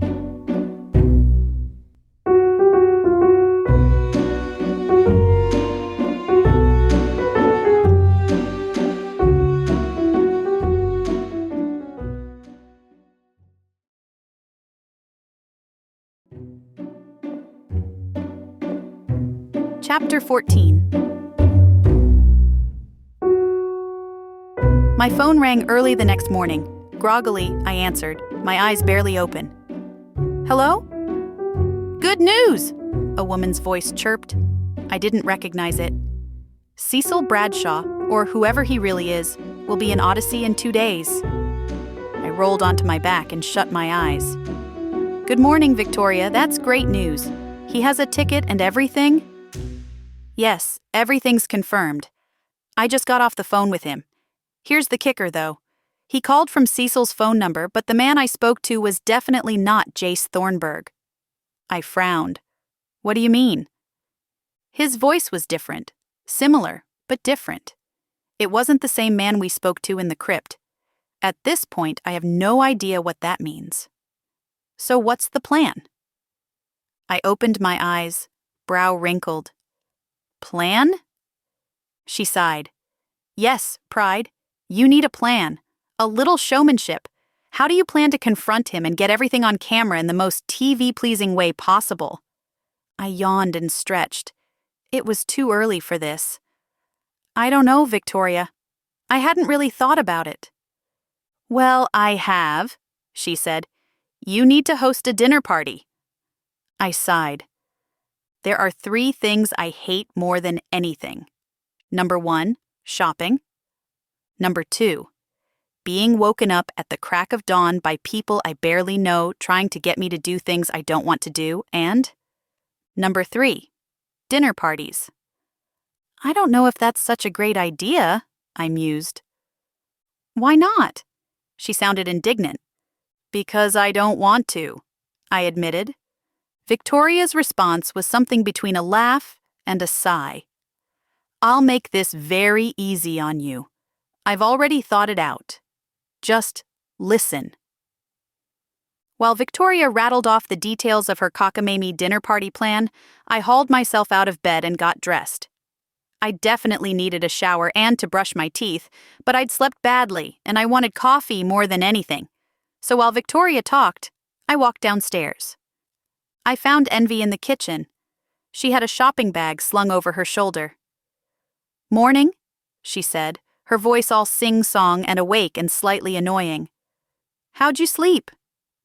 I gestured to the phone and mouthed, busy. But Envy kept talking.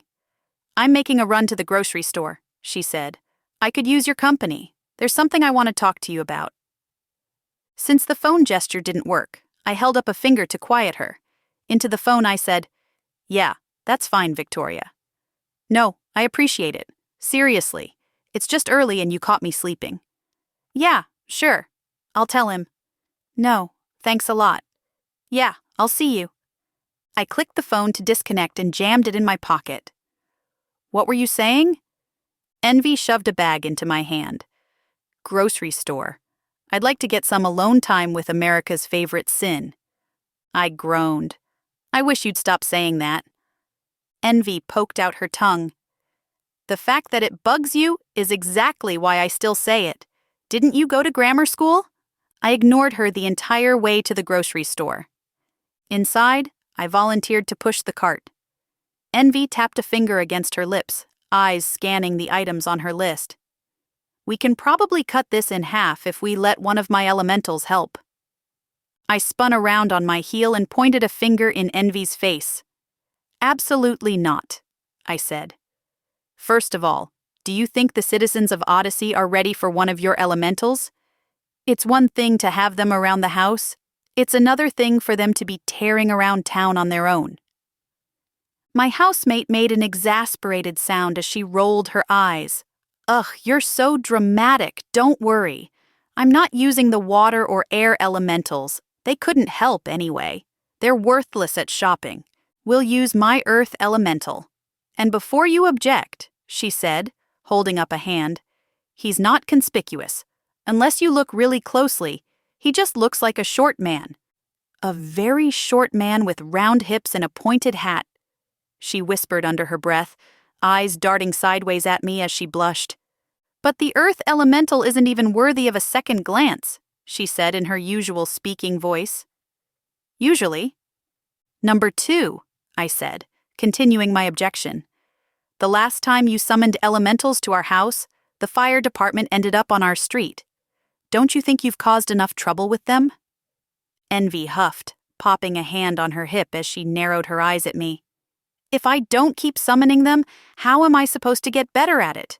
Besides, back home, I never had any problems with the elementals. It's only since I've been in Odyssey that things have gone cockeyed. I'm not exactly sure why that is, she admitted. But it's nothing a little practice can't fix. Trust me, Pride.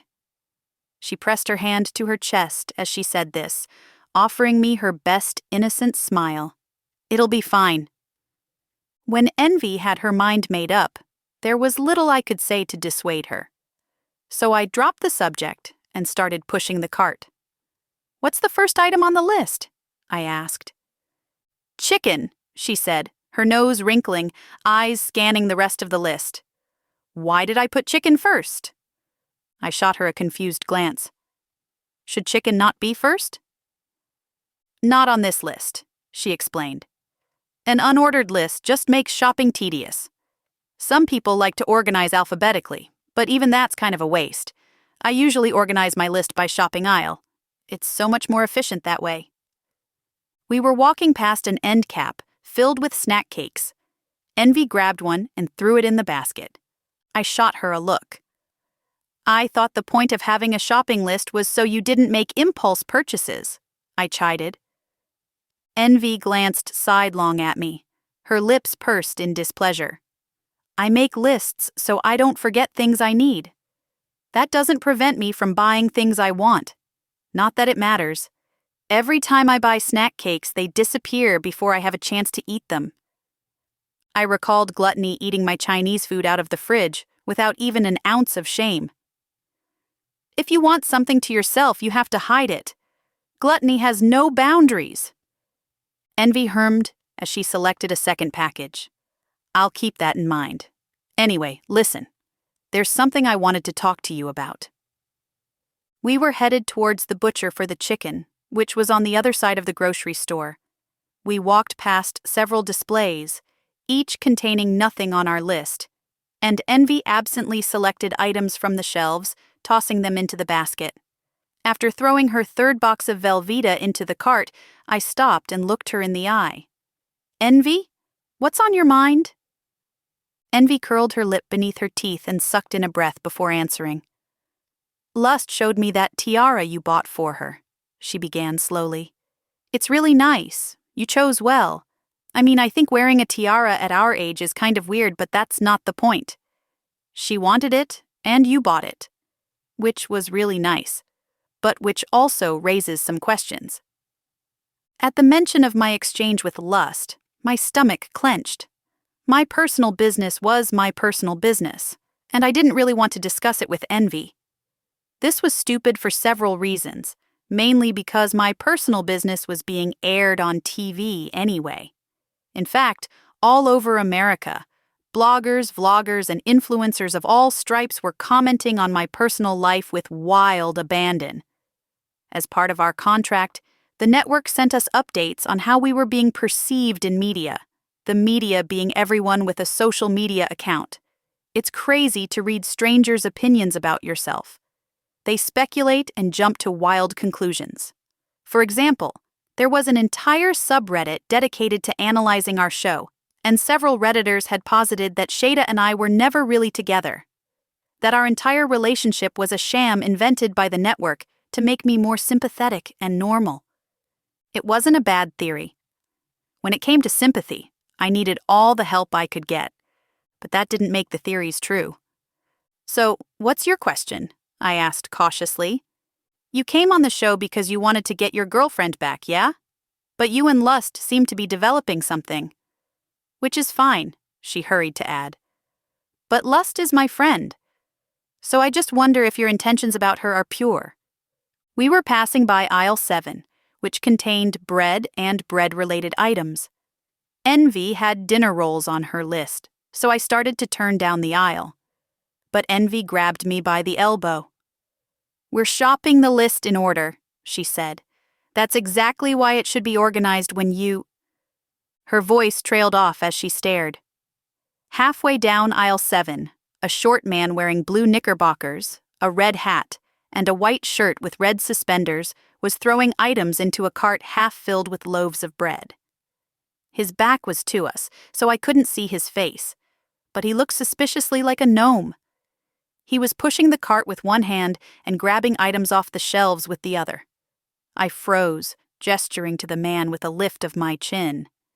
That better not be your elemental. When she said nothing, I pressed on. What's he doing? It looks to me like he's having trouble making up his mind, she said. Let's just give him a minute and see if it works itself out. I don't know, Envy, that doesn't look like indecision. That looks like mindless shopping, like your elemental has an impulse problem. Envy snapped her fingers and smiled brightly as she guided me away from the bread in aisle 7. Impulse problem. That's a perfect segue, Pride. Did you give Lust that tiara as a token of your feelings, or do you just have an impulse problem? Neither, I growled. I bought Lust that tiara because I wanted her to have it. It's really as simple as that. Envy huffed, peering at me quizzically. There has to be more to it than that, Pride. You wanted her to have it, sure, but I want a Lamborghini. When should I expect that in the driveway? That's a ridiculous question, I said matter-of-factly. I can't afford a Lamborghini. And I don't care about you getting what you want, I thought, but I didn't say that. It would have been rude. Of course it's ridiculous, but it makes my point. You didn't just buy it because she wanted it. Heck, you didn't buy it because she wanted it and you could afford it. But I'm not sure why you did buy it. Was it for ratings? Or do you have feelings for her despite your protestations about the girlfriend you claim you want back? I was working myself into a temper. How dare she? Who does she think she is? When a voice over the loudspeaker announced in rising panic, "Clean up on aisle 7. Clean up and a manager to aisle 7. Envy and I turned to face each other, both of our eyes wide. We had just passed aisle 7. Without even needing to look, I had a sinking feeling I knew exactly what was happening. We left the cart where it was and darted back to aisle 7, where, sure enough, the small man was throwing things into an overflowing cart. The pile of bread and bread-related items was towering out of the cart. Each loaf he tried to throw onto the pile bounced off onto the floor. And worse, the elemental was no longer choosing items one by one. He was grabbing armloads of bread, hurling them at the cart without looking. The floor was covered with bread, and the mess was growing. Oh no, not again, Envy breathed. She raced toward the elemental, grabbing him by the suspenders from behind. Elemental, she hissed, trying to sound menacing while keeping her voice low to prevent a scene. Elemental! You stop that right now! The elemental ignored her completely, reaching with its stubby fingers for a package of tortillas. Up ahead, someone gasped, shouting, "Young lady, you get your hands off that child this instant!" She was holding her phone up at arm's length. I couldn't tell if she was preparing to call the cops or making a video she hoped might go viral. Envy looked up and snarled, "He's not a child. He's a gnome, and he's utterly out of control." The woman with the phone closed the distance between them, shaking her phone in Envy's face. I don't know where you grew up, young lady, but in Odyssey, we don't make fun of people's disabilities. I'm sorry I called him a child, but he's certainly no gnome. That's a little person, and you need to get your hands off. For somebody so worried about his rights, You sure are talking about him rather than to him. Envy shot back. The woman with the phone blanched, dropping the phone to her side. Her gaze shifted from Envy's face to the elemental she clutched by the suspenders. It was still trying to reach the loaves of bread. "I'm sorry," the woman said. "I didn't mean to." The elemental grabbed the woman's phone right out of her hand and threw it to the ground where it shattered. Envy was so surprised that she let go of his suspenders, and the elemental went back to his madcap frenzy. But now, instead of carrying items off the shelves, he began sweeping them to the ground. Within seconds, he'd laid an entire shelf bare. The shopping woman looked up at Envy with a steely gaze. "You need to get your friend under control," she snapped. Then, throwing her head back, she shouted, "Can we please get security on aisle 7?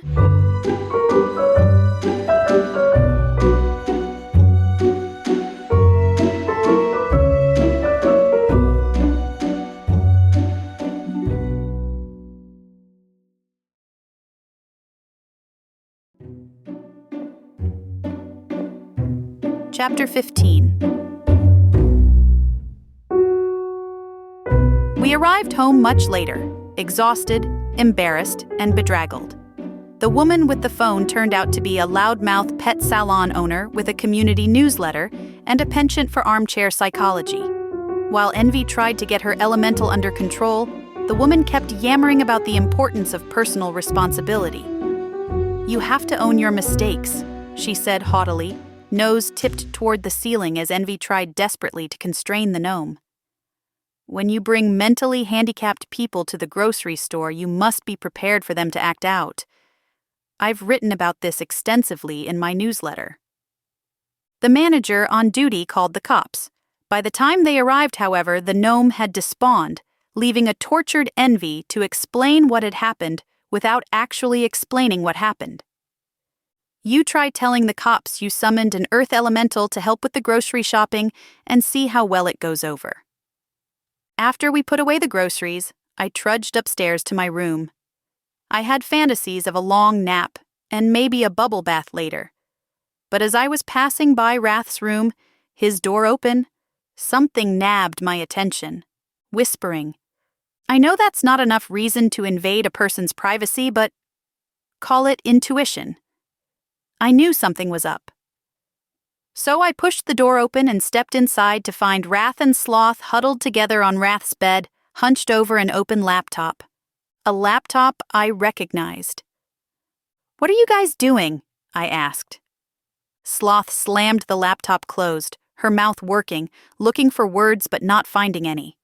Wrath glared up at me, ready to excoriate me for coming into his room without an invitation. But then his face sagged, and he deflated. "Look, you said you didn't want to be involved anymore, so we didn't involve you anymore." "That's Walt's laptop, isn't it?" I asked. Sloth's face was pink, and she wouldn't meet my eyes when she whispered, "Yeah." "You said you were taking the computer to the cops," I said. "You know it's not safe with us. What if whoever killed Eleanor figures out where it is? Do you really want them coming to Sinful House? You're putting everyone at risk." "No one knows we have it, Pride," Sloth said, finally meeting my gaze. "The cameras weren't with me when I picked it up." "Maybe not, but it won't take a genius to track down Eleanor's associates. Geez, Sloth, you were on TV helping her find her missing son." "That doesn't mean she'd give me his laptop," Sloth objected. "For all anyone knows, the police already have it." "Sloth." "We haven't found anything so far," Wrath interrupted, his scowl etched deep into his face. "But there has to be something here, or else those goons wouldn't have wanted it so bad. But we can't find it. You know what that means, Pride? If I can't find it, even with my technopathy?" I shrugged. "No. It means maybe there's more to this laptop than meets the eye. What if I can't find it because this piece of junk's enchanted?" I stared down at the computer, brow furrowed. "Enchanted? Is that even possible?" "How should I know?" Wrath spat, leaning his head back in frustration. "But if it is, We gotta find someone who can detect things like that. See if they can find something we can't. I threw my housemates a dubious look. Guys, that just seems unlikely. If there was an enchantment on the laptop, wouldn't it hide the emails and the website and everything? Maybe there's nothing more to find, or maybe whatever's on it is so obvious you've overlooked it. That's just it, though, Sloth said with a sigh. There's like nothing on here. No photographs, no porn, no half-written novels, no nothing. It's suspiciously empty. I shrugged, thrusting my hands into my pockets. Maybe Walt was a Luddite, I said. He didn't have any tech in his room. No game systems, no Alexa, no 3D printer. So maybe there's nothing to find, because there's nothing to find. Sloth and Wrath shared a look I couldn't read. When Sloth looked back at me, she was frowning. I want to send the laptop to this woman I know back home. She has psychometry. She can touch objects and sense things about them. She'll be able to tell us if anybody, messed with it. And what if they did? I challenged. Then what? Can this woman also erase hypothetical computer enchantments? Can she illuminate secret information we're too inept to locate? Sloth's face fell. Well, no, but... So you want to involve even more people in this when we still don't really know what we're dealing with?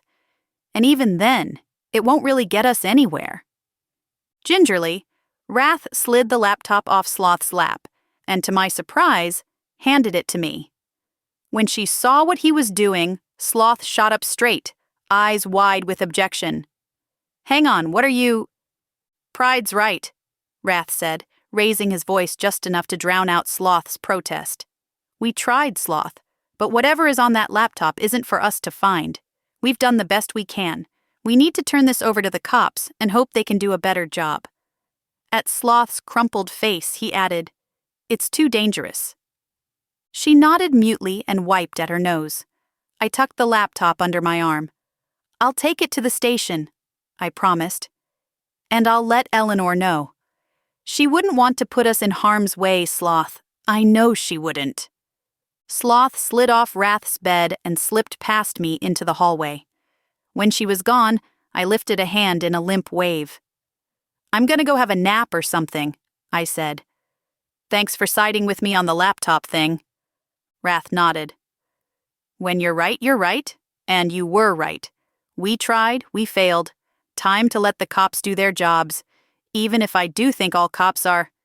See you later, Wrath, I interrupted before going off to my own room, dreams of a nap and a bubble bath dancing in my mind. 2 days passed quickly, and the night of Cecil's dinner party arrived. Victoria came to the house early to help set up. The rest of us ran around like chickens with our heads cut off, making sure everything was in place. Even the cameramen were helpful for a change. I got the feeling they'd gotten an earful from the network about making this confrontation as successful and dramatic as possible. So instead of being surly and annoying, they pitched in, rearranging furniture and setting up the scene. Sinful House was teeming with cameras, but most of them weren't hidden. The camera guys and Envy worked together to hide or remove cameras that were out in the open. All the better to catch Cecil off guard. Victoria came up with the brilliant idea of assigned seats at dinner, so we'd know how to light the room to best capture Cecil's charade on camera.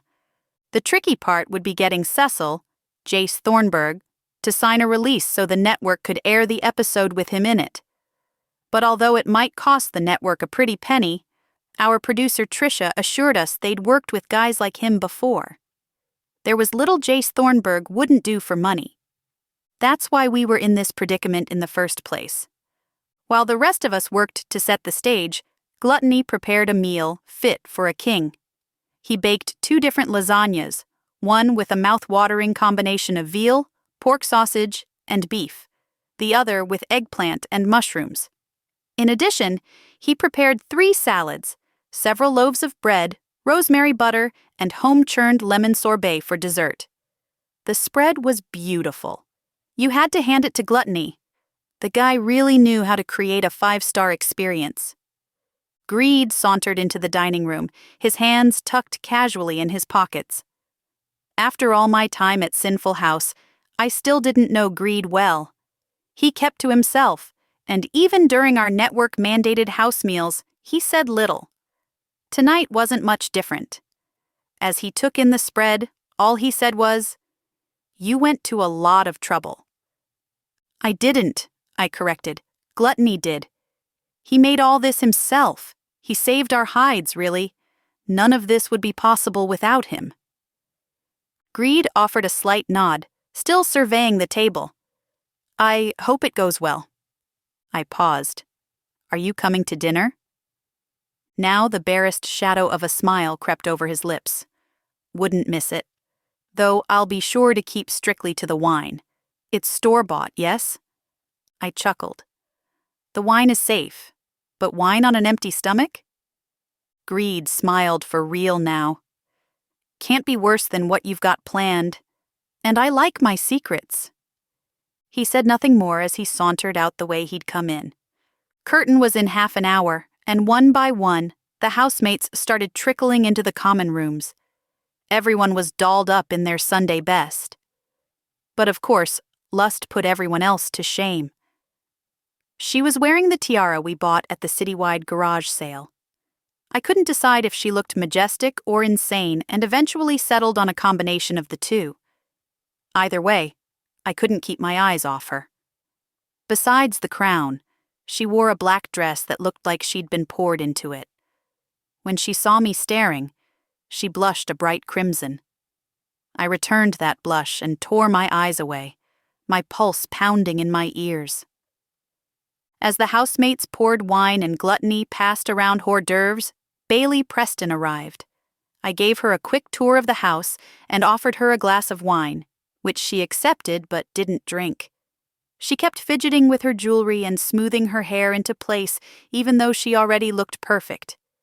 She was worrying the rings on her fingers and biting her lip when she placed a hand on my elbow and gave a little squeeze. "You really went above and beyond for this," she said. "I can't tell you how grateful I am." I shrugged. It was the least I could do. Anyway, this was all Victoria's idea. I know Tamora and I will probably never see eye to eye, but I can't stand the idea of someone being preyed upon like that. Everyone deserves to be with someone who loves them for who they are and not what they bring to the table. Bailey nodded, her chin wobbling. "Is Tamora coming tonight?" I shook my head. "We didn't invite her. I have no idea how this is going to go down, and we don't want to embarrass her. We'll show her the footage, though." Bailey hermed, her lips pinched. "If this is successful and we get Cecil to admit who he really is, I want to arrange a real meeting between Tamora and Jeff." Of all the things she could have said, I wasn't expecting that. "A real meeting?" Bailey swallowed and fidgeted once again with her hair. "I know I said I didn't believe in the afterlife, and I still don't. Not really, but my sister does. So if we get Cecil on camera, admitting how he duped my sister, and believe me, I can't wait to hear the details on that, it's going to destroy her. The only thing that'll help her heal is speaking with Jeff, the real Jeff. I think she needs to hear from him one more time." Her request made a bitter sense. One day in the, probably far future, Tamora would not only forgive us but be grateful we saved her from the nightmare of a fraudulent marriage. But in the short term, Bailey was right. Tamora would hate all of us when the truth came out. I didn't care about that, but of course her sister did. Tamora might even slip into a depression like she had before. I cared somewhat more about that. I'd been depressed before. It's not fun. I wouldn't wish it on anyone. However, I wasn't sure what I was supposed to do about any of this. "I see ghosts," I admitted. "But I see them here on Earth, among the living. I can't cross over to the other side and find people. I'm not a medium." "You're not," Bailey agreed. "But we both know someone who is." I opened my mouth to ask for more details when Victoria bustled into the room. "Come on, you two. We have a show to put on. It's time to go catch a predator."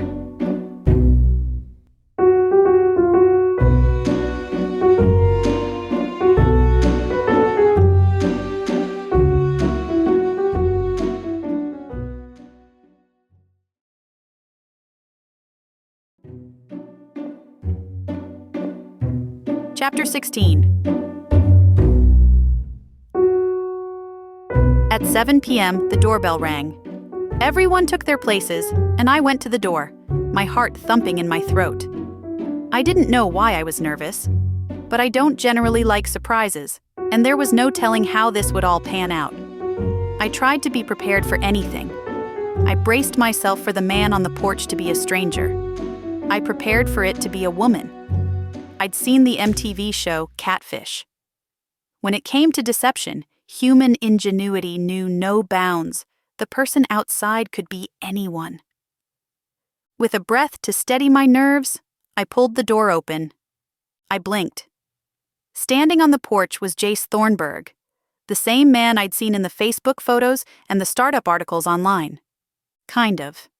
The pictures we'd found of Jace Thornburg were of a good-looking middle-aged guy who drank dry martinis in polos and khakis and Docksider slip-ons.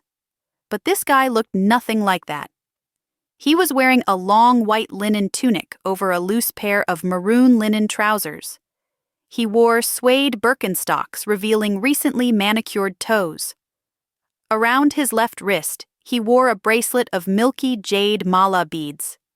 His wavy brown hair was growing out, almost touching his shoulders.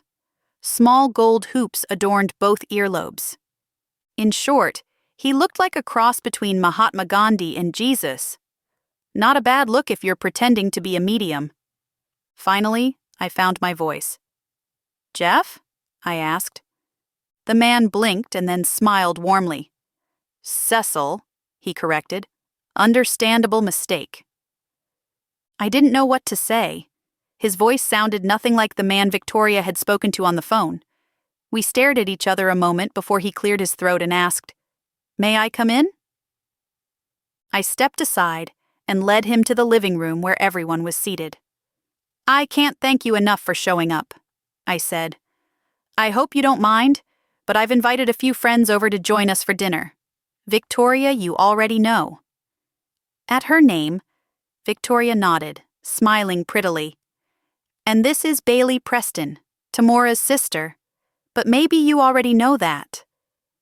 Cecil shook his head. "I'm afraid I don't." "It's nice to meet you," he said, directing this comment at both Bailey and Victoria. "The others are some of Tamora's more recent acquaintances. I figure if we're going to make this work—" "Let me interrupt you," he said. He drew his hands to his chest, holding them in a prayerful position. "I know when you and Jace spoke on the phone you had a lot of questions. It seems you may believe I'm here for dubious purposes." He smiled awkwardly, fingers worrying the mala beads at his wrist. "But whatever you may think of me, I assure you I am who I say I am. My name is Cecil Bradshaw, and I'm a psychic medium. I channeled the spirit of Jeff Bishop into my body, where he continues to reside. Usually I'm myself, but with just a little nudge in the right direction, Jeff comes to the front and takes over this body." "Neat trick," Greed said, one leg thrown casually over the other. "So you can make this switch on command?" Cecil hesitated. "I don't know if I'd say it's on command," he admitted. "I'd say more. When the time is right." Victoria shot Greed a withering look as I escorted our guest to a love seat where we both sat. Gluttony had set out trays of hors d'oeuvres, including watercress sandwiches and an impressive charcuterie board replete with a half-dozen meats, cheeses, and fruits. "Dinner will be ready in just a minute," Victoria said, "but we thought we could begin the evening on a more casual note." Victoria tilted her head to the side. "I'd love to hear more about how and why you channeled Jeff into your body." Cecil reached for a sandwich and popped it into his mouth. He brushed his hands together and crossed his legs as he leaned back into the sofa cushions. "Of course. Well, where do I begin? As a spiritual counselor, I do a lot of this kind of work. Seances, automatic writing, past life regression, things like that. But I'm also a medium. Most of that work is less about the spirit and more about helping grieving people heal.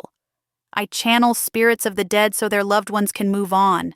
I work with families fighting over wills, wives who want to hear that their husbands still love them, things like that. So I was surprised when the person who came to me for medium services was not a friend or family member. It was a business associate of Jeff Bishop's, a man named Jace Thornburg. I gawped, my eyes going wide. Wait, what? He was Jace Thornburg. I'd seen proof with my own eyes. I saw his Facebook profile. I saw his photo on the startup news site. The man sitting before us was a milquetoast guru, sure, but he was Jace Thornburg, wasn't he? I opened my mouth to state the obvious when Gluttony burst into the room, hands on his hips. "Dinner's on the table," he said. "Y'all best get in there before the food gets cold. I didn't spend all that time in the kitchen to let my hard work go to waste." We knew better than to defy Gluttony, so we all climbed to our feet. As we headed into the dining room, I sidled up next to Sloth and whispered in her ear, "Well, what do you make of this? Is he telling the truth?" Sloth's expression was serene. "It's super weird," she said, reaching for a pigtail to chew on. "I can't tell you if he's telling the truth. I tried to read his mind, but there was so much noise in there. Not normal noise either. He wasn't just jumping from thought to thought like people do. It was like multiple conversations were happening at once, everyone talking on top of each other. I couldn't hear his thoughts over the conversations." I quirked an eyebrow in surprise. "Have you heard anything like that before?" Sloth shook her head. "No, not like that. Some people play noise in their heads to keep out intrusive thoughts. Like a guy I know back home repeats lines from movies and song lyrics over and over again, so he doesn't have to hear himself think. But this was different. I don't know what to make of it." I sighed. "Well, don't worry about it too much. Between your mind reading and Gluttony's special dinner, I have a feeling we'll have our answers soon enough." We took our seats around the table with Cecil at the head. As usual, Gluttony's feast was outstanding. Victoria acted as the hostess, preparing plates and passing them down the table. No one touched their food until everyone was served. Finally, when the last person had their dish in front of them, I turned to face Cecil. "We asked Gluttony to prepare a special meal tonight," I said. "He's the best cook in the house. I hope you're hungry."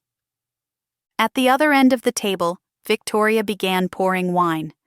As I pretended to cut into my lasagna, I watched Cecil from the corner of my eye. He took a huge bite, and ecstasy washed over his face as he chewed, his eyes rolling to the back of his head. "Oh my word!" he exclaimed through a full mouth. "This is fantastic. Why aren't the rest of you as big as a house? If I lived here and I got to eat like this every day, you'd have to roll me out the front door." We chuckled politely, but tensions were high. Cecil had already eaten several mouthfuls before the rest of us tentatively took small bites of the dinner. After all, we knew what was in the food. After a few minutes of quiet chewing, Wrath said, "Since nobody else has the chops to say anything, I guess I'll do it. We've all seen Jace Thornburg's photos, man. Unless he has a secret twin, you're him. I mean, you're obviously Jace Thornburg, not Cecil Bradshaw or whatever, so why are you pretending?" But Wrath didn't have a chance to complete the question. In the middle of his sentence, Wrath's words stuttered to a stop as he balked, eyes blinking rapidly as he stared at the other end of the table. Confused, I turned to Cecil. It took a moment, but suddenly, I realized why Wrath had been shocked into silence. Cecil changed right before my eyes. 1 minute, he was a jovial, charming man with a casual command of the room.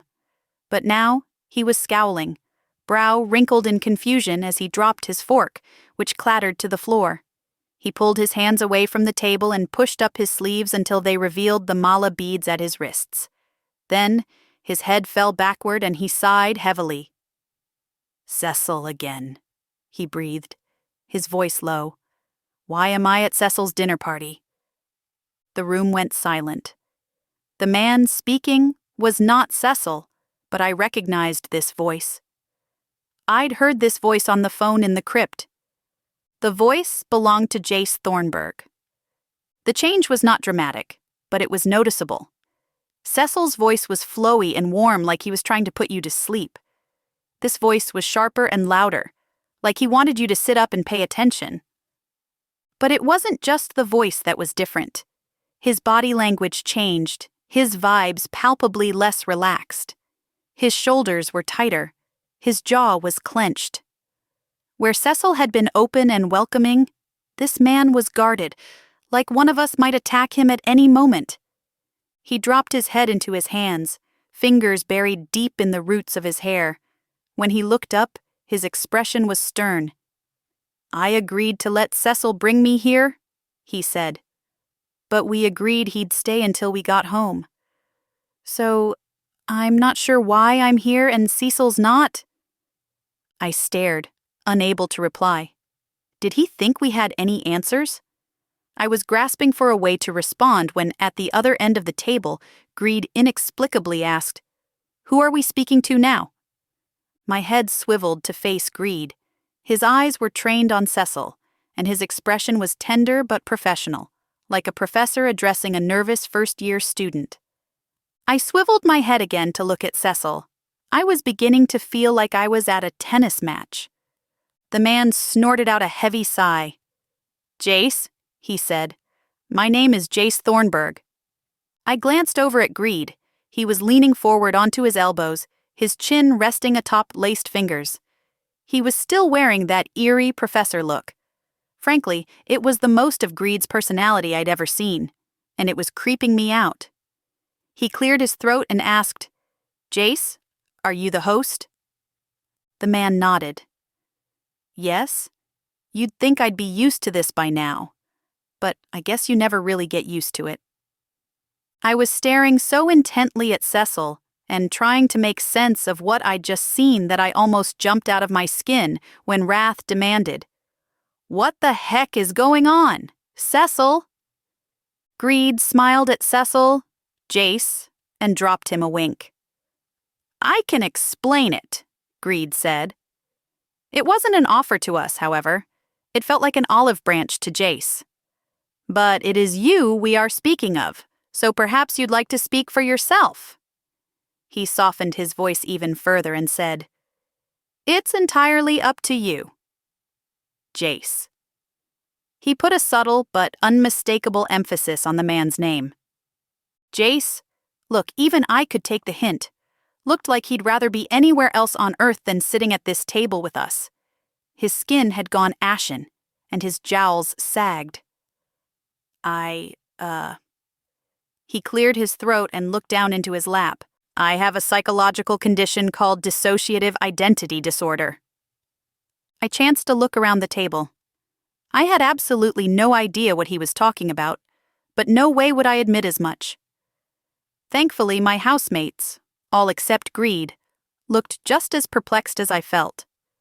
Greed made an encouraging motion at Jace, who sucked in a breath and tried again.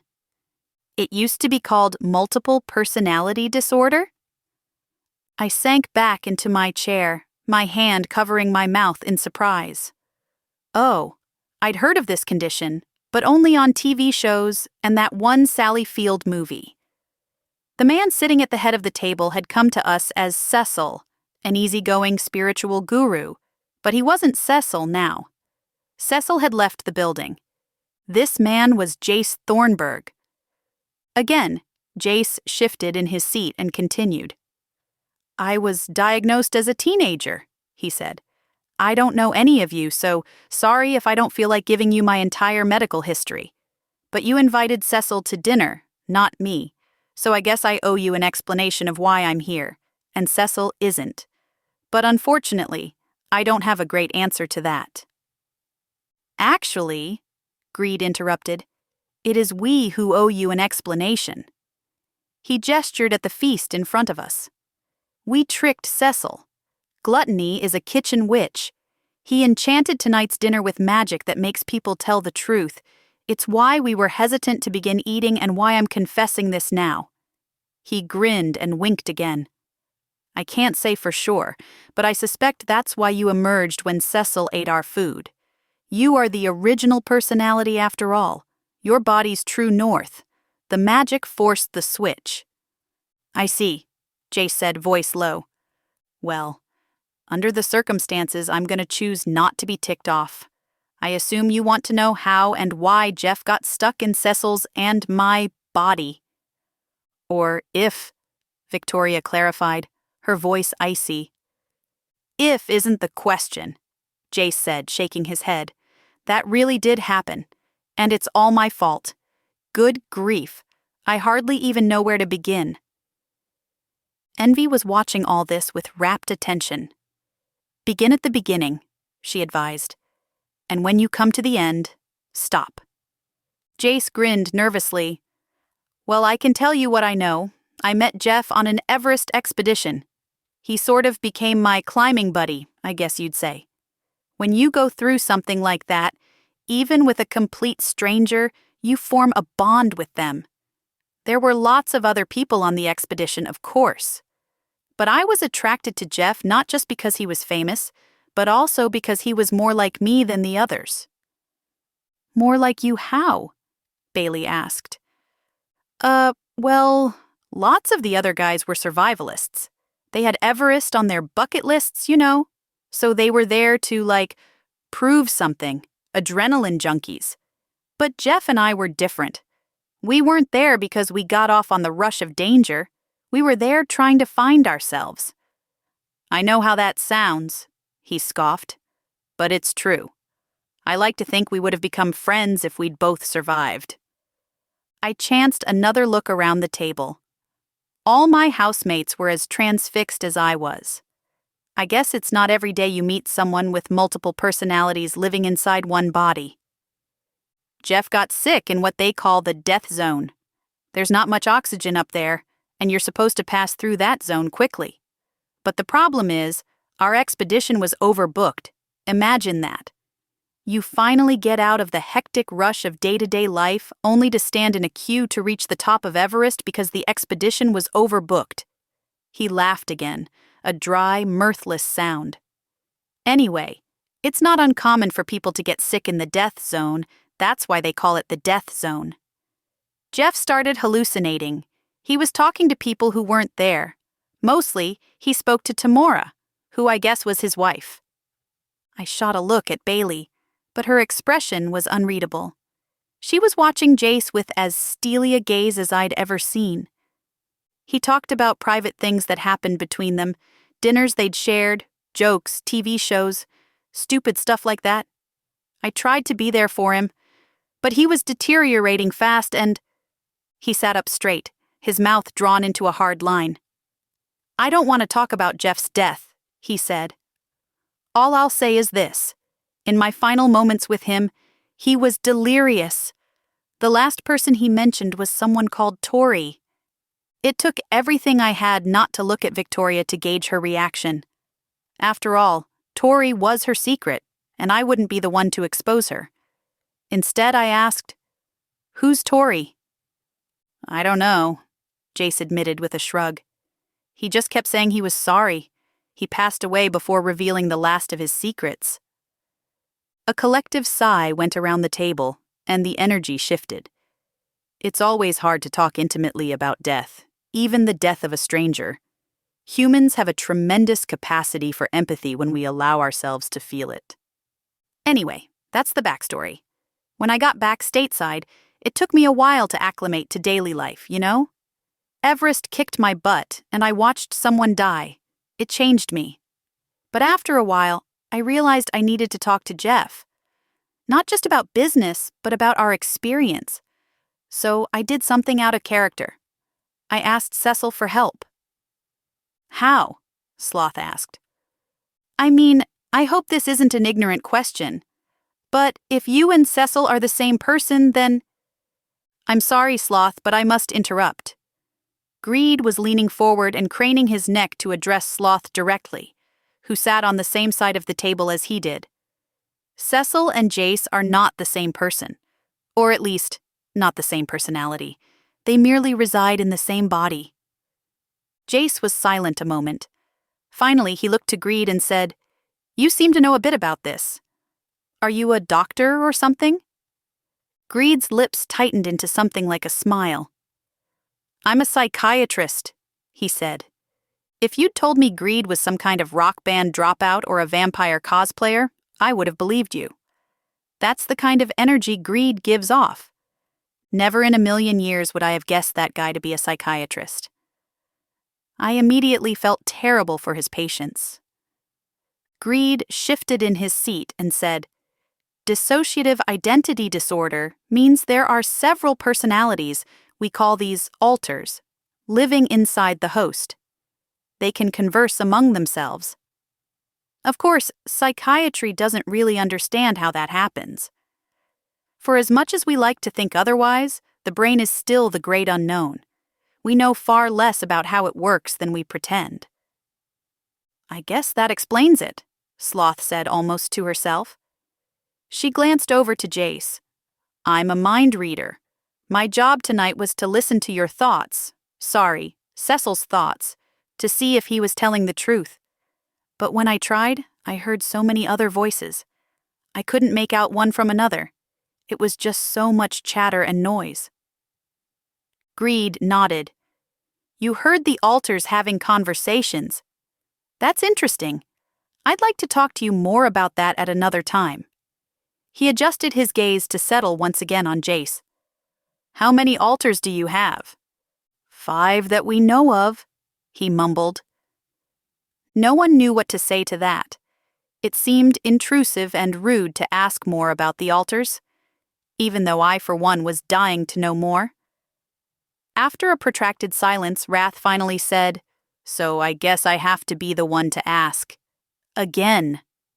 He gave me a dirty look as he said this. "Can we talk to Jeff? Can he come out to play?" I threw Wrath a disgusted look, but he just shrugged and made bug eyes at me like he had done nothing wrong. I looked back at Jace, who was smiling. If he was offended by Wrath's question or tone, he didn't show it. "I wish I could help you there," he said. "But I don't have anything to do with Jeff, not in his current state anyway. That's all Cecil, and I can't make Cecil come out. That's not how this works. At least, not for me." Without meaning to, I looked to Greed for confirmation. My housemate nodded sagely. "Some people claim they can switch alters at will," he explained. "But in my limited experience, most people can't. The alters come out when they are needed." Greed looked at Jace, his eyes narrowing as he tilted his head to the side questioningly. "What makes Cecil come out?" Jace cleared his throat and adjusted in his seat. "According to my doctor, Cecil is an internal soother. He comes out when I feel stressed or I'm in a new, uncomfortable situation. His presence is very calming, or so I'm told. When I deal with him behind the scenes, I don't find him calming. Mostly, I just find him annoying." He grinned as he said this, color rising in his cheeks. "But he's useful." "If he comes out when you're stressed, how come he didn't show up on Mount Everest?" Sloth asked, leaning forward eagerly in her seat. "Or did he?" "That's a good question," Jace conceded. "The best I can guess is that Cecil couldn't have survived Everest. I was the one who trained, not him. My alters don't share their skill sets. Cecil can channel spirits and meditate and all that jazz. I can't. But similarly, I have what it takes to climb and survive Everest. I don't think Cecil would have made it out of base camp." The group was quiet for a long time, our dinner forgotten. Suddenly, Jace was on his feet, rubbing his palms on Cecil's white tunic.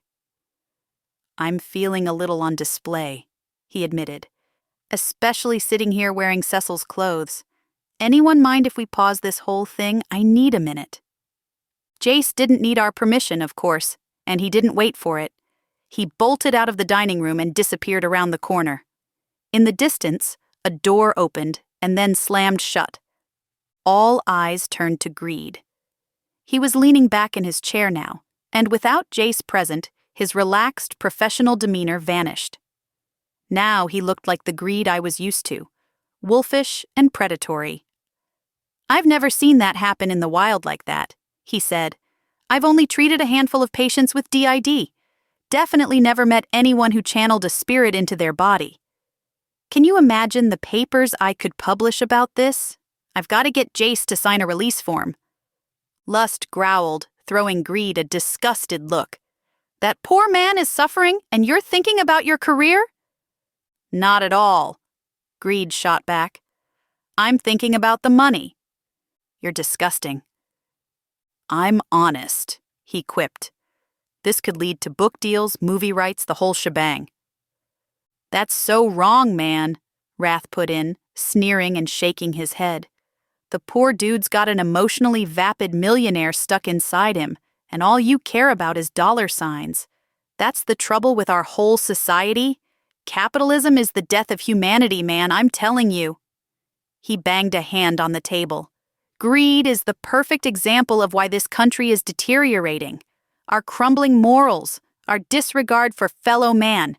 Capitalism will destroy us from the inside out. I sighed and gave Wrath a weary look. Now's not the time, Wrath. It's never the time, he shouted. But in actuality, it's always the time. When better to illuminate our system's flaws than when we're staring in the face of someone broken by it? Stop it, I said, my voice taking on a threatening edge. We just met this guy. You can't call him broken. It's not right. He's a mental case, man, Wrath said, shaking his head in despair.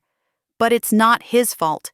He's a reflection of each of us, torn to pieces by an evil society. I have a question. We turned our heads to Sloth, who was chewing on a pigtail and dipping a finger into her red sauce.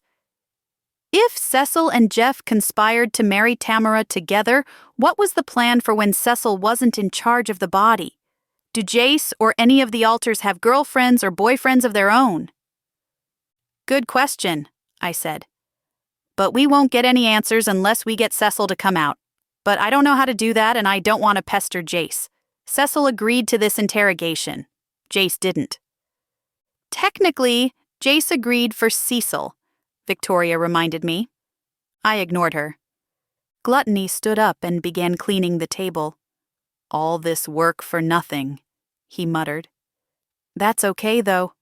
I love lasagna, even if it does make you tell the truth against your will. I'm gonna eat me some and hide out in my room where nobody can bother me. The rest of y'all are invited to do the same. One by one, my housemates and I got up and cleared our places. Eating the lasagna in private was a good idea, so I wrapped up my food and placed it on the counter for later. First, I needed to go talk to Jace. It took a while, but eventually I found him down on the beach. He was sitting on the shore, his bare toes buried in the sand. He didn't tear his gaze away from the ocean as I settled down beside him. We shared a long, quiet moment with only the crash of the waves for company. The sun had already dipped below the horizon, and a cool breeze made my skin pimple over. Without looking at me, Jace said, "I'm sorry about all this." I shrugged, following Jace's gaze out over the ocean. I didn't have dissociative identity disorder, but my brain wasn't exactly normal either. I struggled with anxiety, the inability to read social cues, reckless pride, and myriad other things. So I guess you could say I knew a thing or two about imbalanced mental health. It's not your fault, I said. I want to say we were trying to help a friend, but that's a lie. We were trying to win a contest for a TV show, but obviously we had no idea what was really going on. If we'd known it would lead to this, I let my voice trail off. I wanted to believe I would have respected Jace's privacy, trading in my win for his well-being. But at that moment, I didn't know if it was true, so Gluttony's lasagna prevented me from saying it. Let me tell you, that made me feel like trash. At least you're handling it well, he said. Lots of people write me off as a lunatic. I see ghosts, I said, so I know what that's like. Ghosts, huh? He chuckled. That's cool, or maybe it's not. That's not normal, so maybe you should see a shrink. I do. Well, I used to. Not for the ghosts, though. For other stuff. I should probably make an appointment, I added, knowing I wouldn't. Jace smiled. I was just kidding. Oh. Jace was quiet for a moment. Then he said, "What will you do if Cecil doesn't come out?" "Nothing, I guess. It'll be up to Tamora at that point." I paused. "Well, hang on. How long are you staying?" "I don't even remember getting here," he reminded me. "So I have no idea what the itinerary is." He dug a hand into a pocket and retrieved a phone. "This is Cecil's phone. We each have our own. I don't even know the passwords to some of them. But I know Cecil's." After flipping to the correct app, he said, "Looks like I'm leaving tomorrow evening." I leaned back into my palms, the sand under my hands shifting with my weight. I grinned. "Well, in that case, we might be in luck. I think I know someone who can help."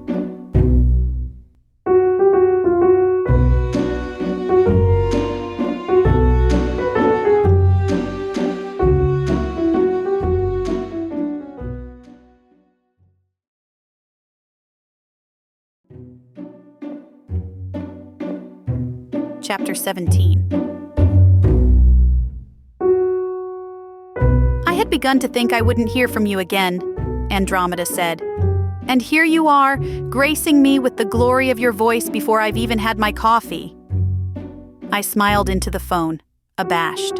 It was early in the morning, too early for a phone call, but after the previous night's shenanigans, it couldn't wait. "I didn't plan to call you," I admitted, "but we could use your help. Are you still in town?" "I am," she confirmed. "Great. Well, listen, if you're still in the mood to do a favor for Tamora, I've got an idea." I told her my plan and was not at all surprised when Andromeda readily agreed. She'd grown up with Tamora after all. She was a good friend and wanted to help. "I don't know much about dissociative identity disorder," Andromeda said. "But this seems like a good plan to me." "And Tamora agreed to this?" I sighed, digging my free hand into my pocket. "I haven't talked to her yet, but Bailey is confident we can convince her." "I hope you can," she said. "This will go better for all of us if she doesn't fight it. Good luck. You'll need it." I disconnected and then called Bailey. "Andromeda says she'll do it," I said. "Now we've just got to convince your sister." "I'll convince her," she said. "Leave that to me. I'll meet you at Tamora's in 30 minutes. Have faith, Pride. We've got this." I disconnected without saying goodbye. Faith was something I lacked in spades. When Bailey and I arrived at Tamora's house half an hour later, I was nervous. I didn't know why. I stood behind as Bailey rang the doorbell. The door creaked open, and an exasperated Tamora deflated when she saw us. "What are you doing here?" "Good morning to you, too," Bailey said, a forced cheerfulness in her voice. "I'm here to update you on what's going on. Can we come in?" Tamora shook her head. "No." "Fine." Bailey sighed and popped her hands on her hips. "We want you to host another séance." Now, Tamora's eyes narrowed. "Another séance? What for?" Bailey hesitated. "Tammy, there's something you should know. Cecil's here in Odyssey, and Jeff's with him. With your help, we can bring Jeff out and maybe release him from Cecil's body." Tamora glanced from her sister to me and back again. "He's here in Odyssey? Why didn't you tell me? Why am I just hearing about this now?" "We had to make sure it was really him," Bailey explained. "We had to protect you. But now you need to know. If this goes right, it'll be your last chance to talk to Jeff. With any luck, after today, Jeff won't be trapped anymore." Tamora glared at her sister long and hard before directing her ire at me. "How do I know you're not just trying to get me back for setting you up?" I shrugged. "Holding grudges is a waste of energy, but if you don't believe that, look at it this way. I want to be likable on TV. Doing something mean to a widow seems like a fast track to becoming public enemy number 1. She pursed her lips, considering. Then she rolled her eyes and threw up her hands. "Whatever. Do what you need to do, Bailey." "I'm doing this for you, Tammy." "If you were really doing this for me, you'd let me marry Jeff and get out of my business." "Fine," Bailey said. "Then I'm doing it for you and Jeff. You can't just let him stay locked up in someone else's body, Tammy. Even you have to see how messed up that is." Tamora didn't reply to this. Instead, she opened the door wider and stepped aside, bidding us entry. She gestured upstairs toward the library. "Guess you better get to work," she said. "I have other things to do." Tamora disappeared around a corner as Bailey and I climbed the steps. "The seance begins in an hour!" Bailey shouted. She turned to me, eyes wide. "That went better than I hoped." She gestured toward the library. "We haven't got a lot of time. Let's get moving." An hour later, we were standing in Tamora's library with the rest of the guests we'd assembled. There were more people here today than at the last seance. Bailey, Tamora, and Victoria were present, along with Andromeda at the head of the table and all the housemates except Sloth. For my plan to work, we needed to keep Jace in the dark. Sloth was the designated babysitter, entertaining Jace downstairs while the rest of us set up for the big show. The room felt stuffy and claustrophobic as we found our places around the table. It was a warm day, and the heat from the candles only added to the discomfort. It was also weird having a seance in the middle of the morning. Although Bailey had drawn the curtains, scant sunlight filtered through the windows. Birds chirped outside. The smells of Tamora's breakfast, fried bacon and coffee, drifted in from downstairs. The smells of breakfast muddled with Tamora's overpowering perfume and the scent of burning candles made me queasy. There was a knock at the door. "Come in," Bailey called. The door opened and Sloth poked in her head. "You ready for us?" Bailey nodded. "Perfect timing. Come on in." Sloth pushed the door open wide and guided in a blindfolded Jace. He was dressed in Cecil's clothes, a navy blue tunic and matching pants. I guess Cecil hadn't packed anything normal. He had pulled his hair into a ponytail and removed the gold earrings and mala bracelets from yesterday. He shuffled into the room with baby steps as Sloth guided him with her hand at the small of his back. I watched Tamora's face as Jace stumbled toward his seat across from her. She'd never seen the man before her now, the man she'd agreed to marry. Jace was a good-looking guy, but he was no Israeli model. Her eyes followed him through the room, her face carefully blank. I wondered what was going through her head. Was she angry? Did she mind his looks? Was she worried? Confused? I searched her face and body language for clues, but didn't find any. No big surprise there, though. My catalog of Tamora's expressions contained only 3 entries. Undeserved hatred for pride, moderately deserved annoyance at Bailey, and smug knowledge that she's right about everything. Once Jace slid into place, Sloth sat next to him, maneuvering herself to within arm's reach of her charge. Jace's face was downturned, and though I couldn't see his eyes, the shadows cast by the candles made his face look somber. Envy, seated to my left, leaned toward me, her voice low and soft in my ear. "Are we sure this is a good idea?" she asked, her gaze flitting to Jace's face. "It seems, I don't know, cruel." "He agreed to it," I assured her. "Remember, we blindfolded him so he'll be shocked when he sees where he is. Jace said Cecil comes out when he feels out of his element. I'm hoping this is as out of Jace's element as you can get." From unseen speakers overhead, a soft but morbid melody drifted into the room. Then Andromeda's voice cut through the darkness. "I've invited you all here today to commune with the dead," she said, her voice heavy and sing-song.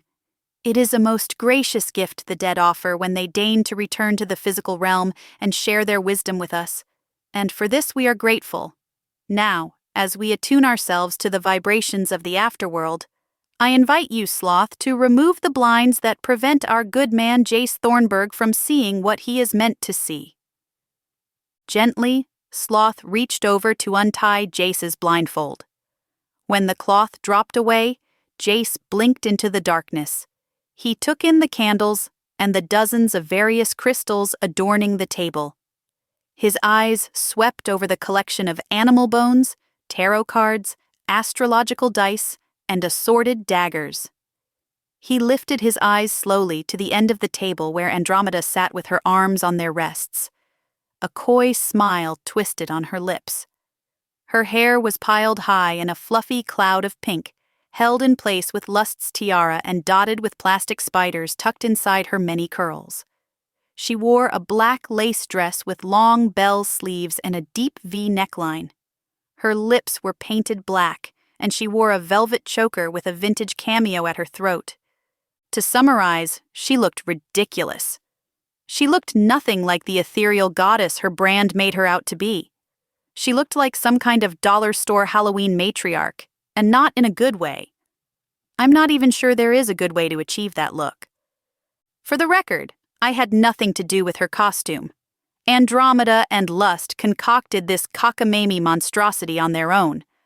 I argued it would be enough for her to wear her usual attire, but I was outvoted. I held my breath, eyes trained on Jace to see if our work here made him uncomfortable enough to nudge him right out of his body. And what do you know? It worked. In an instant, Jace's body language changed. Confidence shimmied up his spine and he sat up straight, his shoulders squaring. Even so, he looked relaxed. A smile broke over his face, and his eyes twinkled in the dim light. He looked around the table and tapped his fingertips together, nodding in silent greeting as he met each person's gaze. "It's good to see you all again," he said finally. "I trust I'm not interrupting anything." Tentatively, I asked, "Cecil?" "In the flesh," he said, flashing us a wide smile. "Well, not exactly my flesh, but I assume you take my meaning." With Cecil's arrival, the mood of the room changed. It no longer felt like we were leading a prisoner to his execution. Now it felt like a gathering of friends performing crucial spiritual work, which, if you believe in that sort of thing, was exactly what we were doing. I mean, I'm using the words friends loosely here, but cut me some slack. "I invite you all to link hands," Andromeda instructed. I took Envy's hand in my left, Lust's hand in my right. At the touch of Lust's skin, a thrill ran down my spine. Seriously, one of these days I just needed to ask her out on a proper date. The tension between us was getting ridiculous. Focus, I reminded myself. Maybe sitting beside Lust hadn't been such a good idea. "Do you know why we brought you here today, Cecil?" Andromeda asked. Cecil nodded. "I have my suspicions. I assume you want to manifest Jeff." Andromeda nodded. "Yes. The end goal today is to draw him out of your body and into my own. And hopefully, by releasing him from your flesh, we will untangle him from the multiples that already thrive within you. And then, when we are done, I will release him to his home on the other side." Tamora's voice, sharp and icy, cut through the room. "And what if that's not what I want?" All eyes shifted to Tamora. She was clutching Wrath's hand on her left and Bailey's hand on her right as she stared daggers at Andromeda. "Remember what I said? I specifically said I didn't want anyone else to channel him. You all promised. You promised." Andromeda huffed, lifting her chin in small defiance. "We did make that promise, Tamora. That was before we understood the extent of this situation. It's not just Jeff trapped within Cecil's vehicle. It's Jace and Cecil and the other alters burdened with a personality that isn't part of their system. We owe it to them to release Jeff. And we owe it to you." I watched as Tamora's eyes grew soft, damp with tears. "It's not what I want," she whimpered. "Even if most of the time he's not present in that body, I still want to be with him for the few moments I can. Is that so terrible?" Andromeda was silent for a long stretch. Then she said, "Why don't we ask Jeff what he wants, Tamora? Wouldn't that be the right thing to do?" Our host opened her mouth to speak, and for a moment, I thought she would refuse. But then, reluctantly, Tamora dropped her chin in a tacit nod. "All right," she whispered. Andromeda cleared her throat and sat up a little straighter. "I invite you all to still your minds and open your hearts to welcome in the dead. As for you, Cecil, I ask that you release hold of your body and allow the universe to work through you in all its miraculous and wondrous ways. You are not merely a son of Adam. You are part and particle of the larger universe. Everything flows through you. You are stardust. You are ephemeral. And so I ask you to vanish and make room for the man we know as Jeff Bishop. The room was silent and still. I felt Lust's breathing, the warmth rising in her hands. I waited with bated breath for the shenanigans to start. But unlike the first seance, there was no shaking of tables. No books fell from their shelves. Nothing levitated, no one screamed, and windows did not shatter. The only sign that something supernatural was happening was the slight drop in temperature. I stared at the other end of the table, watching Cecil intently. He closed his eyes and breathed in deeply through his nose. After a while, he opened his eyes. He looked directly at Tamora and began to cry. "Oh," he whispered, astonishment washing over him as he scrubbed his face with both hands. "Oh, Tam, it's really you." His voice was hoarse and heavy with the thickness in his throat. "I can't believe it. After all this time, I never thought I'd see that beautiful face again."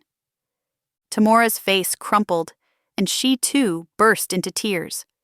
She chewed her lips and nodded as she sobbed, releasing Wrath's and Bailey's hands to press her fingers to her mouth. "It's me, baby. I'm here. I've never stopped waiting for you. I knew I would see you again. I just knew it. I didn't know it would be like this," she said with a tearful chuckle. "But it's so good to hear your voice." No matter how many times I'd seen it, hearing a voice that did not belong to the person using it was wild. I'd heard Jace Thornburg use 3 different voices now. It was unsettling, but I couldn't deny the basic truth. The voice coming from him was not his own. Judging from Tamora's reaction, the speaker really was her husband, Jeff Bishop. I'm telling you, wonders never cease. "There's so much I want to say to you," Jeff began. "I hardly know where to start." Then he looked around the table, noticing for the first time that he and his wife were not alone. "Bailey? Vic?" He smiled, meeting each woman's gaze with a chuckle. But then the smile slid from his face, and he asked, "Who are these other people?" "Just friends," Tamora breathed, shaking off the question. "Just people here to help the two of us find each other." Jeff balked. Everyone I'd spoken to mentioned how private Jeff was, and apparently they were right. When he realized he had an audience, he clammed up. He shrank back into his chair, chin trembling. "I don't know about this, Tam. It doesn't feel right to talk to you with these strangers here. Can't we go anywhere private? Can't we—" "The spell will break," Andromeda said, her voice tender but decisive. "I'm afraid none of us can leave the table, or we may lose you again." He looked around, taking in the faces of the attendants. His gaze fell first to Bailey. "Hey, sis," he said, a crooked smile forming over his mouth. "How's tricks?" Bailey grinned, a single tear falling down her cheek. "Hey, Jeff. It's good to talk to you again. Are you well?" I knew from experience how weird it was to talk to dead people. It's surprisingly awkward. You can't make small talk about the local sports team or what everyone's binging on Netflix. The weather is usually a safe topic unless the ghost is trapped indoors. But the point is, we're used to talking with people who are, living, so we ask about life. Asking a dead guy how he's doing just seems like kicking a fellow when he's down. "I'm hanging in there, all things considered," he said. He turned his gaze to Victoria, who looked like she'd swallowed a bug. "It's great to see you, Vic. I mean, really great. I have so much to say to you, too. But given our circumstances, I'll just say, I hope I made it up to you." Victoria didn't move, but her mouth dropped open and a tiny phrase emerged from her lips. "Thank you," was all she said. A quick glance around the table told me that no one but Wrath and I understood the significance of the exchange. Even in death, Jeff still carried the guilt about his childhood with Victoria. Did he feel bad about the torture she endured at the hands of the poltergeists? Or was he sorry that his family dumped her when he went off to college, leaving her once again with nothing? It was impossible to say, and we might never know. But judging by the look on Victoria's face, none of that mattered. She looked at peace. At the other end of the table, Andromeda cleared her throat. Jeff, I'm afraid our time might be running out. If there's something you'd like to say to Tamora, now is your chance. Jeff shifted, rubbing his hands together as he peered at his wife. Her face was shining with tears, her chin wobbling. I know we talked about getting married, Jeff said. At the time, I thought it was a good idea, but that's because I accepted I might never cross back over. If I'm going to be stuck here, I'd rather be stuck here with you. But truly, Tam Tam, I'd rather not be stuck here. Being an intruder in another man's body, it's awful. Most of the time I have no control. It's like being asleep, but it's not restful. I only wake up when Cecil is in charge of the body. And even then I can only wake up when Cecil's guard is down, which isn't often. Every time I wake up, I try to escape and return to the other side. But it's like the other personalities I'm with hold me back. It feels like I'm tied down, restrained. I'm a captive. That's the only way to say it. Jeff was quiet a minute, his nostrils flaring, lips trembling. Remember our first trip to Puerto Vallarta?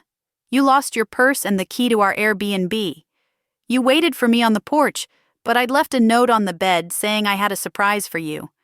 I was waiting for you at that Mediterranean restaurant. You never showed up because you never got the note. Remember? Tamora sniffled at the memory. Yes, of course I remember. I waited for you for hours. I had no way to contact you because I'd lost my phone. After that, I memorized your phone number. She smiled softly, her eyes shining in the candlelight. That's right. That's how I feel now, Tam Tam, except worse. Like I'm anxiously waiting for you.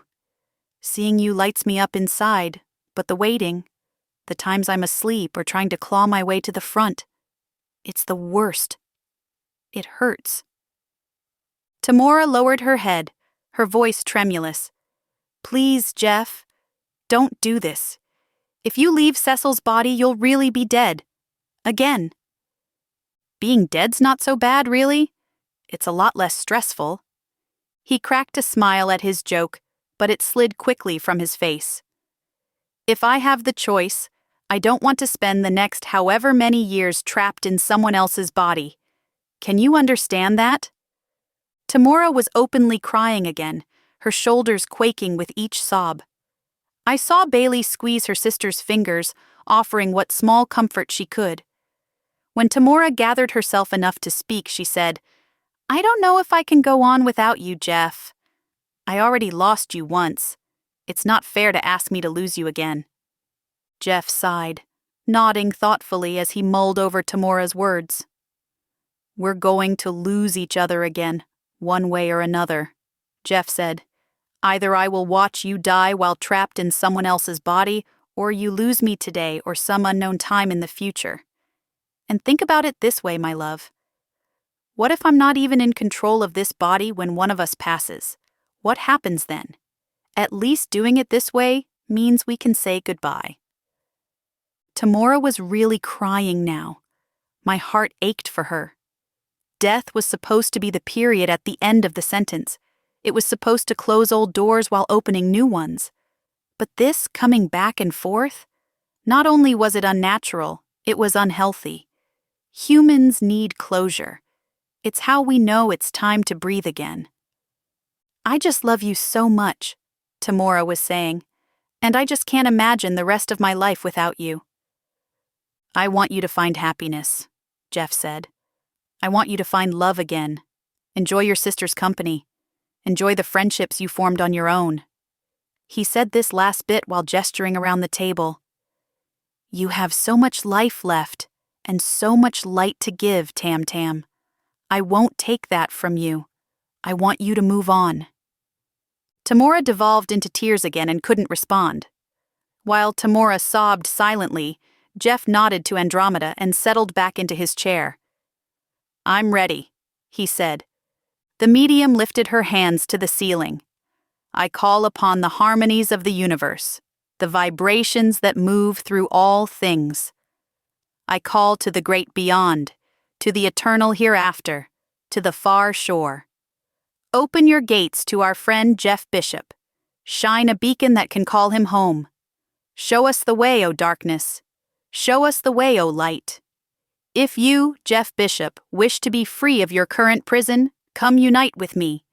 I invite you into my body. I make room for you in my body.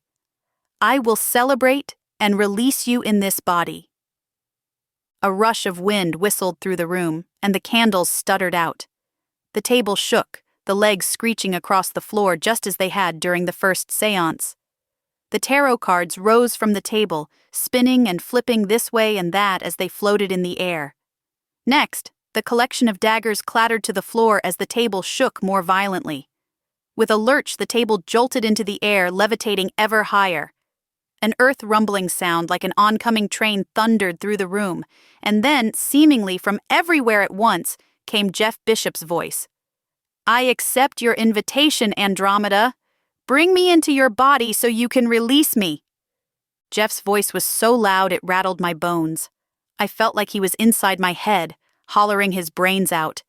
Everyone else must have been experiencing something similar because they were all looking around the room with hands pressed to their ears. Jace, Cecil Jeff, was slack in his seat. He'd fallen sideways, eyes closed, chin dipped against his chest. At the other end of the table, Andromeda's hair had come loose and was floating about her shoulders. Her mouth dropped open and her head fell back, and in the darkness, I heard a voice booming from her body. "I'll never stop loving you, Tam Tam." And then it was over. The table crashed to the floor, candles fell and rolled, toppling to the ground. Someone screamed, someone else was crying. At my side, Lust was hugging herself and whimpering. As for me, I'd seen all this before. Amazing how if you've seen one séance, you've seen them all. I didn't care about the room's wishy-washy relationship with gravity. I only cared whether Jeff was gone. As the room stilled, Andromeda slowly woke up. She blinked and shook herself, dusting stray plastic spiders from her shoulders as she looked down the table. "Cecil?" I turned my head to find our guest of honor struggling into wakefulness himself. He dug his knuckles into his eye sockets and rubbed. When he opened his eyes again, he said, "Is everyone okay?" "We're fine," Andromeda breathed with a smile. "You're back. How do you feel?" Cecil was quiet for a moment. Then he looked up and nodded. "Like myself. Like a burden has been released." He smiled, but there was a note of sadness in it. I think that was for Tamora's benefit. He looked right at her when he said, "I think Jeff is in a good place. I feel joy where I used to feel his sorrow." Andromeda leaned forward. "So, he's gone?" Cecil smiled. "He's gone. You did it. He's free." For a minute, no one moved, but then Tamora drew slowly to her feet. She walked over to where Cecil sat, her face as expressionless as a mannequin's. And then, surprising everyone, she leaned down and enveloped him in a hug. "Thank you for keeping him safe as long as you did," she said. "And thank you for coming here and letting me say goodbye." Cecil stood and hugged her back, and the two stayed that way for a long time.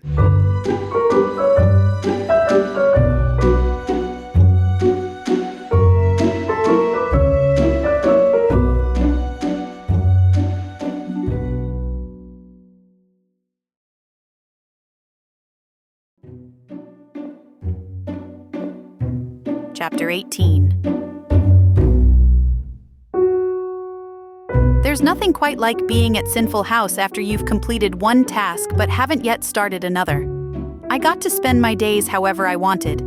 Cameras didn't follow me around as I walked along the beach, digging my toes in the sand and enjoying the ocean spray in my hair. Nobody peppered me with ridiculous questions when I walked down to the bakery and ordered a box full of scones and croissants. And importantly, I could waste time doing nothing without feeling guilty. No nagging worries over the poor schmuck whose crime I was supposed to be solving. The days after completing a task were truly awesome. When you weren't mired in local politics or weird paranormal activity, Odyssey was actually a nice place to be. So I was thinking about how I wanted to spend the day when I found Lust sitting outside on the porch doing a puzzle on the ground. She looked up when she saw me, a grin breaking out over her face. Man, she looked so good when she smiled. Not that she didn't look good when she wasn't smiling. And believe me, I'm not the jerk that tells people they should smile more. But when she looks at me like that, it just makes me feel like I'm the only person on Earth. And who doesn't love to feel that way? But even though I felt that way, I wasn't gonna own up to it.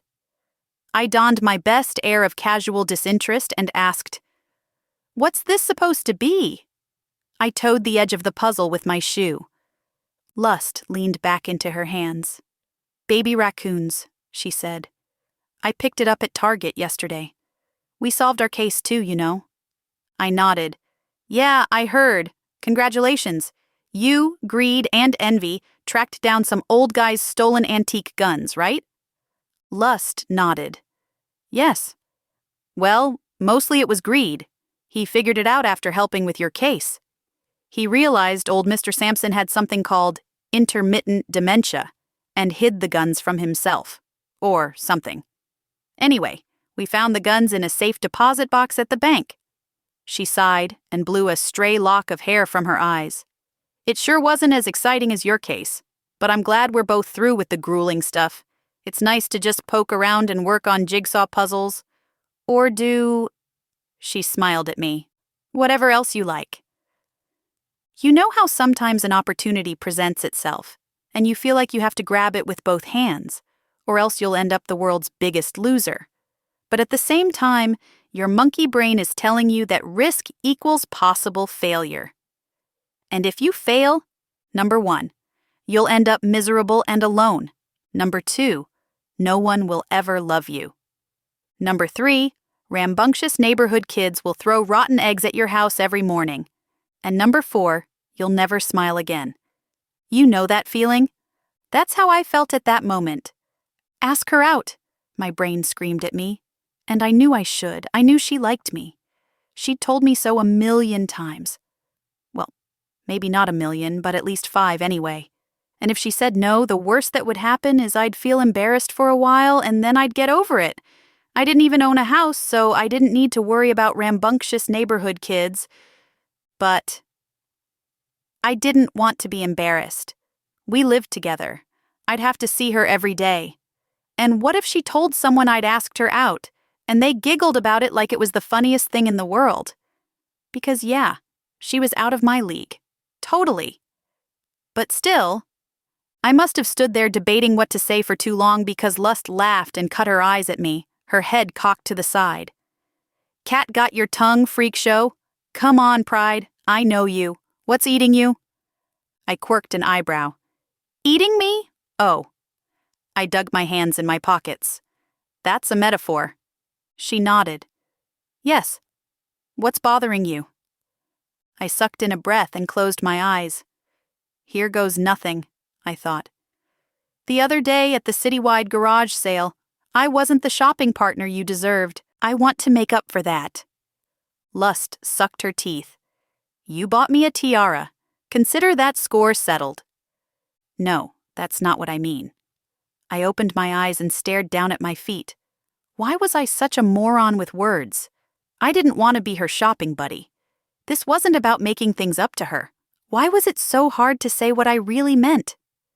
"It's just that I was wondering, if you're not busy, did you want to... I don't know. Spend the day with me?" A sly smile spread over Lust's face. "My goodness, Pride. Are you asking me on a date?" My face flushed so hot, I thought I might spontaneously combust.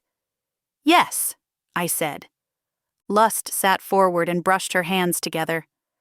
"I accept," she said, climbing to her feet. She linked her arm in mine and led me back into the house. What did you have in mind? I didn't have anything in mind. Literally nothing.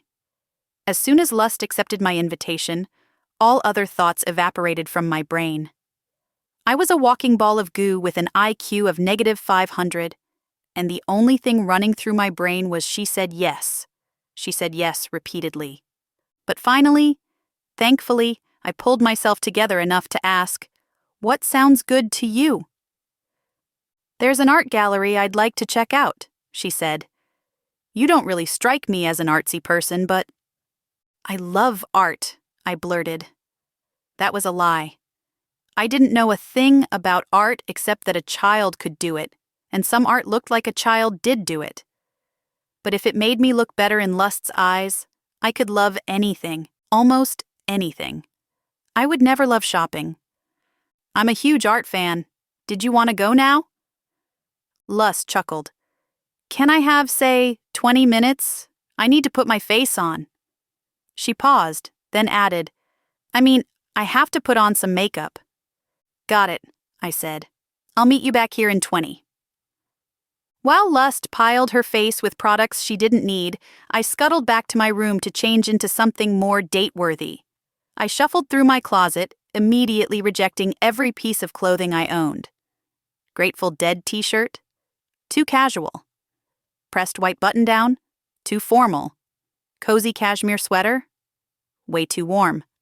I rejected my favorite plaid pullover, my vintage Care Bear t-shirts, and my trusty knit jacket. Nothing was good enough, but so help me, I was not going to ask Envy for help, not after the last time she dressed me like a colorblind clown. I was looking under my bed, hoping that's where the miraculous perfect outfit might be hiding, when a voice behind me said, "She's not gonna care what you wear, you know. Since when do you care about appearances?" "Since always," I answered. Everyone cares about appearances. Anyone who says otherwise is selling something. "That's not true," the ghost girl retorted. "And anyway, haven't you been through everything you own? Why isn't what you've got on okay?" "It's gonna have to be," I grumbled, resigned to the reality that a trip to a shopping mall was in my future. I needed to invest in something better than a t-shirt, but not as lame as a button-down. "Where are you guys going? The museum? Ice skating? The dog park?" "Neither one of us has a dog," I pointed out. "Why would we go to the dog park?" The ghost ignored this. "Did you know dogs can have a sense of smell that's like 100 times better than ours?" "That sounds high to me," I grumbled. I was rifling through my sock drawer, looking for the twin to the Yoda trouser sock I held in one hand. Maybe it's only like 10 times as good. I could see the sock now. It was wedged in the back of the drawer. I wriggled the drawer in its tracks, trying to get the sock loose, but it was really jammed in there. "No, it's like 100, maybe even 200, the ghost girl insisted. I didn't feel like arguing with her. It's fine if ghosts get their facts wrong. It's not like they're going to spread misinformation on social media and stir up trouble. And even if she did, what harm could it do to let people think dogs had supernatural powers of smell? I tried to yank the drawer free, but it wasn't coming out. I jiggled and tugged, cursing the manufacturer. "You gotta be kidding me!" I whined. Then I yanked the stupid drawer as hard as I could. The drawer finally jerked free, but the force of my pulling shook the dresser so hard that the things I'd tossed up there fell and slid off. The lamp fell onto its side and rolled to the floor. But before it fell, it crashed into Walt's laptop. Both lamp and laptop smashed to the floor. "Oh no," I moaned, dropping the drawer. "I thought you were taking that to the police," the ghost said. "I was supposed to," I agreed. "I just didn't make the time." The laptop screen was cracked, and the plastic casing that attached the screen to the lid had come loose. I bent down to pick up the now busted machine and noticed something strange. I crouched over the laptop. The corner of a piece of paper was sticking out from behind the screen. Gingerly, I pulled the paper free and spread it across my knees. Is this what I think it is?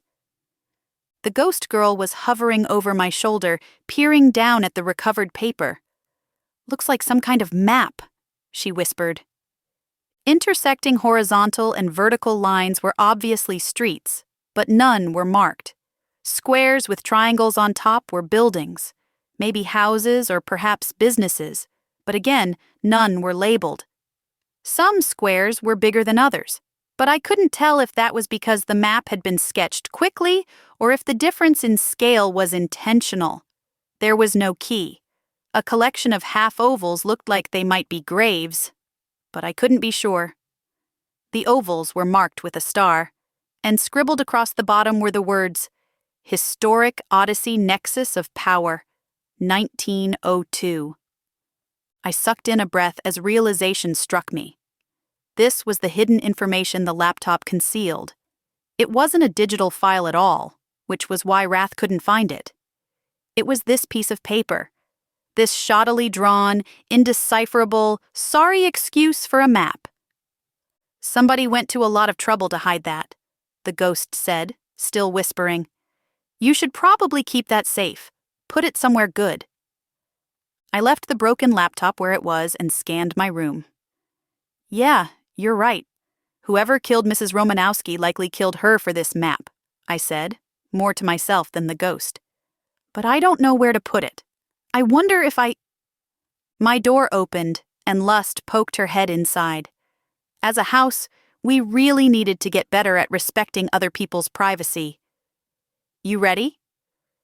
"Just 1 second," I said, hiding the paper behind my back. "Meet you downstairs in 2?" Lust pulled the door closed, and I carefully lodged the map between my mattress and box spring. It was a terrible hiding place and probably the first place a killer would look. But I'd have to find a more suitable place later when I wasn't in such a rush. "Do me a favor," I said to the ghost. "Don't let anyone in my room until I come home." The ghost rolled her eyes, her hands splayed out before her. "And how am I supposed to do that? I can't even touch anybody." I tossed her a wink and pulled my Yoda socks onto my feet. "You'll think of something," I said. Then I rushed down the stairs, heart skipping into my throat as I headed to my first date with Lust. The Odyssey Museum of Modern Art was a beautiful glass building by the sea. As Lust and I entered, her arm linked in mine and my hands dug into my pockets, I marveled that such a building could exist shoulder to shoulder with the strange things I'd seen in this town.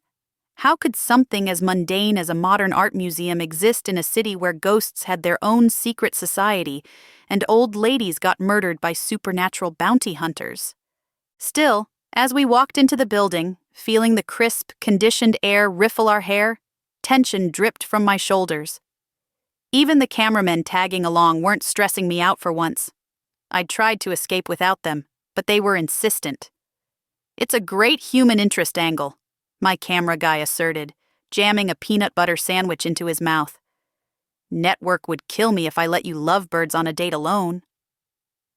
I was content to be in an ordinary place doing everyday things. Not that being on a date with a beautiful woman was normal for me. In fact, my hands were in my pockets to stop myself from pinching my arms to make sure I wasn't dreaming. Ahead, a group of schoolchildren on a field trip ran from exhibit to exhibit, loudly and excitedly admiring the paintings and sculptures on display. Lust pressed her body against mine, smiling in excitement. Where should we start? She was craning her neck, her head swiveling from side to side as she scanned our options. "Do you want to browse on your own, or should we ask someone for a guided tour?" Both options sounded terrifying. Being alone with Lust was what I wanted in theory, but then the burden of entertaining her would fall to me alone. On the other hand, a guided tour might be helpful, except I didn't want some rando tagging along. However, the decision was wrenched from my hands when a young docent approached us, smiling with an enthusiasm usually reserved for toddlers and golden retrievers. He was college age with rosy cheeks and a tan that indicated he might be a local. He was dressed in a crisp navy blue blazer and tan chinos. "Welcome to Oma," he said. "Have the two of you been here before?" Lust shook her head. First time, she exclaimed. Do you have any pointers? The docent clapped his hands together and faced Lust squarely, ignoring me. Of course, we have several tracks to help our patrons enjoy all we offer. The exhibit starts on the bottom floor and winds its way up to the second, third, and fourth floors. If you want to see everything in the museum, expect to spend 5 hours on the premises. There's a lovely cafeteria on the second floor if you need to take a break. However, if your time is limited, we have story tracks that guide you on a more curated tour. You can choose from our tracks dedicated to local artists, female artists, artists with disabilities, or artists of color. Or, if a thematic tour is preferred, we have tours for mind-bending experiences, Americana, slice of life, and abstract appreciation. Or, if none of these options appeals to you, I can take you on a personalized tour highlighting some of my favorite pieces. Lust turned to me, her face expectant. It all sounds fantastic, she gushed. What would you like to do? What I wanted to do was not make this decision, but it looked like I had to choose something, so I said, a guided tour sounds great. The young man took a step forward and pressed his palm against his chest. Well, in that case, my name is Greg, and I will gladly be your docent for the day. And you are? Pride, I said, and I'm Lust. He was definitely a local, or maybe he'd just seen the show, because he wasn't at all surprised by our introductions. He extended a hand, which we both shook. Well, it's a pleasure to have you at the museum. If neither of you has questions, why don't we get started? As it turned out, exploring the museum wasn't as arduous an experience as I feared. I usually associated modern art with splatter paintings or giant squares of a single color, neither of which I understood. But these paintings had soul. There were paintings of women screaming as they watched their children play at recess. A huge portrait showed a man crying in his corner office. Other images depicted animals, ocean landscapes, and, of course, they had obligatory abstract art. Interspersed with the paintings were sculptures. I liked the fiber art best. Some enterprising artist named Annabella Schwartz created a life-size pride of lions out of felt and yarn. It was an impressive display.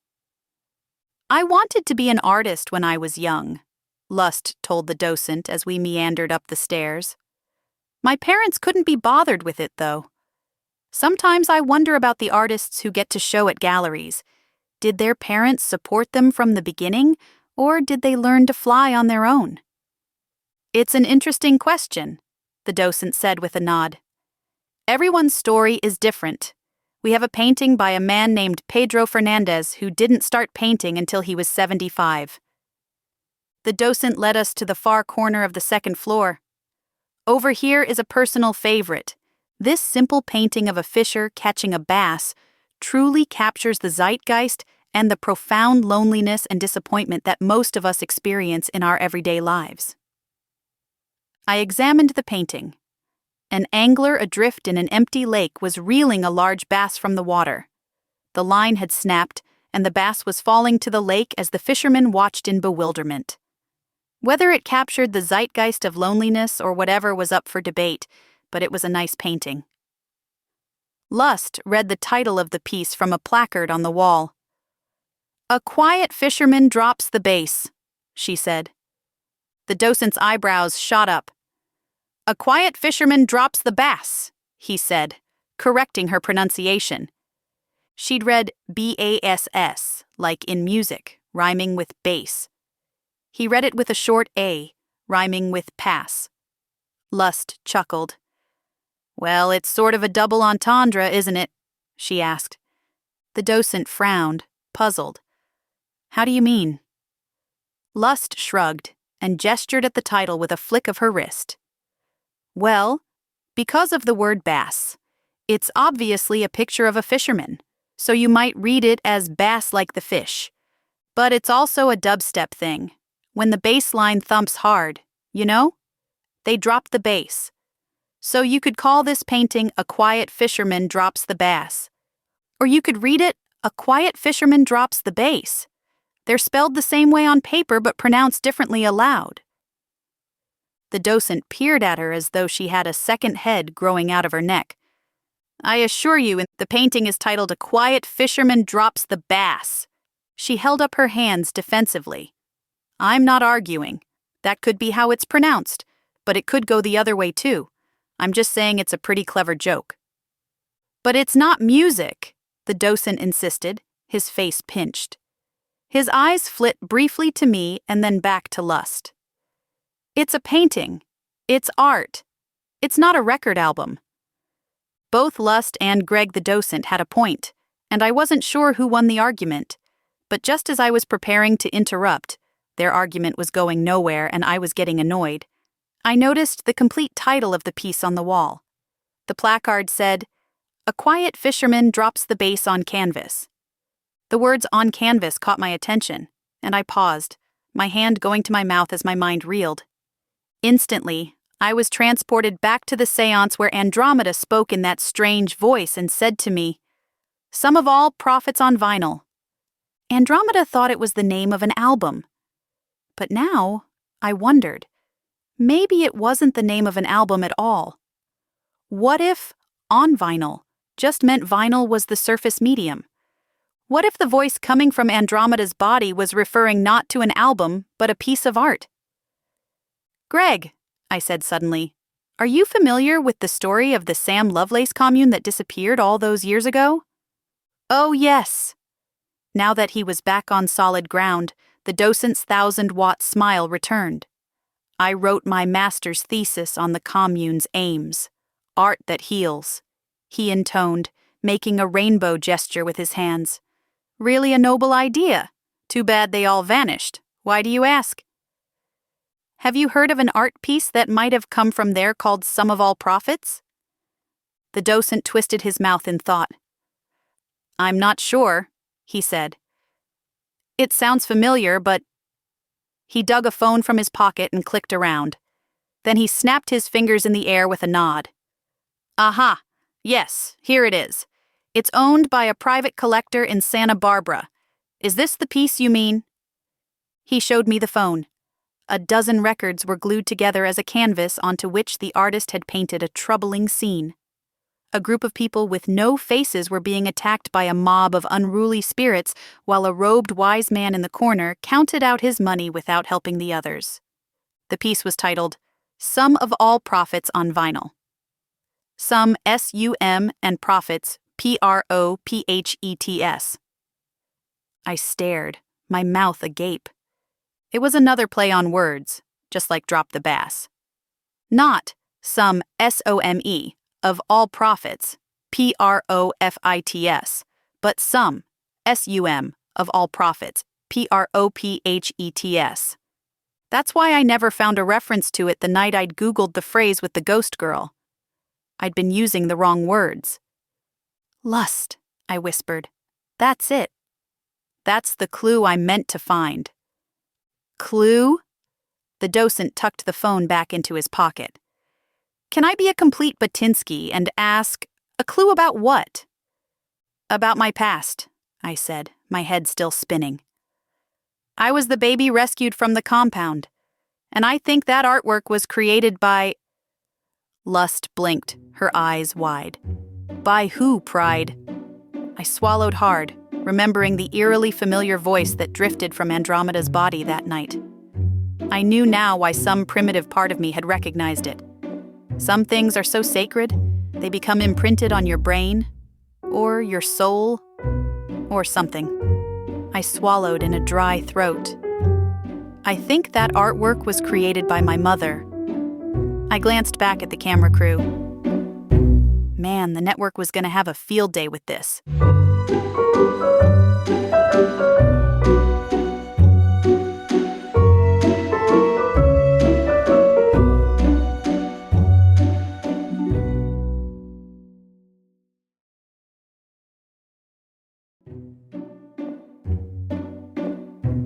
Chapter 19. A few nights later, it was time for the mortifying task of watching ourselves on TV while we awaited the arrival of producer Trisha. Gluttony had set out trays full of hors d'oeuvres, and Lust was passing around a bottle of champagne. We were all watching the last episode of our first task. I have to say, it's weird to watch your life unfold weeks after you've already lived it. I mean, I get it. The network had to delay our episodes. It would be impossible to air the show in real time.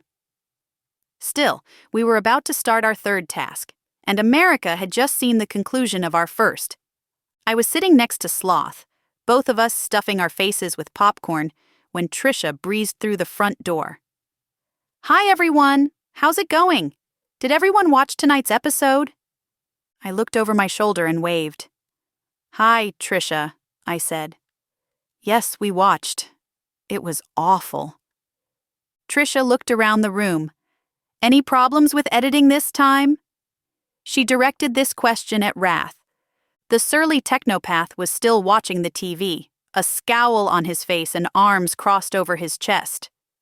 "I still think they didn't give me a fair shot, man," he grumbled. "But at least I looked good in most of the episodes.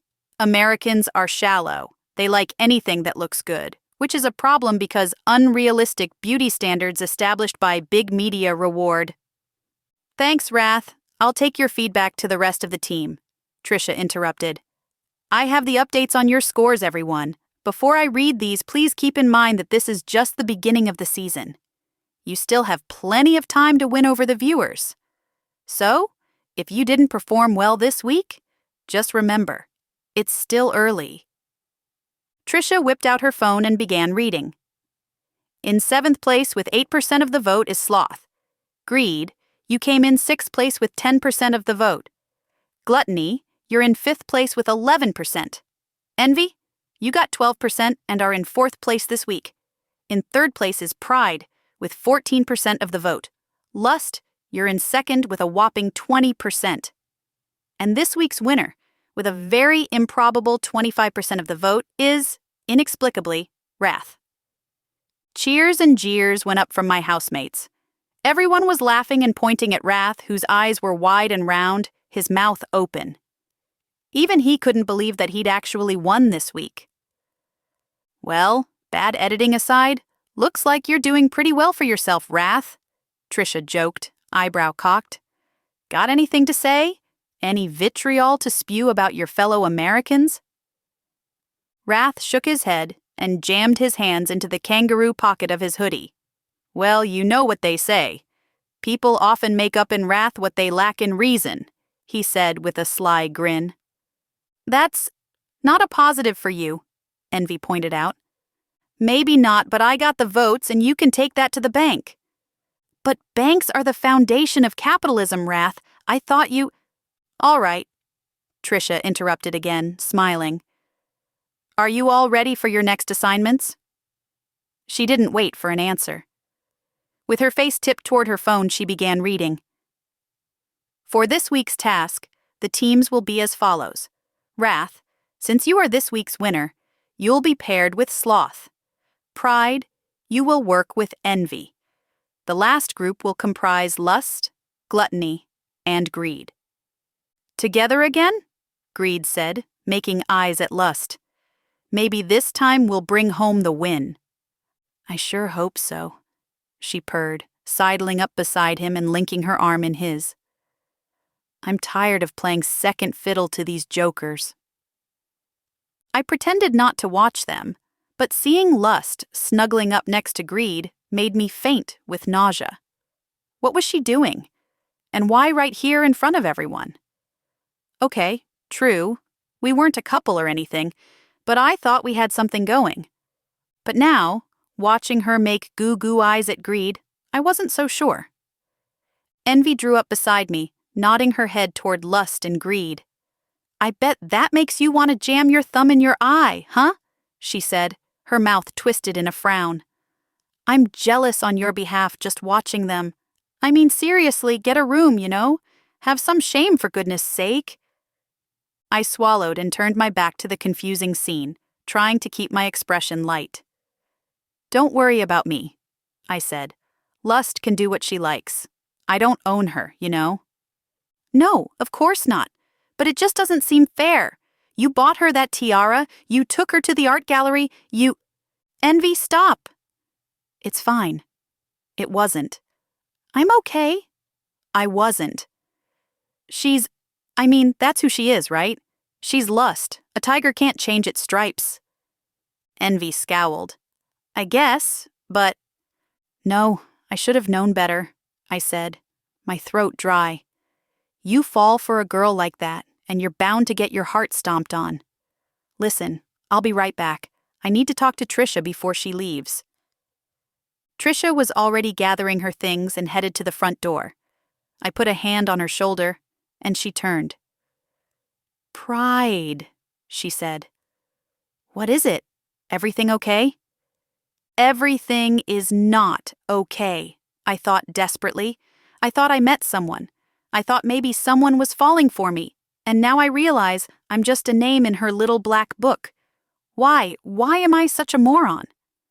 But instead of saying any of that, I swallowed down my panic.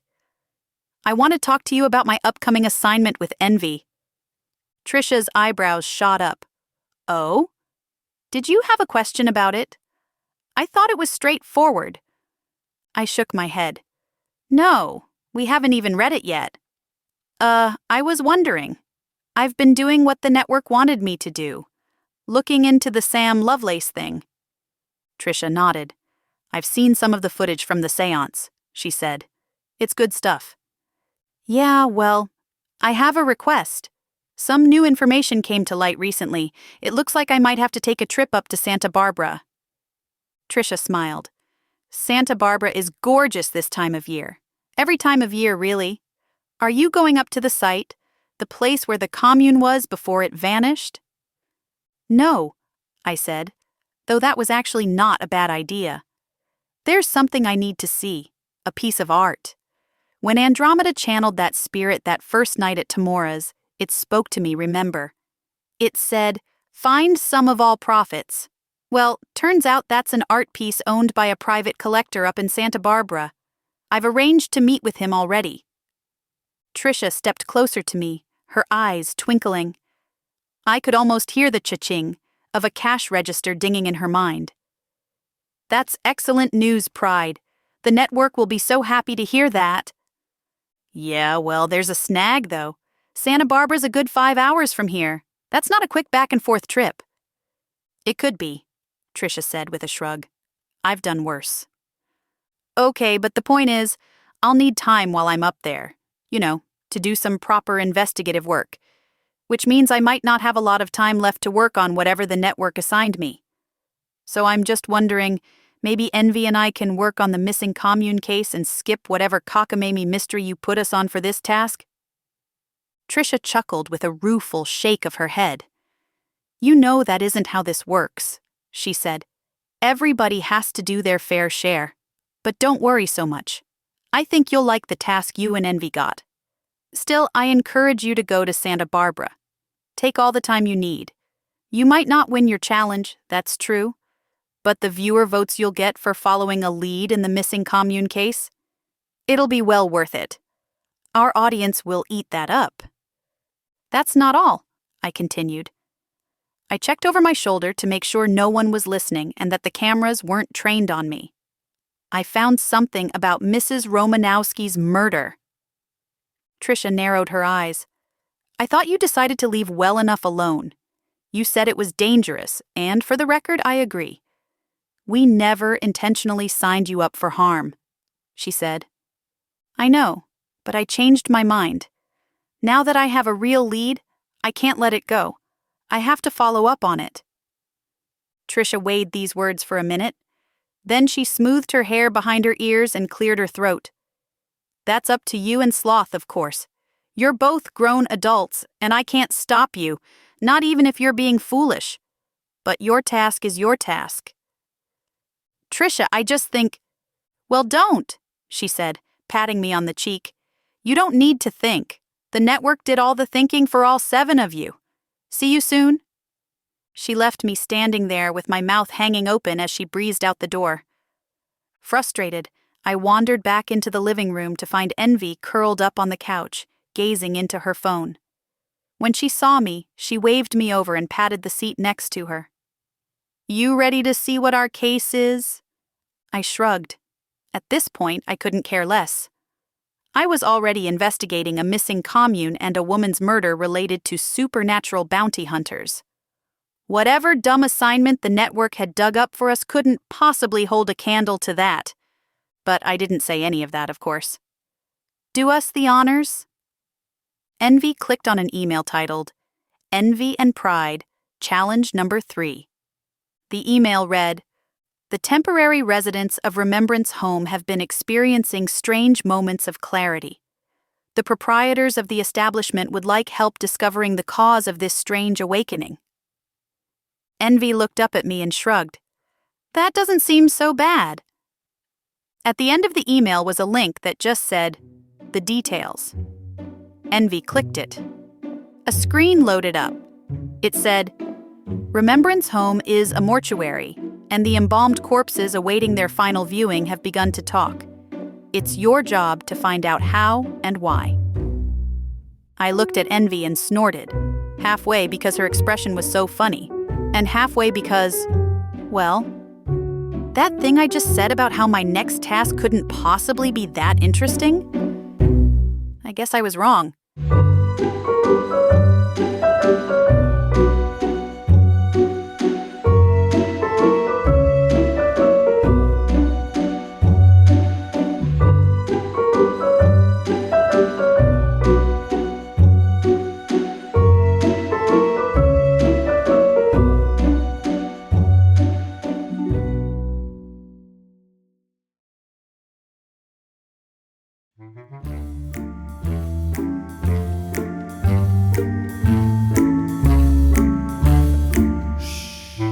This has been Only Sin Deep, Book 2 in the Lights Camera Mystery Series. I hope you enjoyed this story. It helps if you subscribe to the channel, like the video, comment, and tell a friend. More of Amber's stories, books, and audio projects are available at amberfishermedia.com. Be sure to subscribe to the newsletter for more treachery and magic straight to your inbox. Thanks for listening, and we'll see you again on the other side.